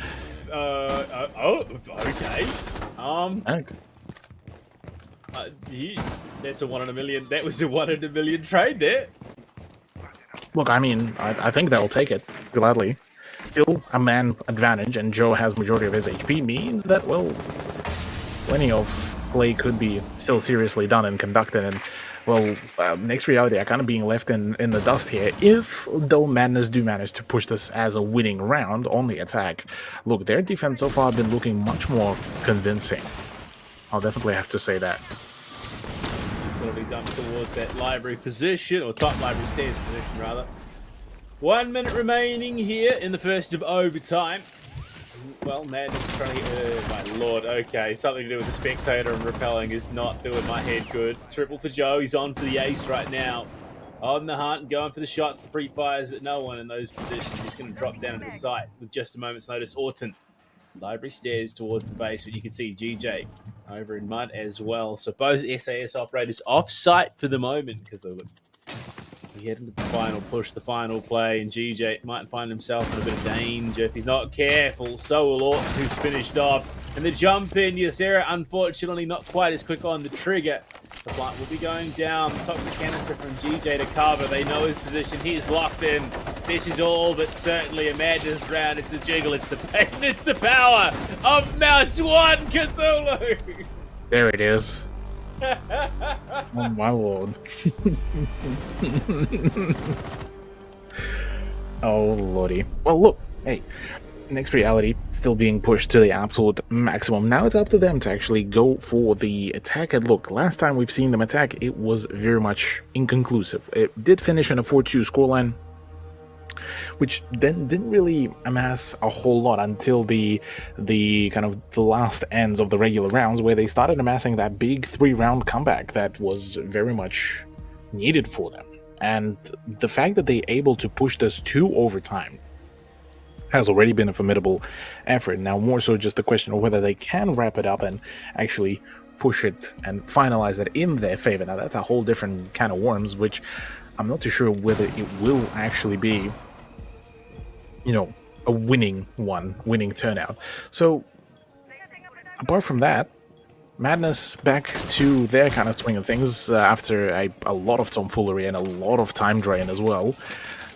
Looking to make this very much of a their now gameplay, given that their defense has been pretty clinical overall. So could possibly see yet another conclusion to Madness's matches, and finally they will get to go and rest.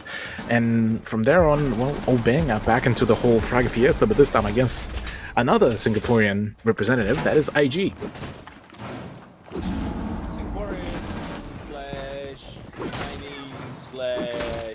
Australian.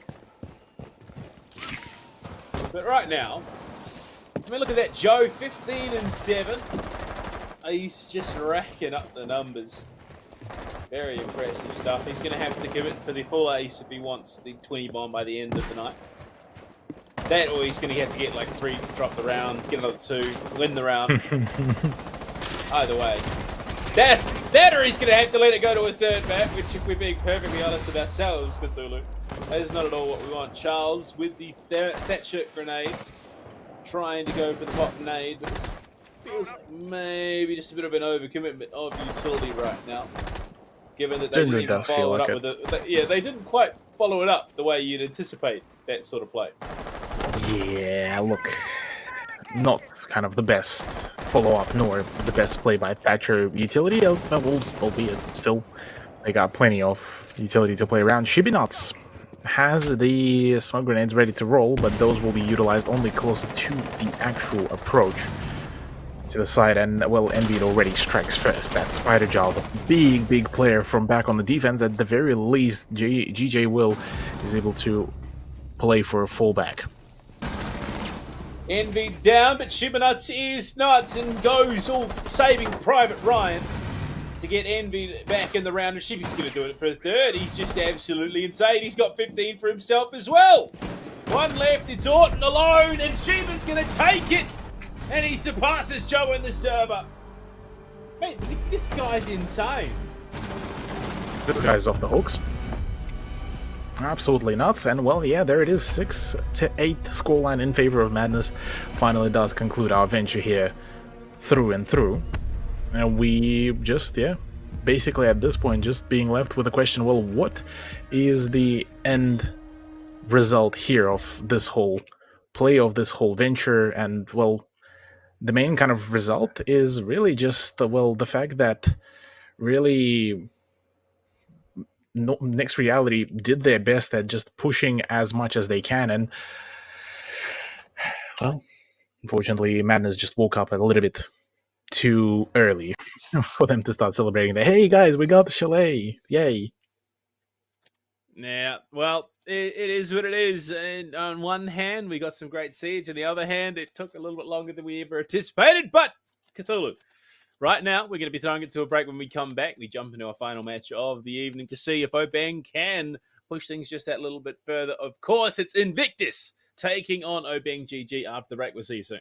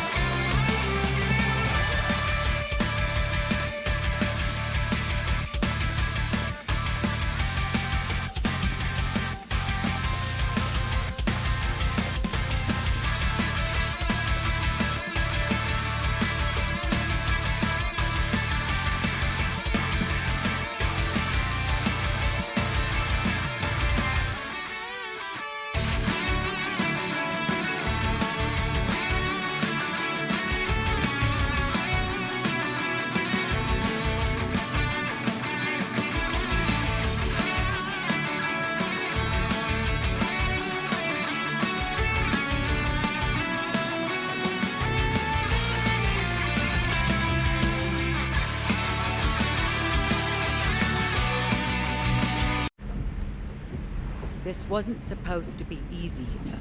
But what you're feeling, it will pass. In time. I know. That's what scares me. How do you forget a sister after everything we've been through? All of those nights, when the lights go out, and the monsters come out to play.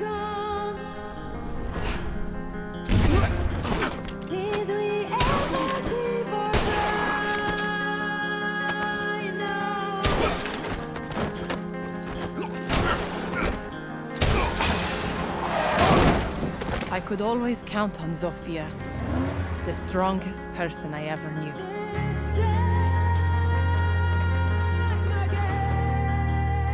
We spent our lives trying to be perfect. The perfect daughters, the perfect students, the perfect soldiers.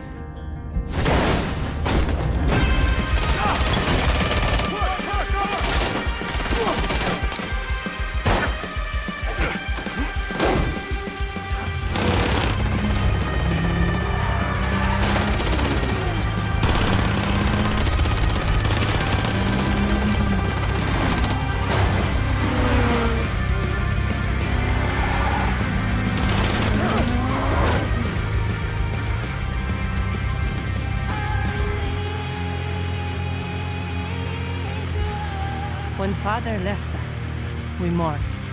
But they also buried a part of Zofia that day.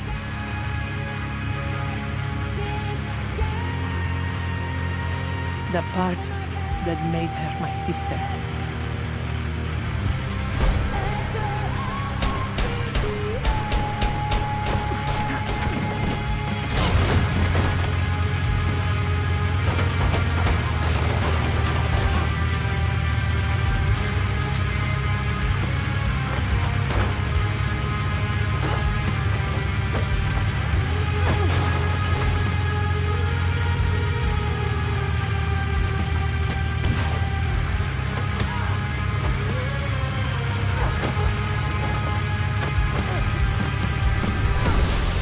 I spent years trying to reach her, but in the end, there was nothing left to say.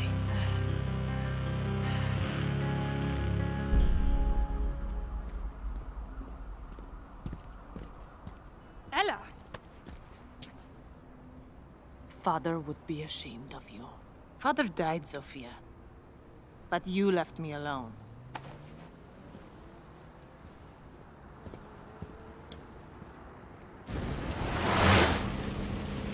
Let these children play their games. This is the adult's table, sweetheart. I've always been loyal to them. To her. Yes. But the question you need to ask yourself is, who's been loyal to you? It's all right, Ella. You followed your heart. That takes guts.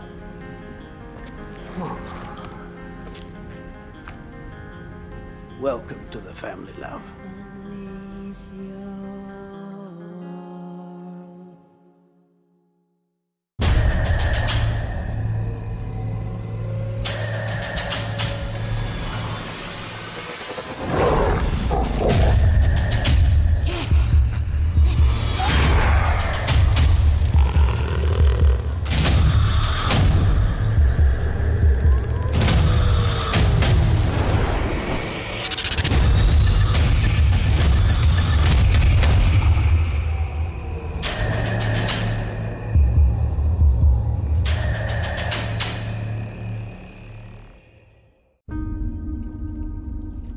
善と悪、凪と嵐、何が来るかはわからない。敵か味方か。敵が来たなら容赦はしない。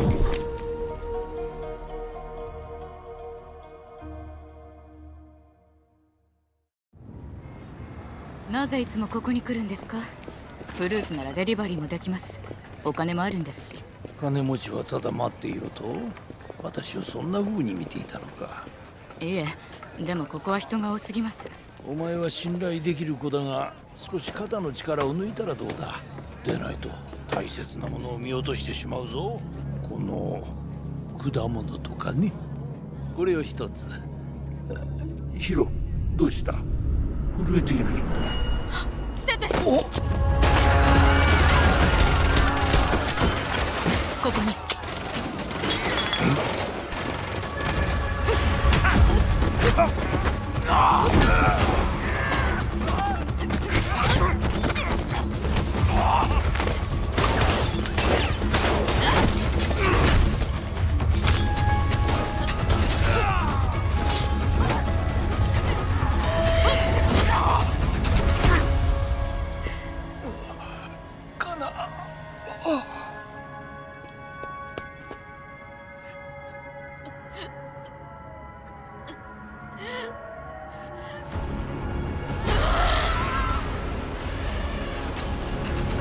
私の家に忍び込むなんて自殺願望でもあるの？久しぶり、由美子。八幡さんが。ええ。話は聞いたわ。見覚えは？手伝ってもらう。仇は必ず撃つ。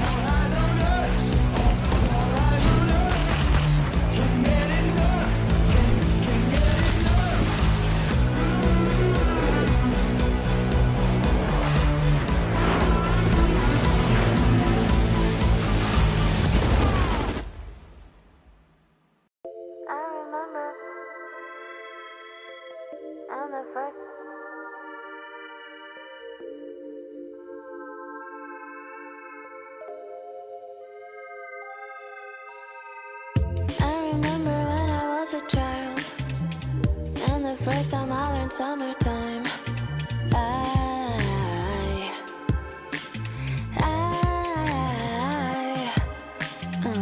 get the feeling of I learned to fly. I'ma never stay here in this town.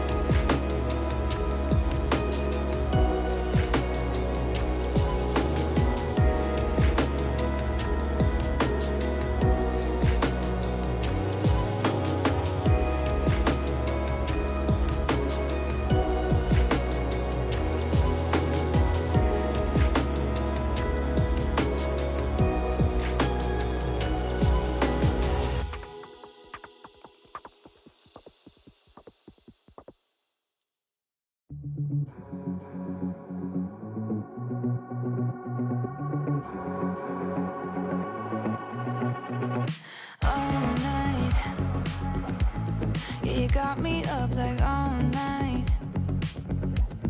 And I'm thinking that we just might have something that we can't explain. Give me a sign, I'm wasting no time. I'm yours if you say the words. Show me your moves, nothing to lose. I think we can make this work. All night, there's something we just can't contain. I got a feeling, babe, can you feel it? We gonna dance our hands to the ceiling. I like the way you're moving, yeah. I got a feeling, babe, can you feel it? Let's go. Baby, feel the beat, just let go. No, I don't know much, but I know there's something that I can't explain. Give me a sign, I'm wasting no time. I'm yours if you say the words. Show me your moves, nothing to lose. I think we can make this work. All night, there's something we just can't contain. I got a feeling, babe, can you feel it? We gonna dance our hands to the ceiling. I like the way you're moving, yeah. I got a feeling, babe, can you feel it? I got a feeling, babe, can you feel it? We gonna dance our hands to the ceiling. I like the way you're moving, yeah. I got a feeling, babe, can you feel it?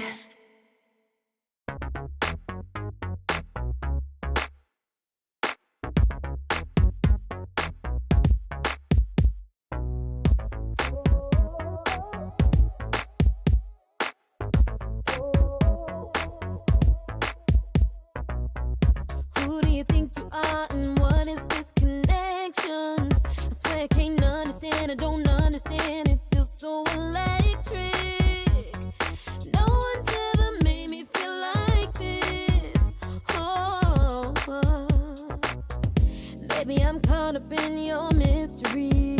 'Cause nothing about you makes sense to me. When opposites attract, it's automatic.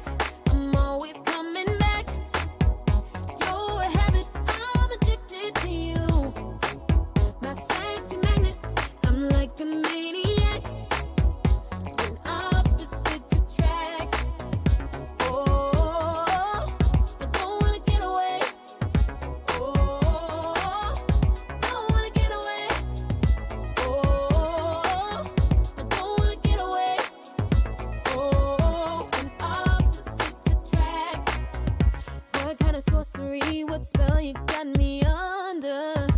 always seen eye to eye, and we ain't alike. I can't help but wonder, how could two so different be lovers? Yeah, baby, I'm caught up in your mystery, 'cause you're the only one that makes sense to me. When opposites attract, it's automatic. I'm always coming back. You're a habit, I'm addicted to you. My sexy magnet, I'm like a maniac. When opposites attract, oh, I don't wanna get away. Oh, don't wanna get away. Oh, I don't wanna get away. Oh, when opposites attract, I wanna know every little thing about you. I wanna be the only pretty thing you cling to. I know keeping it to myself, it may seem selfish, but I can't help it. When opposites attract, it's automatic. I'm always coming back. You're a habit, I'm addicted to you. My sexy magnet, I'm like a maniac. When opposites attract, oh, I don't wanna get away. Oh, don't wanna get away. Oh, I don't wanna get away. Oh, when opposites attract.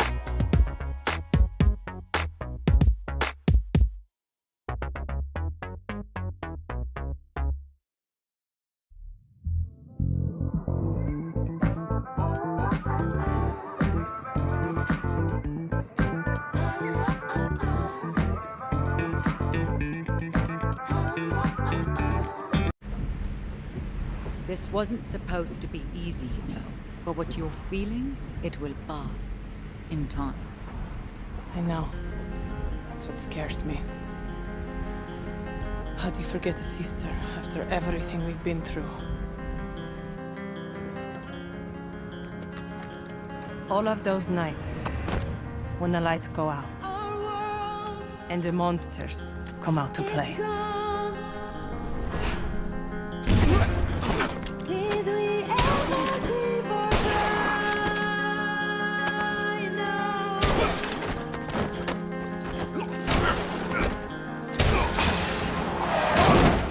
I could always count on Zofia, the strongest person I ever knew.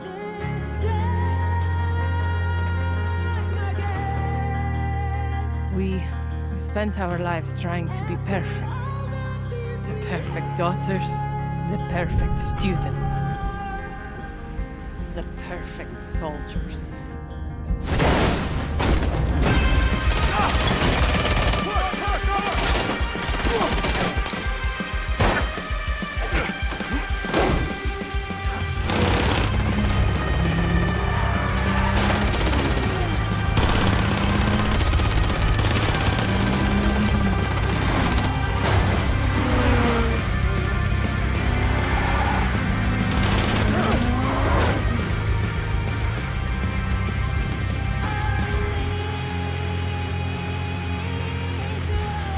When father left us, we mourned.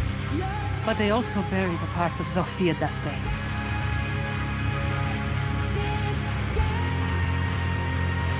The part that made her my sister.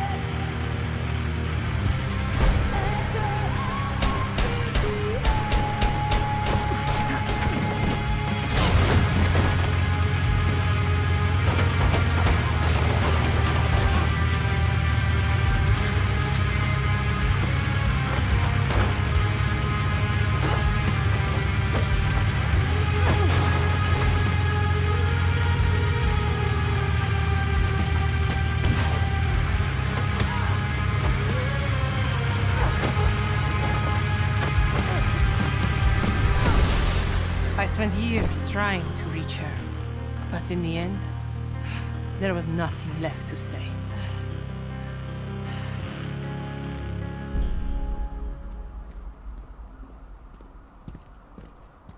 Ella! Father would be ashamed of you. Father died, Sophia. But you left me alone.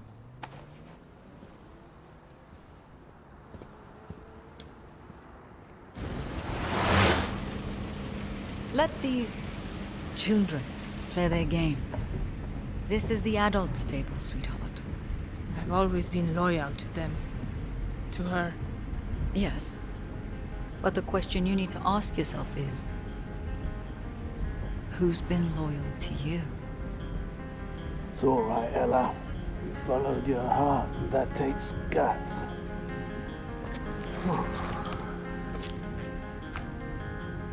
Welcome to the family, love.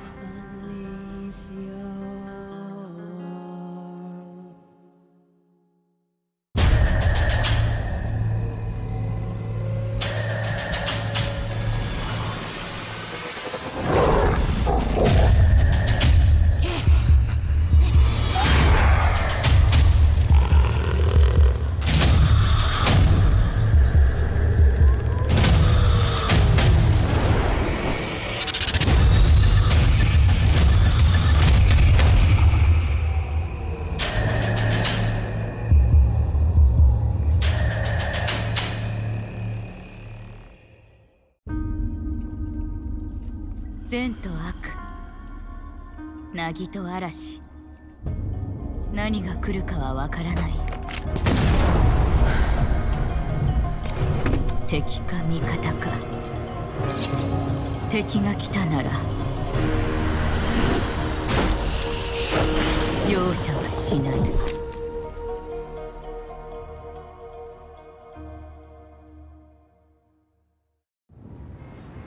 なぜいつもここに来るんですか？フルーツならデリバリーもできます。お金もあるんですし。金持ちはただ待っていろと？私をそんな風に見ていたのか。いえ、でもここは人が多すぎます。お前は信頼できる子だが、少し肩の力を抜いたらどうだ。でないと大切なものを見落としてしまうぞ。この果物とかね。これを一つ。ヒロ、どうした？震えている。伏せて。お！ここに。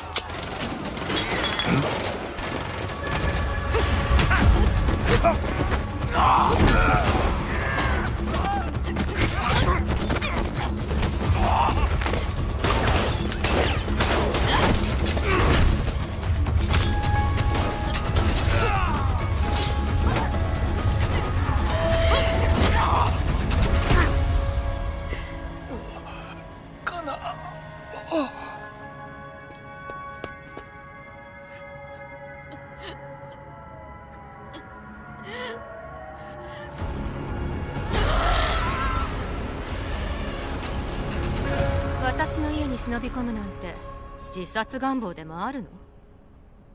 久しぶり、由美子。八幡さんが。ええ。話は聞いたわ。見覚えは？手伝ってもらう。仇は必ず撃つ。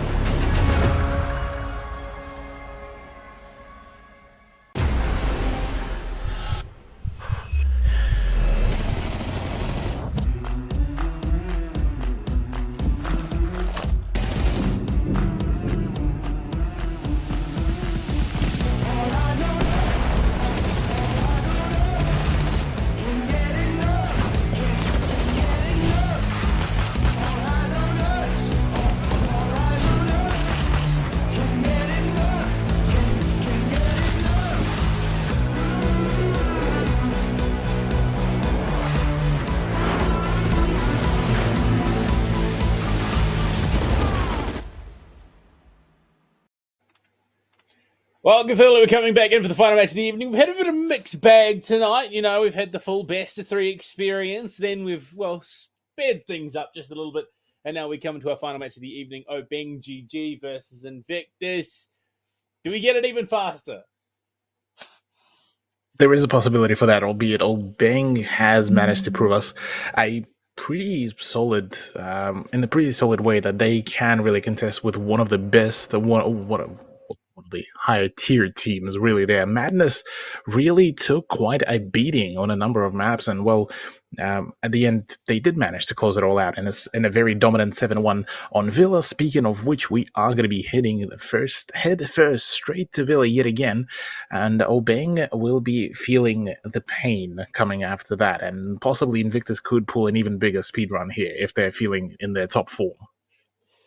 Yeah, head first, you mean through a brick wall into Villa, because it's what it feels like at the end of the day. We're going to be jumping to the first map, and I mean, we've seen Dockerby bans for the most part on our matches so far. That was Madness, Madness have stepped away, obviously, yeah. So, Madness, Mozzie, Dockerby bans not going to be a thing, we hope? Nah, yeah, I doubt that Dokkaebi bans will be a thing. I am starting to think, though, that we might be seeing actually a Finka ban to come around. Finka, something like a Flores or a Thatcher, either or, not both of them in tandem. And maybe a Valkyrie. Oh, okay, well, this diverted really quickly into Chaos, yeah. And Jigsaw Why being Blackbeard is banned? Jigsaw being target banned. I mean, I understand, yeah, Obeng's way of banning, Nook and Cav, and understandably so, Jigsaw was able to pull off some rather spectacular performances, but a Blackbeard ban, surely it's not because of the most recent, changes and additions to him now having 2 Claymores. Surely not. Oh dear. Well, no, I believe we've played it. I was going to say, I believe we have seen it played. The Blackbeard, at least. I believe it was Nate, if I remember correctly, as well. Yeah, right now, it's Invictus that banned it. Yeah, look, I think they don't want to deal with the Claymores or the shield. They don't want to give Obeng a crutch to deal with. True. That's one way to go about it. It'll be the crutch here being Glad on Finka. I mean, that has been a big, pick for Glad, and he was able to just absolutely, showcase that he was absolutely deadly on those picks. Regardless. Okay. Sabat not going to be bringing the armor, hovering the glass, then into the Iana instead. So, Jigsaw, he's looking to do him dirty. Pistol in hand, going for the spawn peaks. He almost found Sabat. Almost finding damage. Well, actually, no, they will find damage on MK, but right. Okay. I think Nate hit the magnet with his other magnet and it just fell off. Didn't stick. Adhesive didn't work. Yeah. Need some better glue. Needs the super glue to come around. Finally, though, the shots do connect, and, well, we are seeing already early frag as Hysterics just goes ballistic. MK, the player who was a big, performer previously, was able to do a great deal of work. Speakeasy completely obliterated on that pre-fire. Glad just, once again, he was the big performer. Need I remind to everyone. And Jigsaw falling already as well, that's not a good sign. Obeng starting things off really, well, I have to say. Yeah, a bit more resistance than I think Invictus initially anticipated. Big damage already across the board. Healthiest member being Nate, and I would imagine he's playing on ping as well at the moment. Hysterics Mentalist tagged. There is 1 nano boost in play for the attacks remaining, so Glad and Mammoth should be alright in the conclusion of this round. The jump in, the info game has to be clean here from Obeng if they want to contest. Given that IG are some of the best players in the region, Hysterics falls to the frag grenade, just bouncing it in deep. Mentalist aggro's up past it, and will get the kill onto Glad effectively. Okay. A 2 versus 3. Yeah, with Hysterics now finally finished up by Mammoth Man. This is, looking like a little bit of a dicey turnout. Invictus look kind of being tricked on, and the flick, the shot, Mammoth Man just absolutely feeling different. That's a double though. Mentalist in full swing. Let's go, baby. It's 1v1, and well, Sabat is gone. Sabat is very far away, and now thinking that he has the big brain, flank around, well, he might actually just be able to outsmart Mentalist, but he's already reading into all these swings. There's the ping, there's the damage. Oh my lord, Mentalist is just mental with those plays. The pre-fires runs away. He has the ground, and actually Sabat could really play. Oh my lord, this is dangerous. This is dangerous venture. Oh my lord. Oh no. I have to respect Mentalist. He could have finished off Sabat with a toxic canister there, but wants to confirm it, wants to put him in a coffin, and does just that. That was, look, despite how close it was, that was very much an Invictus round. Oh yeah, this was still through and through a good, solid Invictus round, albeit it did get a little bit dicey there in the mid portion of the game. Thankfully, though, well, Mentalist is still absolutely a cracked unit as he is, and well, I'm just amused that they didn't expect him to come from the classroom. That's about all, because that lined up so perfectly well, and literally zero reaction speed from the rest of the team. And yeah, look, I mean, that's one way to upset the first round, and Invictus looking to do that, well, much more frequently. Let's just call it that. Well, I suppose now that Invictus have sort of figured out what Obeng are bringing, we can expect them to play a little bit more accelerated, a little bit more aggressive. Mentalist with a massive 4K in that round.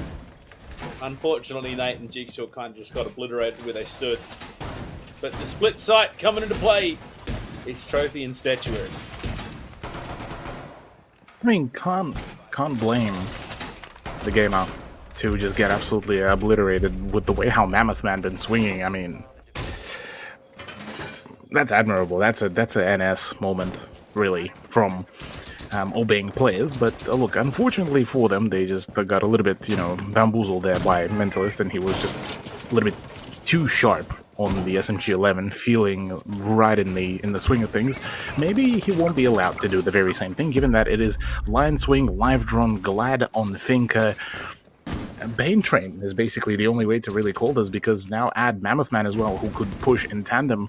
It could be rather problematic for Invictus to really cope with, especially for the two ANZ representatives, given the ping differential and the way how Obeng been rather sharp.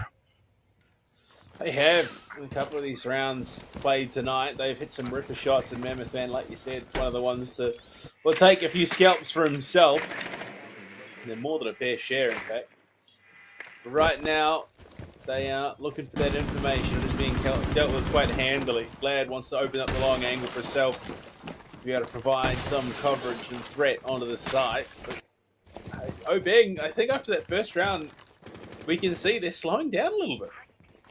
Yeah, definitely they don't want to run into the very same kind of issue with the lack of momentum once they get shut down. And Sabat also will very much need to play very kind of close to heart with the rest of his teammates, because otherwise it could be rather yet another issue where he just gets isolated and kind of stays away from general action where he can't really refrag. His Sterings, though, interestingly enough, does take the early damage and won't be able to find that early frag for himself. But so far, Invictus actually playing a really good game. Oh no, that's an unfortunate amount of information that has been given away. C4 is shot out, and as it stands, actually Obeng preventing the disaster. Narrowly avoiding what could have been, a really rough situation to battle into. But the utility clear, and next time, you only get so lucky in this game of Siege Cthulhu. Somehow Nate is going to look to get himself out, but no, not to be. Just clomping along, making too much noise, and Mentalist might just have to clutch up again here, Cthulhu. Plant is going down. 2 players remaining to hold on. The pings, there's so much info. And unfortunately, the Claymore there to shut down Jigsaw. It's a 5th for Mentalist. Is it going to be a 6th? Potentially, no. Envy will get himself out the window. Or diffuses. No, and Mammoth is absolutely straight to execute it, but no. Does he know it's in the corner? No, he doesn't. He's going to find one more. Pings! Oh, my lord, he almost got it 2, but Mentalist is a demon. Jesus. Being able to run around the way he did, oh my goodness, that was... Whew. Had my heart pacing there, not gonna lie. But, I mean, Obeng do manage to snowball right onto the side really, really well, and it poses a bit of a question, well, are Invictus actually prepared? Have they actually watched the VOD of how Obeng been performing? Because while a 7-1 scoreline against Madness definitely was quite a big indicator, it seems, that the Villa was picked by Invictus, they seeming to be starting off rather slowly. I mean, both of the rounds nearly concluding in Mentalist's clutch, whilst the rest of the team kind of just left a little bit kind of questioning what's the go is, feeling a little bit concerning, to say at the very least, albeit, again, first 2 rounds, a little bit too difficult to, fully read into the general gist of it, but I gotta give it to Obeng. Initial aggression, 10 out of 10. Oh dear. Well, Invictus, it's not going to be quite the skate under the radar I imagine they thought it was going to be. Obeng really coming out swinging today. Absolutely. Look, it's been clean from Obeng, especially that second round. Just the way how they kept up that very consistent pressure, and the moment they kind of found that kind of the countdown 3, 2, 1 go, well, in they went, and it was really, really well done. NK, that looks like a really frustrating push to really deal with, and if Invictus do realize that this is where they will need to be countering a majority of the push, and a rush, as a matter of fact, this might be problematic. Oh, someone is getting shot in the back of the head. I can just see it coming. I know. I can feel it in my soul. You can feel it in your loins? Oh, I can definitely feel it in something, and I think maybe it's that aneurysm in my head. Again, just working its way through the pantry push is good for now. Whether or not it continues to be such is going to be a different story. There we go! Wow! That's a 2-for-1 special! The M590 is just great! Well, the aneurysm is popped, it's over, and Mammoth is running for his life. Oh my god. That was something just nasty from Nate, and his Terex finishes it all off. That double for one shot off shotgun, landed just also perfectly well, and yeah, there it is. There's a clean bean and clean up. I mean, props to Obeng for trying, to switch things around and thinking, oh yeah, we'll be able to get things rolling easily. Whilst that does give the point, what were the odds that Obeng just didn't want to play the dining room and kitchen and just wanted to skip it completely? I don't even know if that was the case. I think they just genuinely thought they had a shot to try and catch Invictus unawares, but the M590 took down 2 players in a single shot. Yep. Just like that, Invictus. Certainly keeping things nice and clean. Nice and, all frosty for themselves.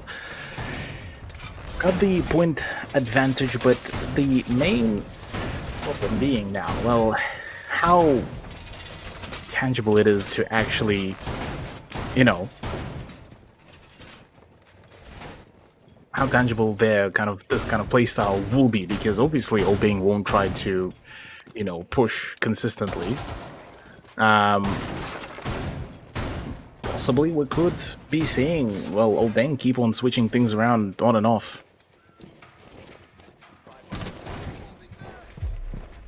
Oh dear. Switching off, mate. I don't even know anymore. It has been a wild ride today, unfortunately. It is what it is, and Obeng are just going to have to eat that round and take it in stride. We now head to the 4th, and the chaos is truly reigning here tonight. Oh dear, I just don't know what to make of Siege anymore.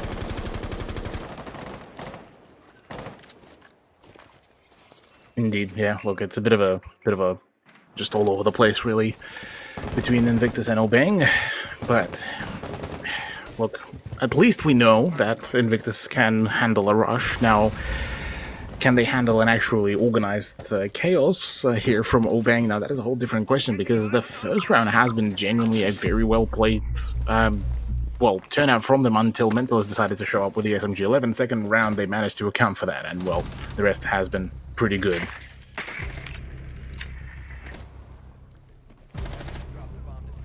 It's all coming apart.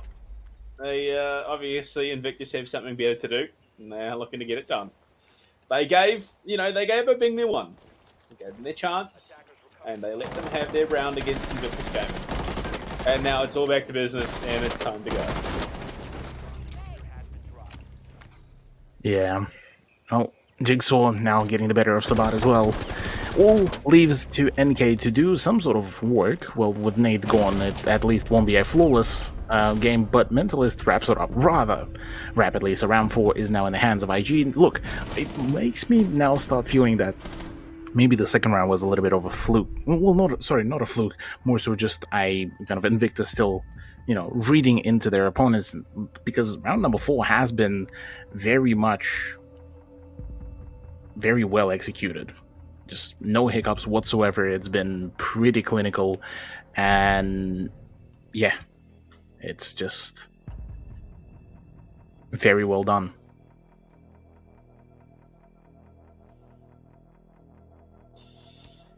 Oh dear, it's been a long day, Cthulhu, and it carries on. 3-1 the scoreline for Invictus here, and they are looking comfortable and at home on Villa on the defensive. But the only player on Invictus that is not is Speakeasy, and that's not for lack of trying. I think it's more for his teammates stepping in and taking the kills before he can. Yeah, look, I think it's finally the rest of IG fully waking up, which is certainly something that is a good sign on the side of Obeng, though. Look, maybe we could be seeing something, something different to come around. Maybe they will, switch things around, and Sobat certainly does switch things around. He introduces the Osa, the operator that kinda has a good potential for Obeng, but again, let's remember that Villa last time was a 7-1 loss for Obeng.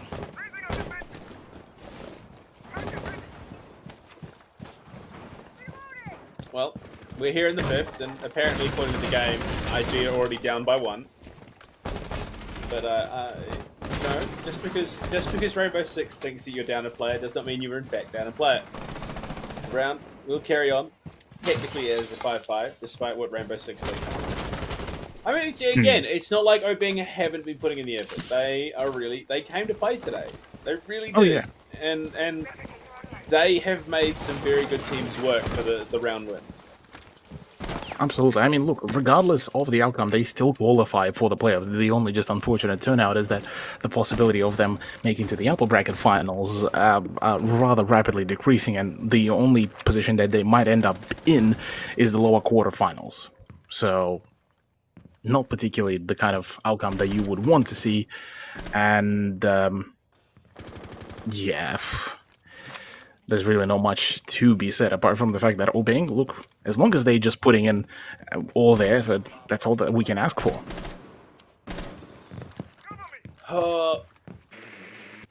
I mean, you'd love that upset story. You would. You really love it. Obeng come in, they take down Invictus Gaming after, Invictus just missed out on, APAC playoffs, and what a story that would create going into the playoffs of Operations League. But unfortunately, that Cinderella story just doesn't exist in Rainbow Six Siege. It's one you get every decade if you're lucky in esports, as it is. With Jigsaw finding the first Glad, who was a standout performer for this Obeng team, is down, really good at the cam duty, which, is just going to further dismantle the mental. Yeah. Speaking of mental, Obeng would be feeling a little bit, like quite a big task for them, because at least thankfully for them, they didn't, lose out on their initial matchup against Next Reality, but that had a big chance to just completely go sideways. NK trying to do some sort of work. Somehow gets down completely and outed by Speakeasy. Miracle worker with a shotgun there, right there.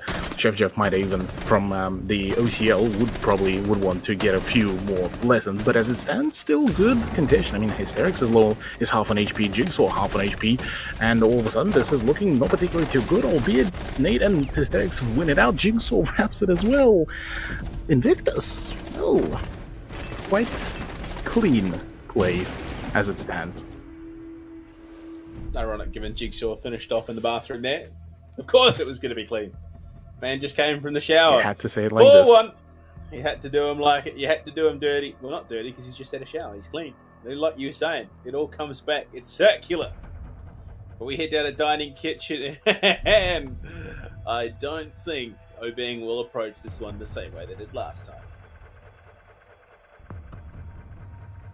I mean, it's necessary for Obeng to really change up the strat, because obviously attempting that same push through the master bedroom and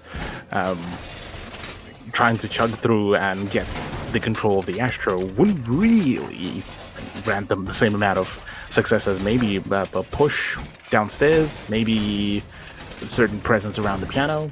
Go, just absolutely expand throughout the ground floor. I mean, with the way how things been really played, Invictus do seem to thrive on that vertical game, but the moment you start taking multiple flanks, this is where they could start getting maybe a little bit flustered. Maybe that you could spread their, attention onto multiple flanks, and this is where Obeng could really play their cards right if they can play for numbers. Oh dear.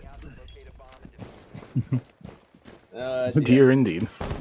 Look, honestly, I think that the big question of round 6 here is just how hard Obeng gets slammed. I mean, you see Jigsaw, he's still on his Malusi. He's now joined Mentalist top of the table in the kill department. The big numbers being put out. And again, it's still Speakeasy lagging behind. Basically. Well, I mean, for Speakeasy, he doesn't per se need to really do a whole lot of performance, given that Mentalist has been already on a heater. Jigsaw finally joins him. The rest of the team has been kind of really working out, and with Glad, yet, look, he's boosting up, he's being tagged up, there's the swing. Mentalist just absolutely on a banger of a performance. Hysterics in there as well to assist. C4 sees the head, there's a swing. Oh, surely, oh no, oh, Mentalist, why are you baiting? Mate, please, 16 rounds. Too many options, lost in the sauce, man. Just watching Mammoth Man spin 180s trying to figure out who the hell to shoot at. Highlight of the evening. Easily the highlight of the evening. Savat isolated the zone, NK much the same. Lost in the sauce, Cthulhu. Indeed they did. Well, in saying that, well, NK is still able to output some damage whilst being at 1v2. Jigsaw just a little bit too sharp. The man, the myth, the legend, the ANZ gunner of Invictus doing some sharp things there with the pre-fires and just perfect reaction speed there. Means that, well, I believe this we are looking at match point here. And no, not yet. Around before match point. There we go. Is not our strong suit. Yeah, math, they've already been proven multiple times that casters shouldn't be even considering maths. One of the reasons why we are casters is basically anything else just brain default to slamming your head against the wall. Well, Invictus now on the attack, and I get the feeling things are about to get even scarier for Obeng. They're a team that thrives on the aggression. And what is more aggressive than the attack? More attack. Or send, better yet. Pull a Lunar Metal Tribute. Bring out the shield. There's a number of ways, They could absolutely throw off the mental of Obeng in the absolute gutter. But again, that would very much depend on how confident do AG feel. And so far, I think they just want to have a consistent game where they just play it out, smash it out, and just go back home. For Jigsaw and Nate, obviously, already the ANZ residents.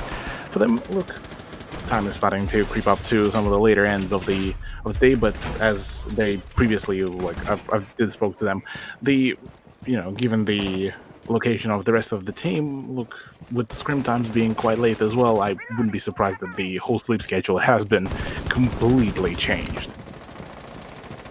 What's the sleep schedule? I'm not allowed one of those. Bro. It's not on the cards, Cthulhu. We can have healthcare, we can have a pay raise, but not a sleep schedule. You are absolutely correct here, Pando. Ain't no rest for the wicked either. But so it's for Obeng, as they will just need to keep up with the whole swing of things. Obeng just about to have a rather problematic time given as it's only Envy that is there to, you know, slow things down and slow down the push, but the drone and the sound cue will be confirming that that the push will be incoming. And as it stands, the early peaks do come about. It's Mammoth Man, and back on the MX4 Storm, has been able to claim yet another life very early into the round, and upset quite heavily, because that is your big, scary soft breacher completely out. Yeah, look, it is, but I don't think that's going to slow down Invictus a heck of a lot. And Nate's back on it. Boy. Oh boy. Oh, no. Oh no. Oh no, where you looking, Nate? So Bot just claims his life. That's NK claiming another one. Mentalist though, he's there. He's ready to frag. Oh my lord, he's just sharp. He's absolutely cracked that one. He's looking for more. No way. Yeah. He's trying to bait this out. What is it, Mentalist? Oh, he's gone and done it. Oh, no way. He's actually on for the ace here. Ace? Yeah. Jigsaw, surely. Does he let him have it? Jig is insane. Oh, yo. That flick was kind of terrifying. And oh, Mentalist, he wants it. He can feel it. And I think, honestly, Jigsaw is being the living Gemini right now. Wants to get that info from Mentalist. Oh, he almost gets it, but no. Glad wins that gunfight. Now Jigsaw wants it. He's unfortunately going to catch the smoke. Pincered there as well. Rather just unfortunate turnout, but still, look, I mean, Mentalist was just absolutely smoking his opposition. No chances were being given to a number of those players, and yeah, look, just unfortunate that the final few gunfights just didn't really particularly to evolve the right direction, the right way. And now with us concluding round 7, well, Invictus still only 1 point away from the match point, and certainly looking like they still might just be able to take this. But remember, Bank has also managed to reach, you know, that 5th point, and then it all kind of just started going downwards for a brief moment. So IG are they still have that a bit of a curse where they kind of reach the top end of the scoreline and then let a couple of rounds slip away. I mean, albeit nothing too catastrophical, but certainly will be a bit of a frustration point, I would imagine. Now going into this round, quite a change actually in the roster as well. And I mean, we're seeing the reintroduction of Ace, but this time in the hands of Nate. And as he says, just, you know what, Jigsaw, you stick to your usual things. You stick to your thing, Jigsaw. It's like, I can only play this, and I'm only going to play this. Or maybe that. But look, at least, it is quite a drastic though change. I mean, Ock switched over for Jackal. We see a finger for Speakeasy. We see Mentalist on the Nomad, and I'm assuming that's an ARX Nomad. So double ARX decision. Funnily enough, IG being one of the few teams, at least with an Oplig, that actually more so steer slightly more away from that whole LMG meta. Could be, or they just have a bit of fun with it, knowing that they're up 3 rounds. Yeah, Possible. But I think Nate is the big question mark here. Is he running a scope? Is he running any attachments? Or what is he doing? What's the game plan, Nate? What do you do, Chief? I suppose we'll have to wait and see till the Observer does switches over to Nate, but as it stands, a good amount of drone work. Mammoth Man being shot at his ankles through the drone hole, which is kind of huge. Actually gets the scan as well, and that is the full red scan, which will be giving a lot of pings as well on the almost live information of the roamer, forcing Mammoth Man to play very much close by on side, or better yet, as far away as possible from the general push, where he will be just kind of there cowering and thinking, oh boy, I'm about to get flanked. Indeed. This is where things could get spicy, funky, a little bit scary along the way. Spicy. Potentially. These drones are very good for Invictus. They've lost a single drone so far in a minute and 30 seconds played. They've got so much info. Now they've lost 2, unfortunately, and it's all over from there. Yeah. Well, Still, Mentalist is doing quite a decent job. Air Jab is out there as well. That is a lot of utility that has been pushed in, but I like the idea behind Mentalist to try to stun the defender and the anchor by the doorway to try to being able to play off that swing. Hysterix, though, opens up his own scoreline onto Mammoth Man, and that has been a big performer on the side of Obeng. So with him gone, look, the rest of the team will need to start performing. Nate, there we go. We got your question asked. It's Iron Sights and Little Taco. Oh boy. He's going to be covering... There's 3 players all covering Astro right now from various different positions. This drone is going to be getting good information, just trying to bait out some shots and potentially bamboozle some defenders. So we head into the final 34, and Jigsaw's going to spot a leg and a head, and I'll claim it as his own. Takes it, chucks it on the Barbie, and cooks it up nice and clean. Player in the sight, in a lot of danger, and in fact, everyone is in a bit of danger. So Bart, in the middle of the site, who answers back with anything in kind. Nate, unfortunately, just, well, lost in his own source, and Jigsaw, he's on the hunt, finds the kill, takes the Surya Gate, and finds the round. Match point right here on Villa. Jigsaw actually pushed through out the full Surya Gate, tanked it, knowing full well he's not going to get fragged out there. He had him dead to rights. And yeah, look, match point on Villa. Invictus, whilst, look, not as convincing scoreline as Madness pulled off onto Obeng, it is still a clean deal once they kind of turned it all up, once they kind of found their strides. Once Hysterix was able to find his frag onto Mammoth Man, it was pretty much all done deal. For Obeng, look, one would hope to see that they would be able to, make a return, but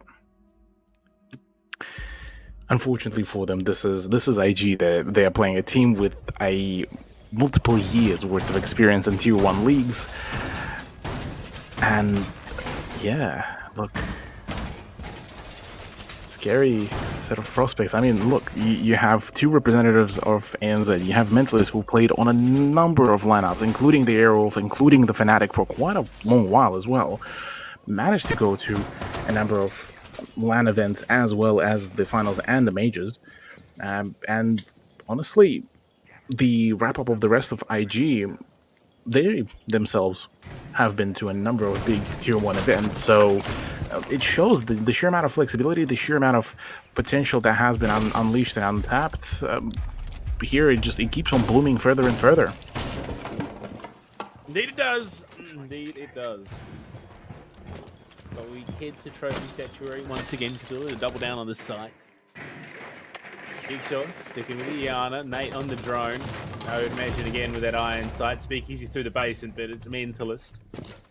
Into the pantry to find the kill. Air jabs to be set up to clear out any potential basement lurkers. But Mentalist is 14, 4, and 4 currently.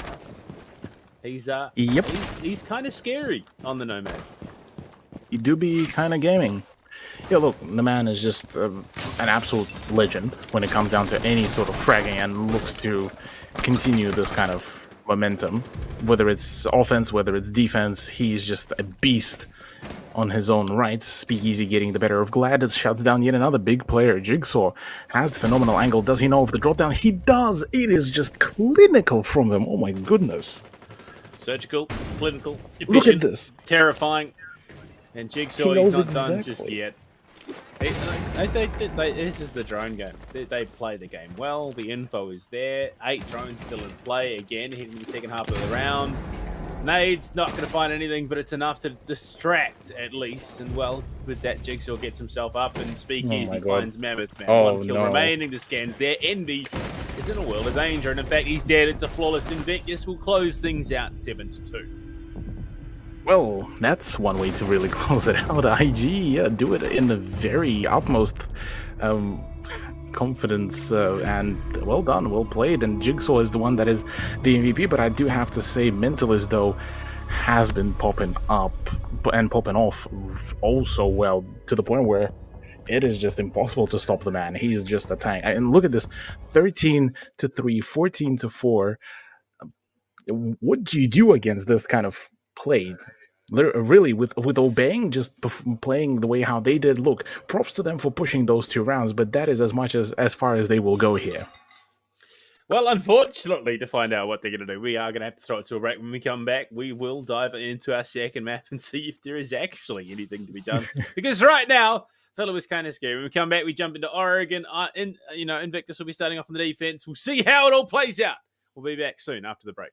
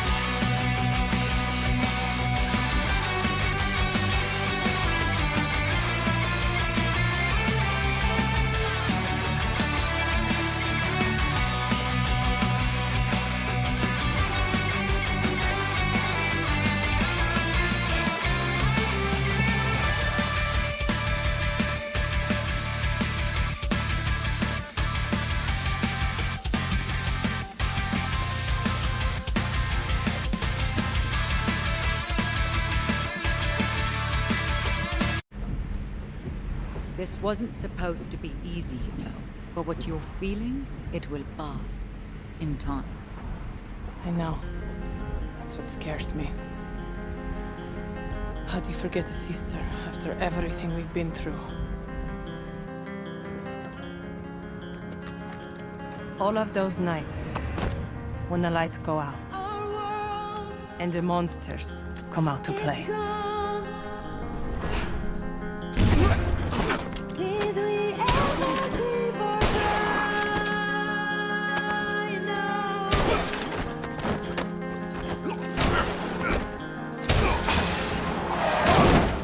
I could always count on Zofia, the strongest person I ever knew.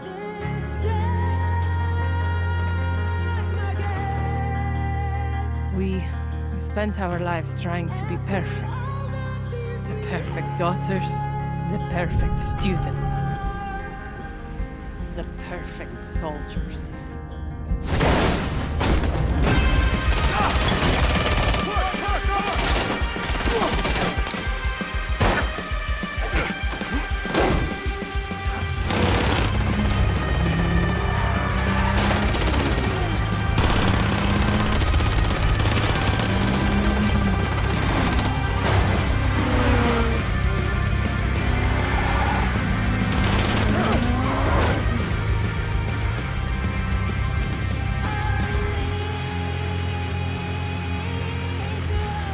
When Father left us, we mourned.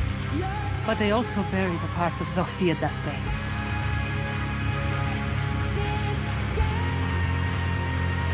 The part that made her my sister.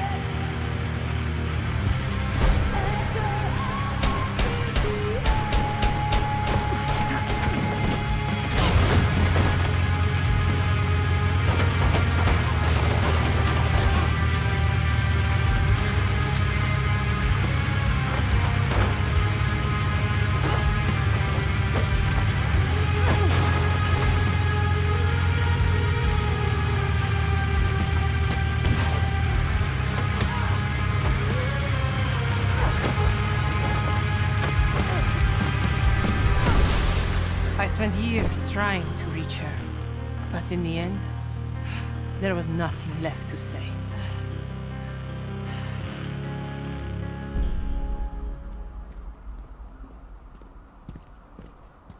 Ella! Father would be ashamed of you. Father died, Zofia. But you left me alone.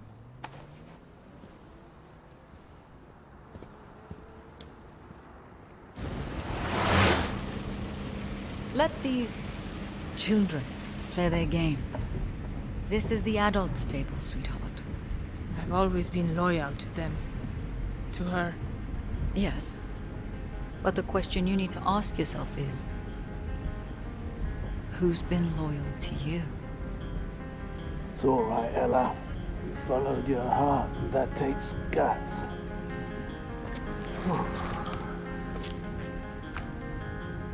Welcome to the family, love.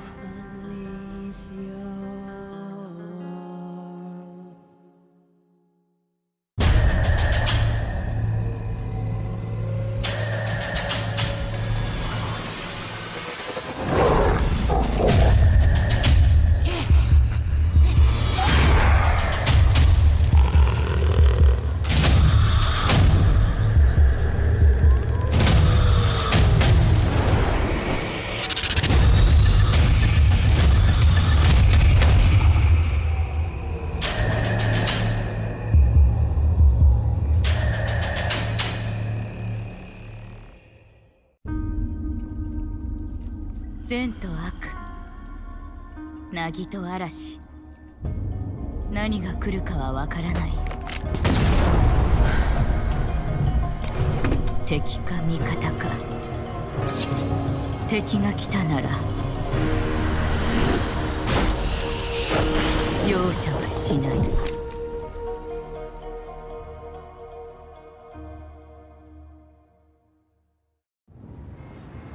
なぜいつもここに来るんですか？フルーツならデリバリーもできます。お金もあるんですし。金持ちはただ待っていると？私をそんな風に見ていたのか。いえ、でもここは人が多すぎます。お前は信頼できる子だが、少し肩の力を抜いたらどうだ。でないと大切なものを見落としてしまうぞ。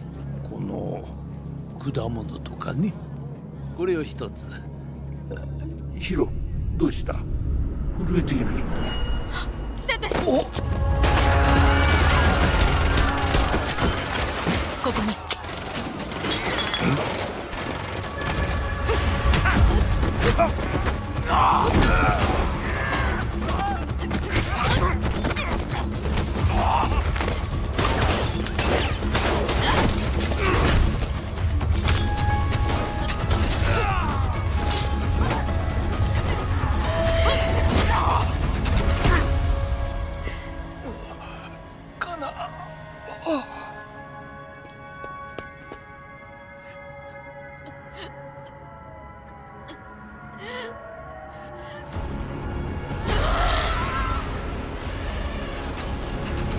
私の家に忍び込むなんて自殺願望でもあるの？久しぶり、由美子。八幡さんが。ええ。話は聞いたわ。見覚えは？手伝ってもらう。仇は必ず撃つ。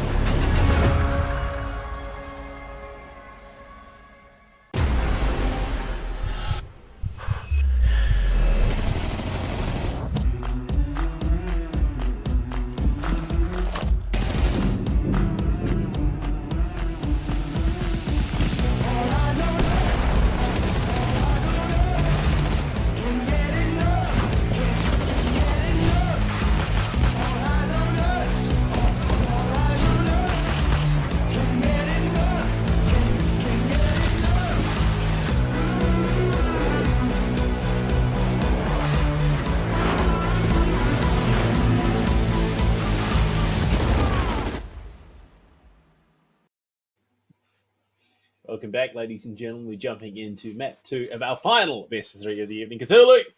It is going to be Oregon here, and Obeng have picked this map, so you've got to wonder if this is the map that favours them in this matchup.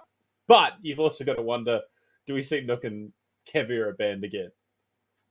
I'm thinking Nook might just actually end up being banned out here, given the fact that how powerful IG can make Nook be. And I mean, we've seen multiple different leagues showcase this very thing to us. How frustrating can Nook be on Oregon?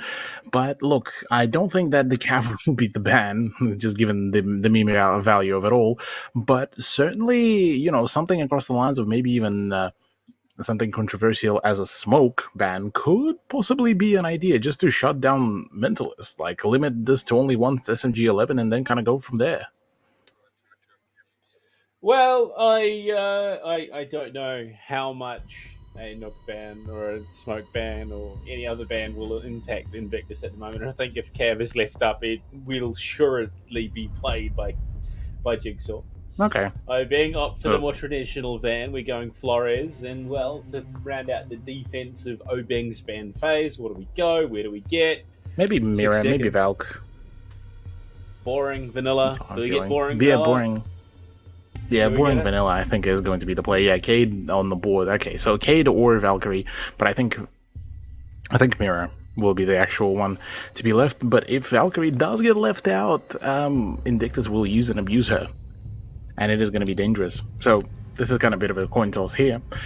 In comes the ban and Alibi. Okay, well, Invictus decided to actually do a bit of a target ban against Obeng, given their sheer usage of MX4 Storm Wielder in the hands of Mammoth Man. So, I called it. no. If Cav is available, Jigsaw's going to be playing it. Can't blame the man as well. Cav in the right hands, whilst a very difficult operator to thoroughly utilize during the actual competitive match, could be quite a fun operator to really play around, and it certainly seems like it's a much more lighthearted kind of turnout here for Invictus Gaming on the second map, and they want to just take a bit of a chill, especially being that they want to kind of feel out how Obeng are looking to perform here on Oregon, or whether there's going to be any more kind of successful prevention, or rather not successful push and prevention of the scoring for IG. I think first 2 rounds will be a little bit of a closer kind of gamble, but from there on out, I think round 3 we might start seeing Invictus pick up the play. Well, I mean, I am anticipating some shenanigans. I'm anticipating Jigsaw to interrogate someone at least once, if not twice or 3 times in the half. Glad on the charge, leading things through. He wants to get some info in towards Garage first before making that entry into the building. I don't know if they saw Jig there. He was playing around the laundry stairs, backs off for the moment. Honestly, I think it's a case of who is just unlucky enough from Obeng is going to be the one to get interroed. Basically, yeah.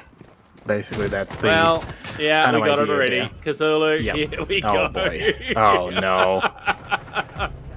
Oh, no. Oh, this is not good. This is not what you want to see. Impacts are coming out as well, hoping to catch the bat as well. But look at the sheer hole that it brought Obeng to, as they're just struggling to even find the safe Not entry. only did he get the interro, but he got the interrogation onto the player with the diffuser as well. Oh, Yeah. dear. Anything that could go wrong did go wrong, and how? Yeah.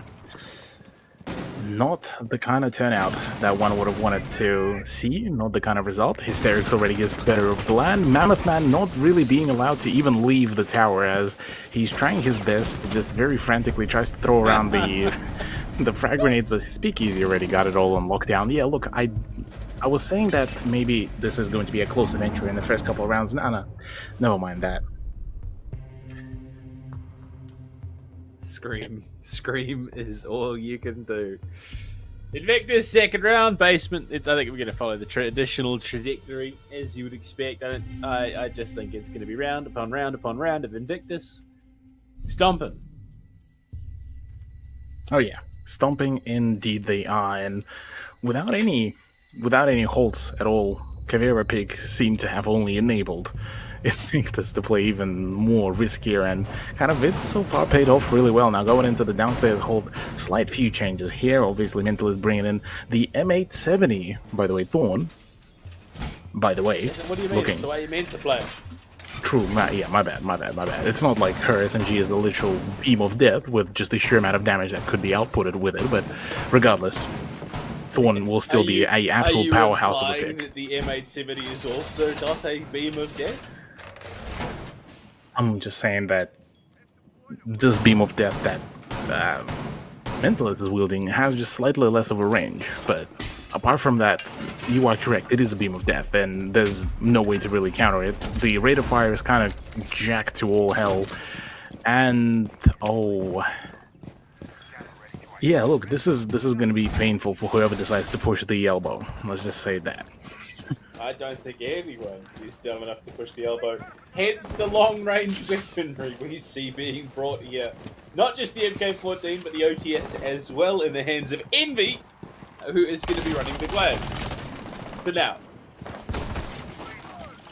Yeah, look, OTS could be a peculiar one, implying kind of that they are looking to play for the smoke grenades. And I mean, well, look, they have Glad as well bringing in the smoke, so would imagine that the Jekyll and Glass will be playing kind of in tandem here, which is probably one of the most weird sentences I would have said probably in a long, long while. But as I say that, actually quite a confident push coming out as Jigsaw just trying his best to, you know, wiggle himself out of the problems, but Mammoth Man does find him at the end.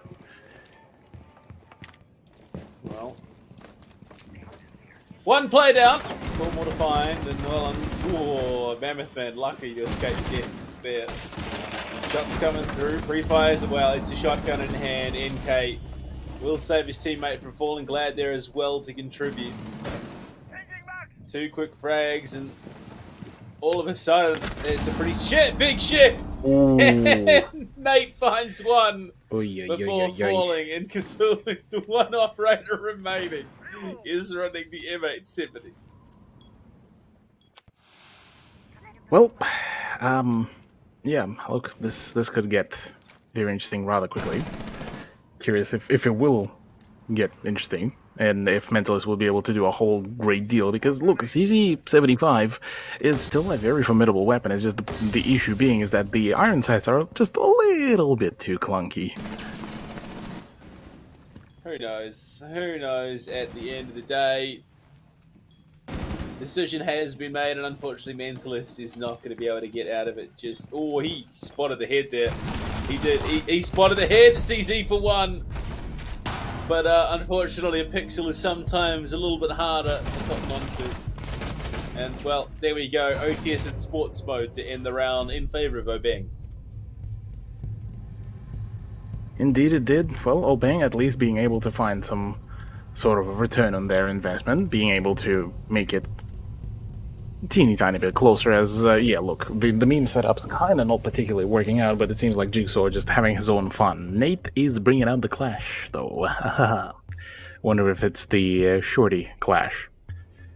I would be rather surprised if it wouldn't be. Apart from that, the rest of IG kind of trying to start bringing out the, you know, the more serious lineups. You know, you see the Mute, the Jaeger, the Wamai as well. So main emphasis is to just the fact that they don't want to be caught off with those frag grenades, as indicated in the last round. So Invictus, straight off the back of that, would then still be able to, you know, make those aggressive swings like they usually now have been doing, you know, throughout the whole of Villa.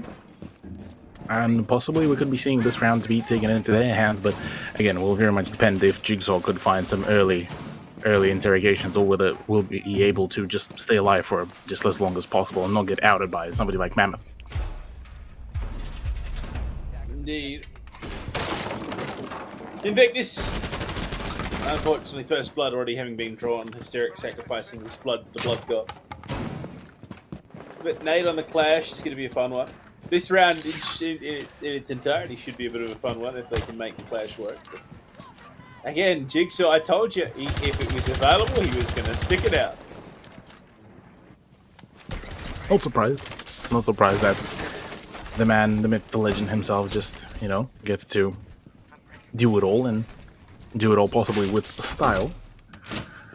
However, NK is already in his house, and now in comes the battle of the shields, and NK from the get-go will be having a bit more of a problem. So Bart already took quite a fair, well, I said a little bit of damage, quite a fair bit, as a matter of fact, lower than 50 HP, meaning quite a lot of problems might just start ensuing as, well, Clash trying to bait out a number of utility throws, but won't really happen just yet, as Jones should be able to confirm. Actually, no. They haven't really confirmed anything, really, and this means that for Mammoth, it's just more so just a go time for him to actually keep on pushing the top floor.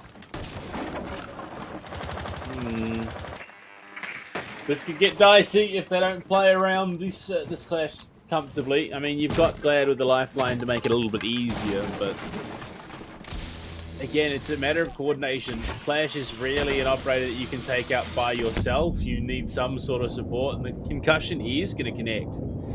But there is no follow-up whatsoever. So, oh, Jigsaw, that's one. Boom, Pokeball. Ooh. Two, Pokeball. Unfortunately, no more Pokeballs. Jigsaw has to do it. He's going to find three. Oh, no way. Can he find four? No, he can't. Yeah.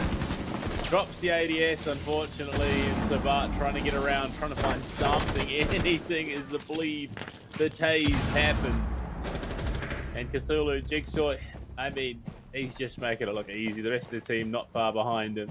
As Hysterics will find Mammoth. Sabat, unfortunately running, trying to relocate, has been isolated and identified Hysterics. Unfortunately, oh, no. No. That's not how you conclude it all. Come here, give me that wallet, and oh look, yeah, that's definitely going to be a tilter. That's 110%. Personally, I wouldn't stand for it.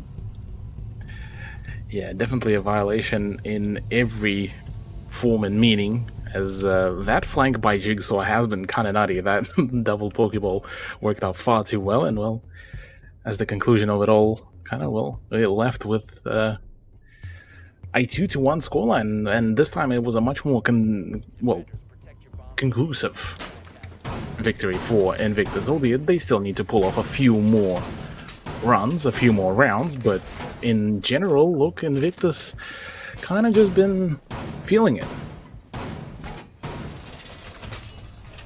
Yeah, they've been feeling it. They definitely have. Jigsaw in particular. 3 kills is the Kavira last round. 2 of them with impacts to confirm. And he is deep on the dive. He is down to the basement. He is getting as far away from the side as physically possible. And anyone stupid enough to walk into the basement, he deserves it. Yeah, basically will get punished rather severely if anyone decides to go in for those swings, but it doesn't even look like that is going to be the case. It seems main pressure is going to be from the front with so Bot actually looking to send it with a G8. Oh lordy, this could be actually problematic because IG, you look at the positionings, not a whole lot of people are still out there on the actual site. Actually, no, I concur. This is there's actually 3 people on site, so they could really very much shut down this push. It almost looks like it's going to be a horizontal take with the Gara hook, but no. Repositioning for now.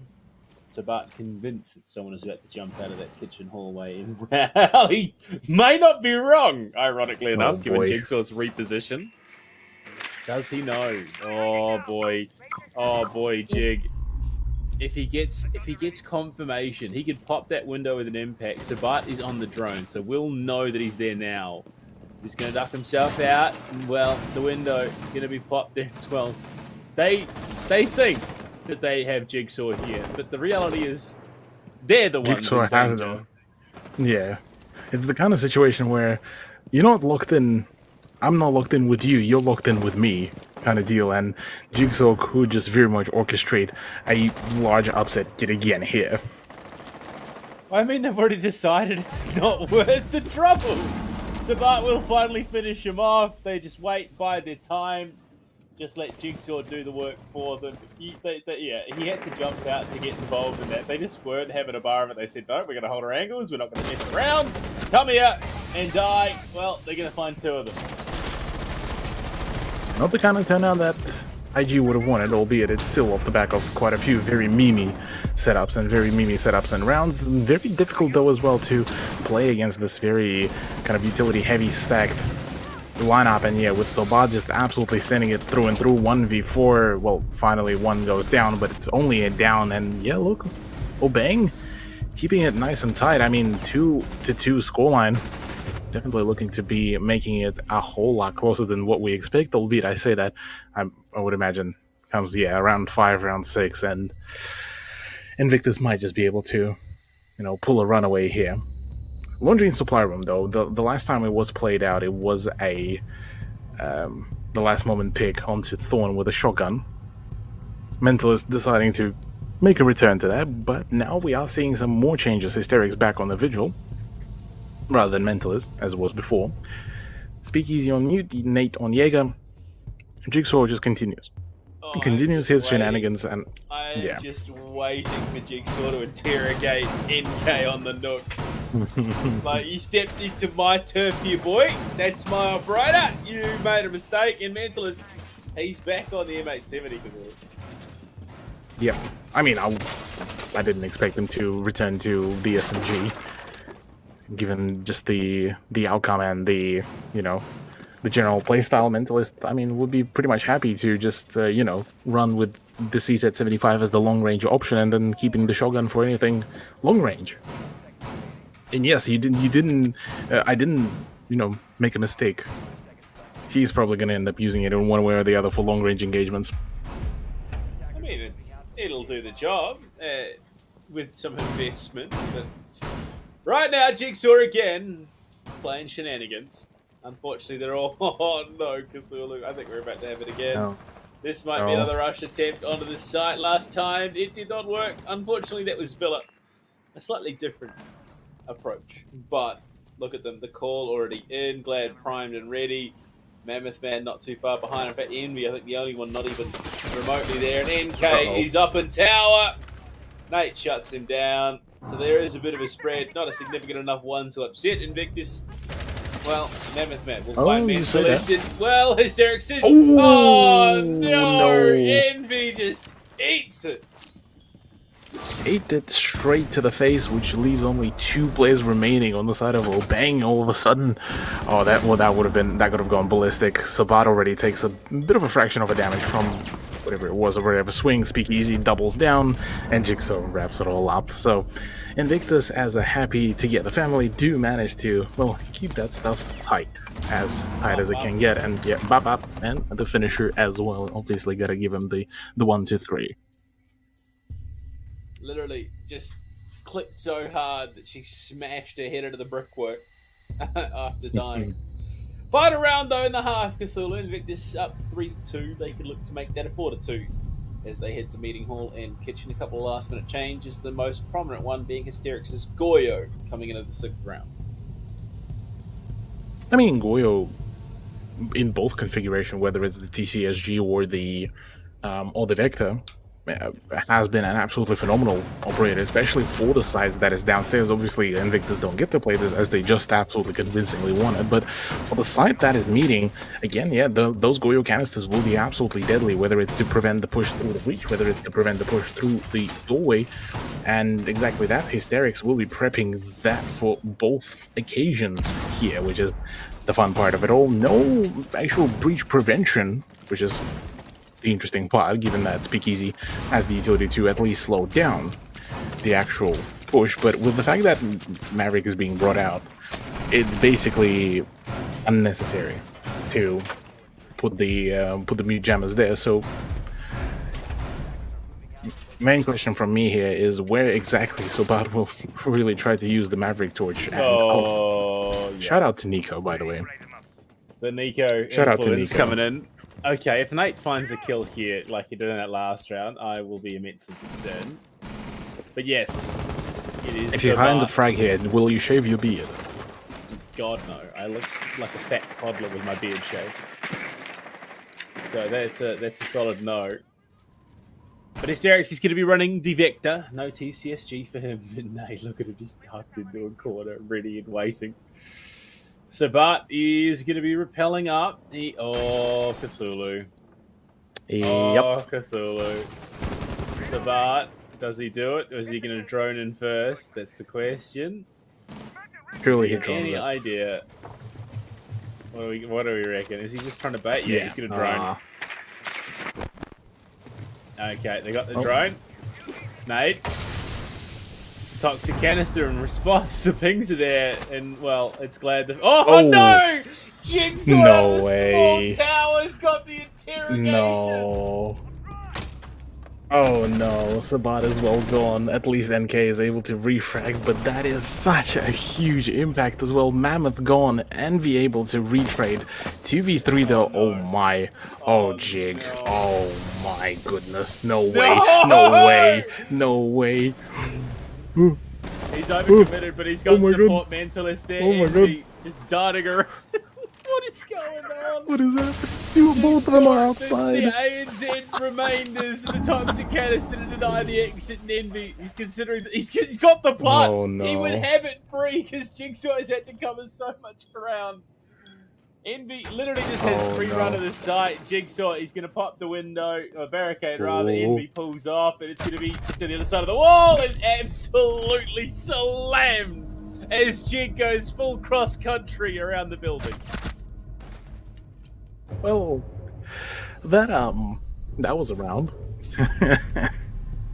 that was one way to really do this. Well, the first half does conclude in a very convincing scoreline of 4-2 after quite a frequent amount of tomfoolery has been already committed, and Kids Doms and Main Hall will be now busted out. And really, I mean, you look at the lineup of Obeng. You know, very by the book. You look at Invictus, Pain Train is about to come, including the Jigsaw special, aka the Nook. Oh boy. 4-2! Yeah, I mean, it's not like he's been throwing as well. I mean, 7-4 is already a formidable scoreline. Oh no, he was throwing impact grenades at people and getting killed. True, yeah, and getting interrogations on top of it as well. So yeah, was he 2 interrogations? Was it? Yeah, just 2. Yeah, something like that. But look, saying it like, oh no, it's only 2 interrogations. I mean, that's far below the average numbers that we'd been expecting from anyone in this game. But but that's 2 interrogations in Operation League. That's 2 interrogations in the group stage as well. Like. We already gone past all the qualifiers. All that tomfoolery is not needed. No way that kind of run out has been allowed. Yeah, look, back into the building you go. Get back inside. Yeah, absolute menace. Jigsaw unfortunately not able to find the kill, but Invictus, they're making quick work of it. NK spotted on the drone, caught in the source, and almost absolutely obliterated there. I mean, how is no one taking a single point of damage, and there's been so many near misses? So close. I was expecting actually a full-on run out, and in comes the swing, in comes the play. No, fragment. No way he wins. Oh my god, NK actually survives it all as well. That whole fiesta, and actually comes out with a majority of his HP. So, look, a little bit of a misplay from Jigsaw, and unfortunate. Not even a misplay, sorry, mistiming really there for some of the swings, and definitely was not prepared for this kind of up-close and personal swing from NK. So, as it stands, look, IG being forced to play a little bit more, conventional, by-the-books kind of play. I mean, I'm mind-boggled that the majority... Never mind. Commentary in this map has been, oh no, oh boy! Well, Mentalist with that kill brings it back to 4-4. Well, unfortunately, Glad is just not quick enough. And Nate, we didn't even touch on Nate playing the Thinker right now. This is not traditionally a role that he adopts. And he's going for the tech reload at 67 rounds. They lose the smoke. Everything is just coming to bits for Obeng. Hysterix wants the info game. The drone is in there for him, and he's just going to go pre-fire back outside again. Nade instead, maybe looking for NK. A little bit of a bounce nade, and no, it's going to be Speakeasy off the flush out to find the kill. C4 already also utilized, so another reswing by Hysterix, surely it'll come about. Nate trying to do a great deal of work, but gets absolutely just doinked there with the shotgun. So that's, presence in the attic completely now annihilated and destroyed, but the swings could still come around. Mentalist, mate. Gotta be considerate for your teammates as Envy just gets bullied. Sabat is Sabat just absolutely lands a shocker of a headshot, which keeps him actually nice and tight because nobody knows actually where he is, and in comes the swing Nate in for the play. Oh, Cthulhu, what a round. What a match. What a series. And, well, unfortunately for Sabat, mate, is no slouch. Steps out and absolutely... Just a bop, bop. It just emulsifies him. That's the only way I can describe what we just saw. Invictus take the first round of the half. They're at 5-2. They're looking to do it. 2-7-2s. 2-7-2s back-to-back. Look, perfect scoreline to finish off the group stage of Operation League and send themselves to the upper bracket semifinals. As I believe this is actually, well, judging off the seeding, it does look to be this way, as, yeah, Madness has been completely locked in now into either the second or the third place, and it certainly looks like it is going to be the second place off the back of Obeng's unfortunate demise here against IG, and IG, yeah, first place. It is all looking nice and solid. So, now in comes the big problem for Roosters. They were hoping probably for somebody like Madness to make it into the first place. They get to verse IG later down the line, possibly. Actually, no, sorry. Scratch that. They actually... First round, they get to chill. It's upper bracket final where they could possibly meet IG. That's where the problems will start to mount. Rather badly as well. That's where the problems are going to start to mount, of course. No, for Roosters. For IG, this is looking to be like it's going to be basically a flawless run yet again. Like they performed back in Season 4. Oh dear, honestly the problems are mounting just at the moment. Just the thought of having to face off against certain members. Well, it worked. Hysterics didn't take a single point of damage. Oh, okay. No, they're just trying to body block each other. They are actively trying to body block each other into the building. It is a race to the side. Jigsaw is winning mentally. Actually, no, sorry. Hysterics flopped this lead. Goodbye. They are actually just drag racing to the site right now. Nate is going to pop over. But the shotgun is just a little bit better. Those close quarters engagements. They both jump in.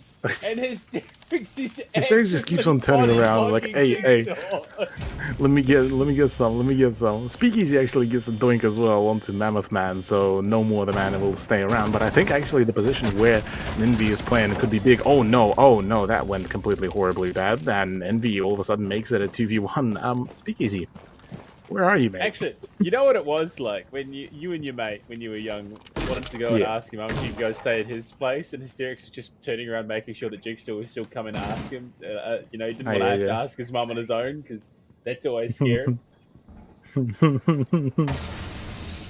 Certainly seemed that way. Oh. Pick up the MK14. Let's go the dual wield path. Imagine if that could have been the possibility. That could be kind of nutty. He's already spotted by the motion tracker and just decides to keep on chugging along, keep on pushing. The smoke grenade comes out. Still a minute 19, by the way. There's still plenty of time. The jiggle peaks though coming about. Speakeasy could die. Essentially just pushes through, and yeah, this is death. Basically death. Yeah, there it is. Oh my lord, Cthulhu, what are we witnessing?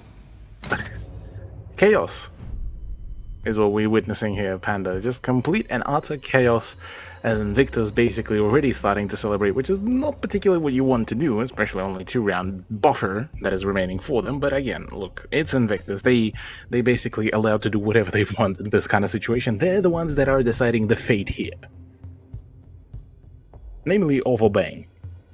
And Obeng, look, unless they just somehow, I don't know, decide to legally start spinning around and hitting heads only, I don't see a whole lot of opportunities there for them to win against Invictus. I'll be genuinely honest. And that is coming from me saying that they've been like playing really, really well against Madness as well. They've performed formidably. It's just unfortunately IG are just on a whole new level here, basically. If they get fully unleashed, but that doesn't look. Actually, no, never mind.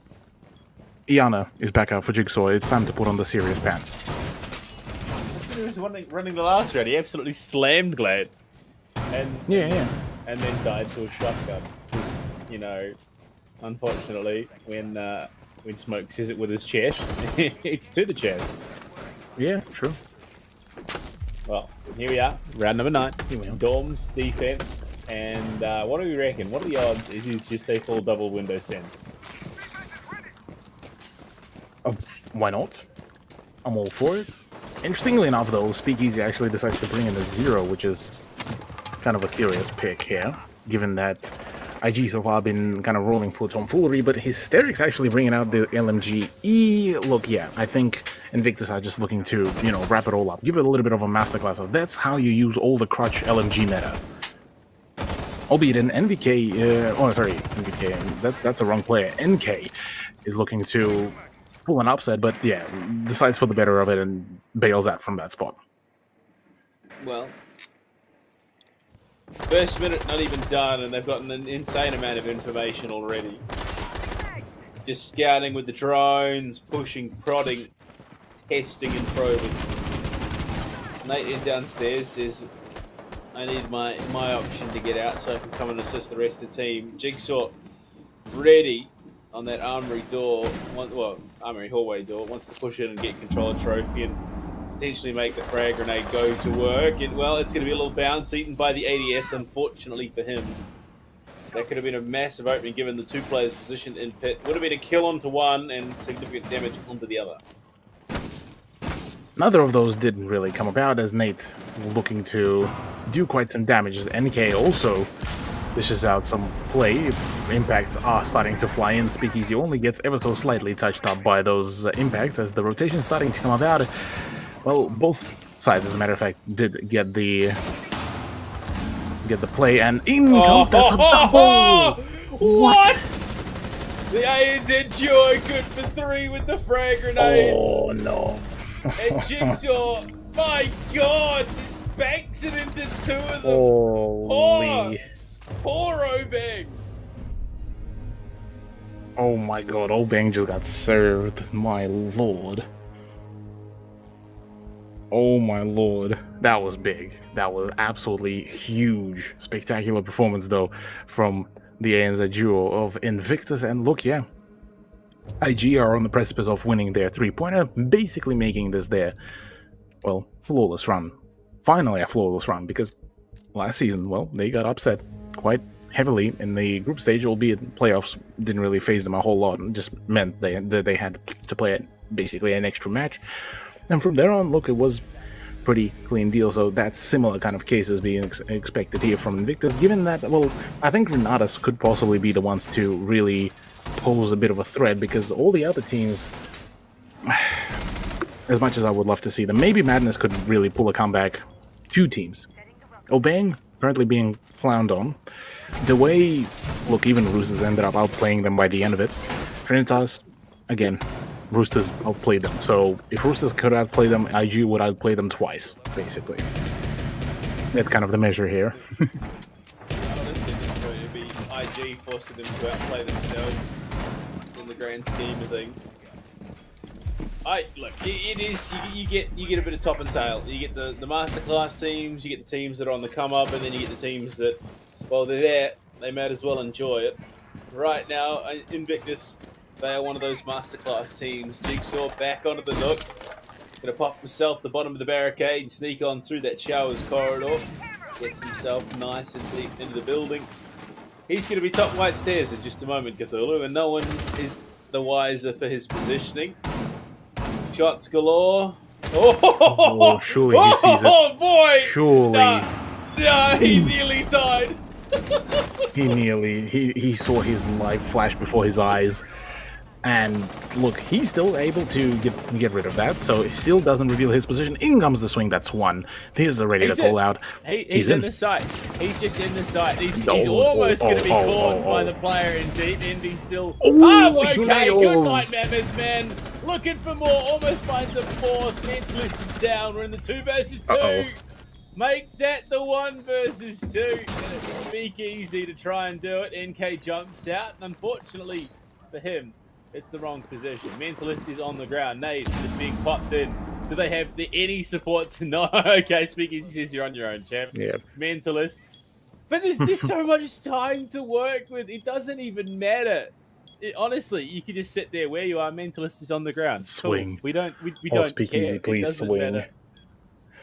Oh my god. They're all clueless. Glad doesn't have a single clue. Oh, That's one. Speakeasy, the one tap! No the way. one tap in Glad! No way. Oh no, the pot nade, yeah. Okay, it's over, Invictus, the masterclass team. Absolutely styled to close out the map, Cthulhu. My god, Speakeasy is a beast. Yeesh. Speakeasy and Co. with Jigsaw once again copying the MVP by the points and by the frags. Absolutely styling on the opposition, and look, what a way to finish it all off by a 1v4 1v4 clutch, and just well done, well played by IG, and they secure themselves the first seed going into the playoffs. I mean, look, did we really expect any different, Cthulhu? Hey, I mean, there was a bit of an upset potential back in last season. Yeah, now with this whole super squad, not at all. Well, Cthulhu, I mean, is there really anything to say? It was Invictus. They came, they played. But looking back at our matches for the day, obviously Madness take down Obeng 2-1, 8-7. They lose 7-4 and then come back in 7-1 fashion. Madness then take down Next Reality 2-0, 7-0 and then 8-6. A bit of a contrasting match on the whole. And then, of course, Invictus take down Obeng 7-2, 7-3. I mean, what a day of Siege. Oh yeah, absolutely. We started off with an absolute heater of a 3-mapper, and then, well, slowly but surely started, dialing it down. We, found that 7-0, but then Chalet kind of ended up escalating quite heavily. And then, look, Obeng versus IG was just a really nice time for us to, have some good laughs, have some good memes, and watch just IG perform an absolute masterclass, whether it's, quote-unquote meme operators or whether it's full serious performance from them. And look, we got to see the full spectrum, and IG are looking like they almost most definitely looking to claim yet another title here in our league. Well, to find out whether or not that is the case, you'll have to come back later this week, actually, ironically enough, for us. Later this week for us, next week for you guys. When we come back, it's going to be Friday. The playoffs will kick off, and we'll see just who takes away Season 5 and takes away the cup when we come back later this week. We'll see you then. Have a good one.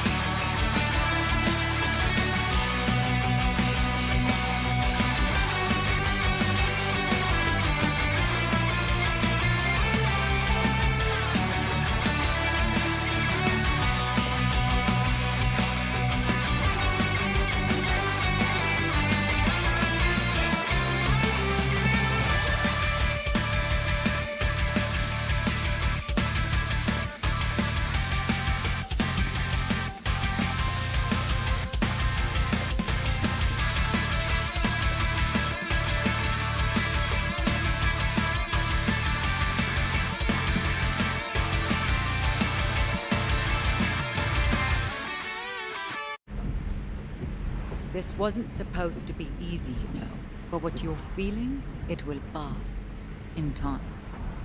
I know. That's what scares me. How do you forget a sister after everything we've been through? All of those nights, when the lights go out, and the monsters come out to play.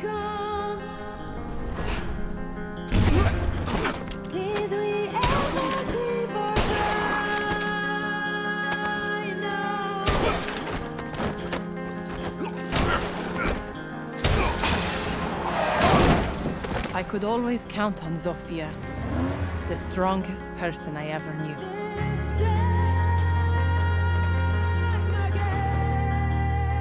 We We spent our lives trying to be perfect. The perfect daughters, the perfect students, the perfect soldiers.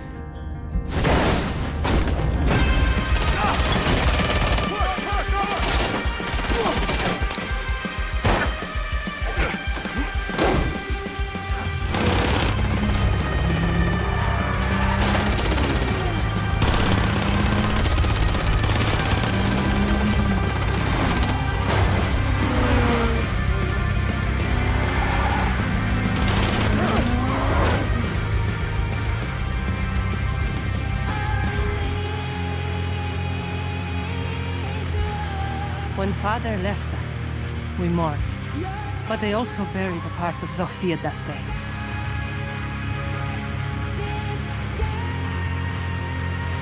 The part that made her my sister.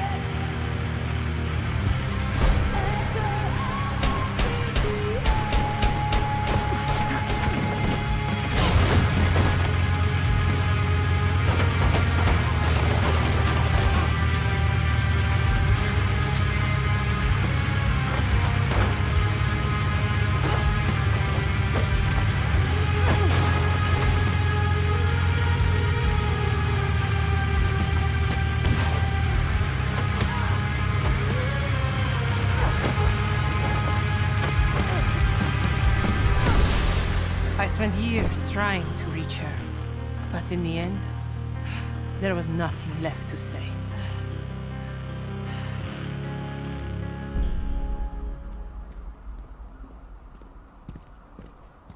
Ella! Father would be ashamed of you. Father died, Sophia. But you left me alone.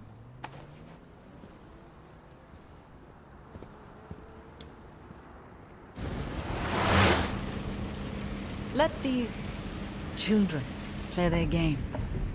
This is the adult's table, sweetheart. I've always been loyal to them. To her. Yes. But the question you need to ask yourself is, who's been loyal to you? It's all right, Ella. You followed your heart, and that takes guts.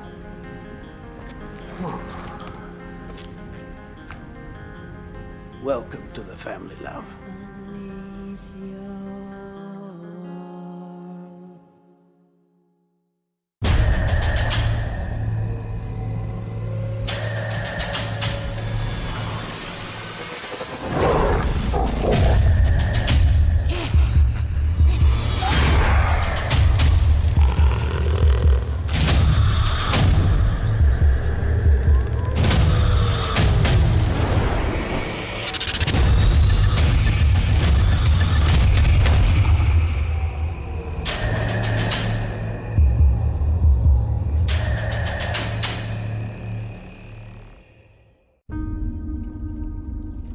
善と悪、凪と嵐、何が来るかはわからない。敵か味方か。敵が来たなら容赦はしない。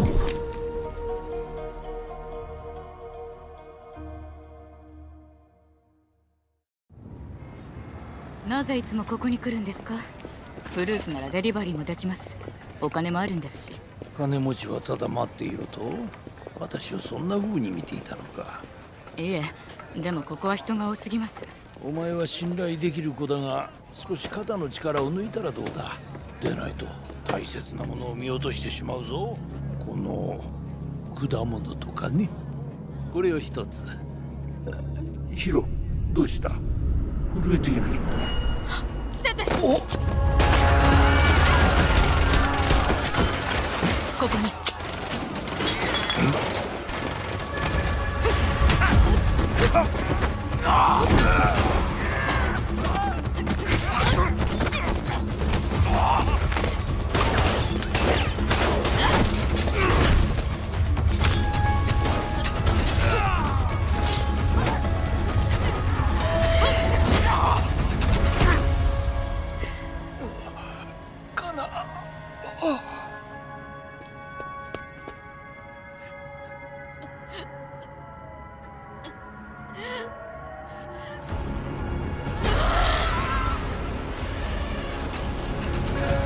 私の家に忍び込むなんて自殺願望でもあるの？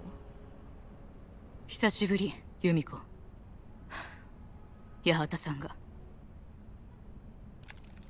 ええ、話は聞いたわ。見覚えは？手伝ってもらう。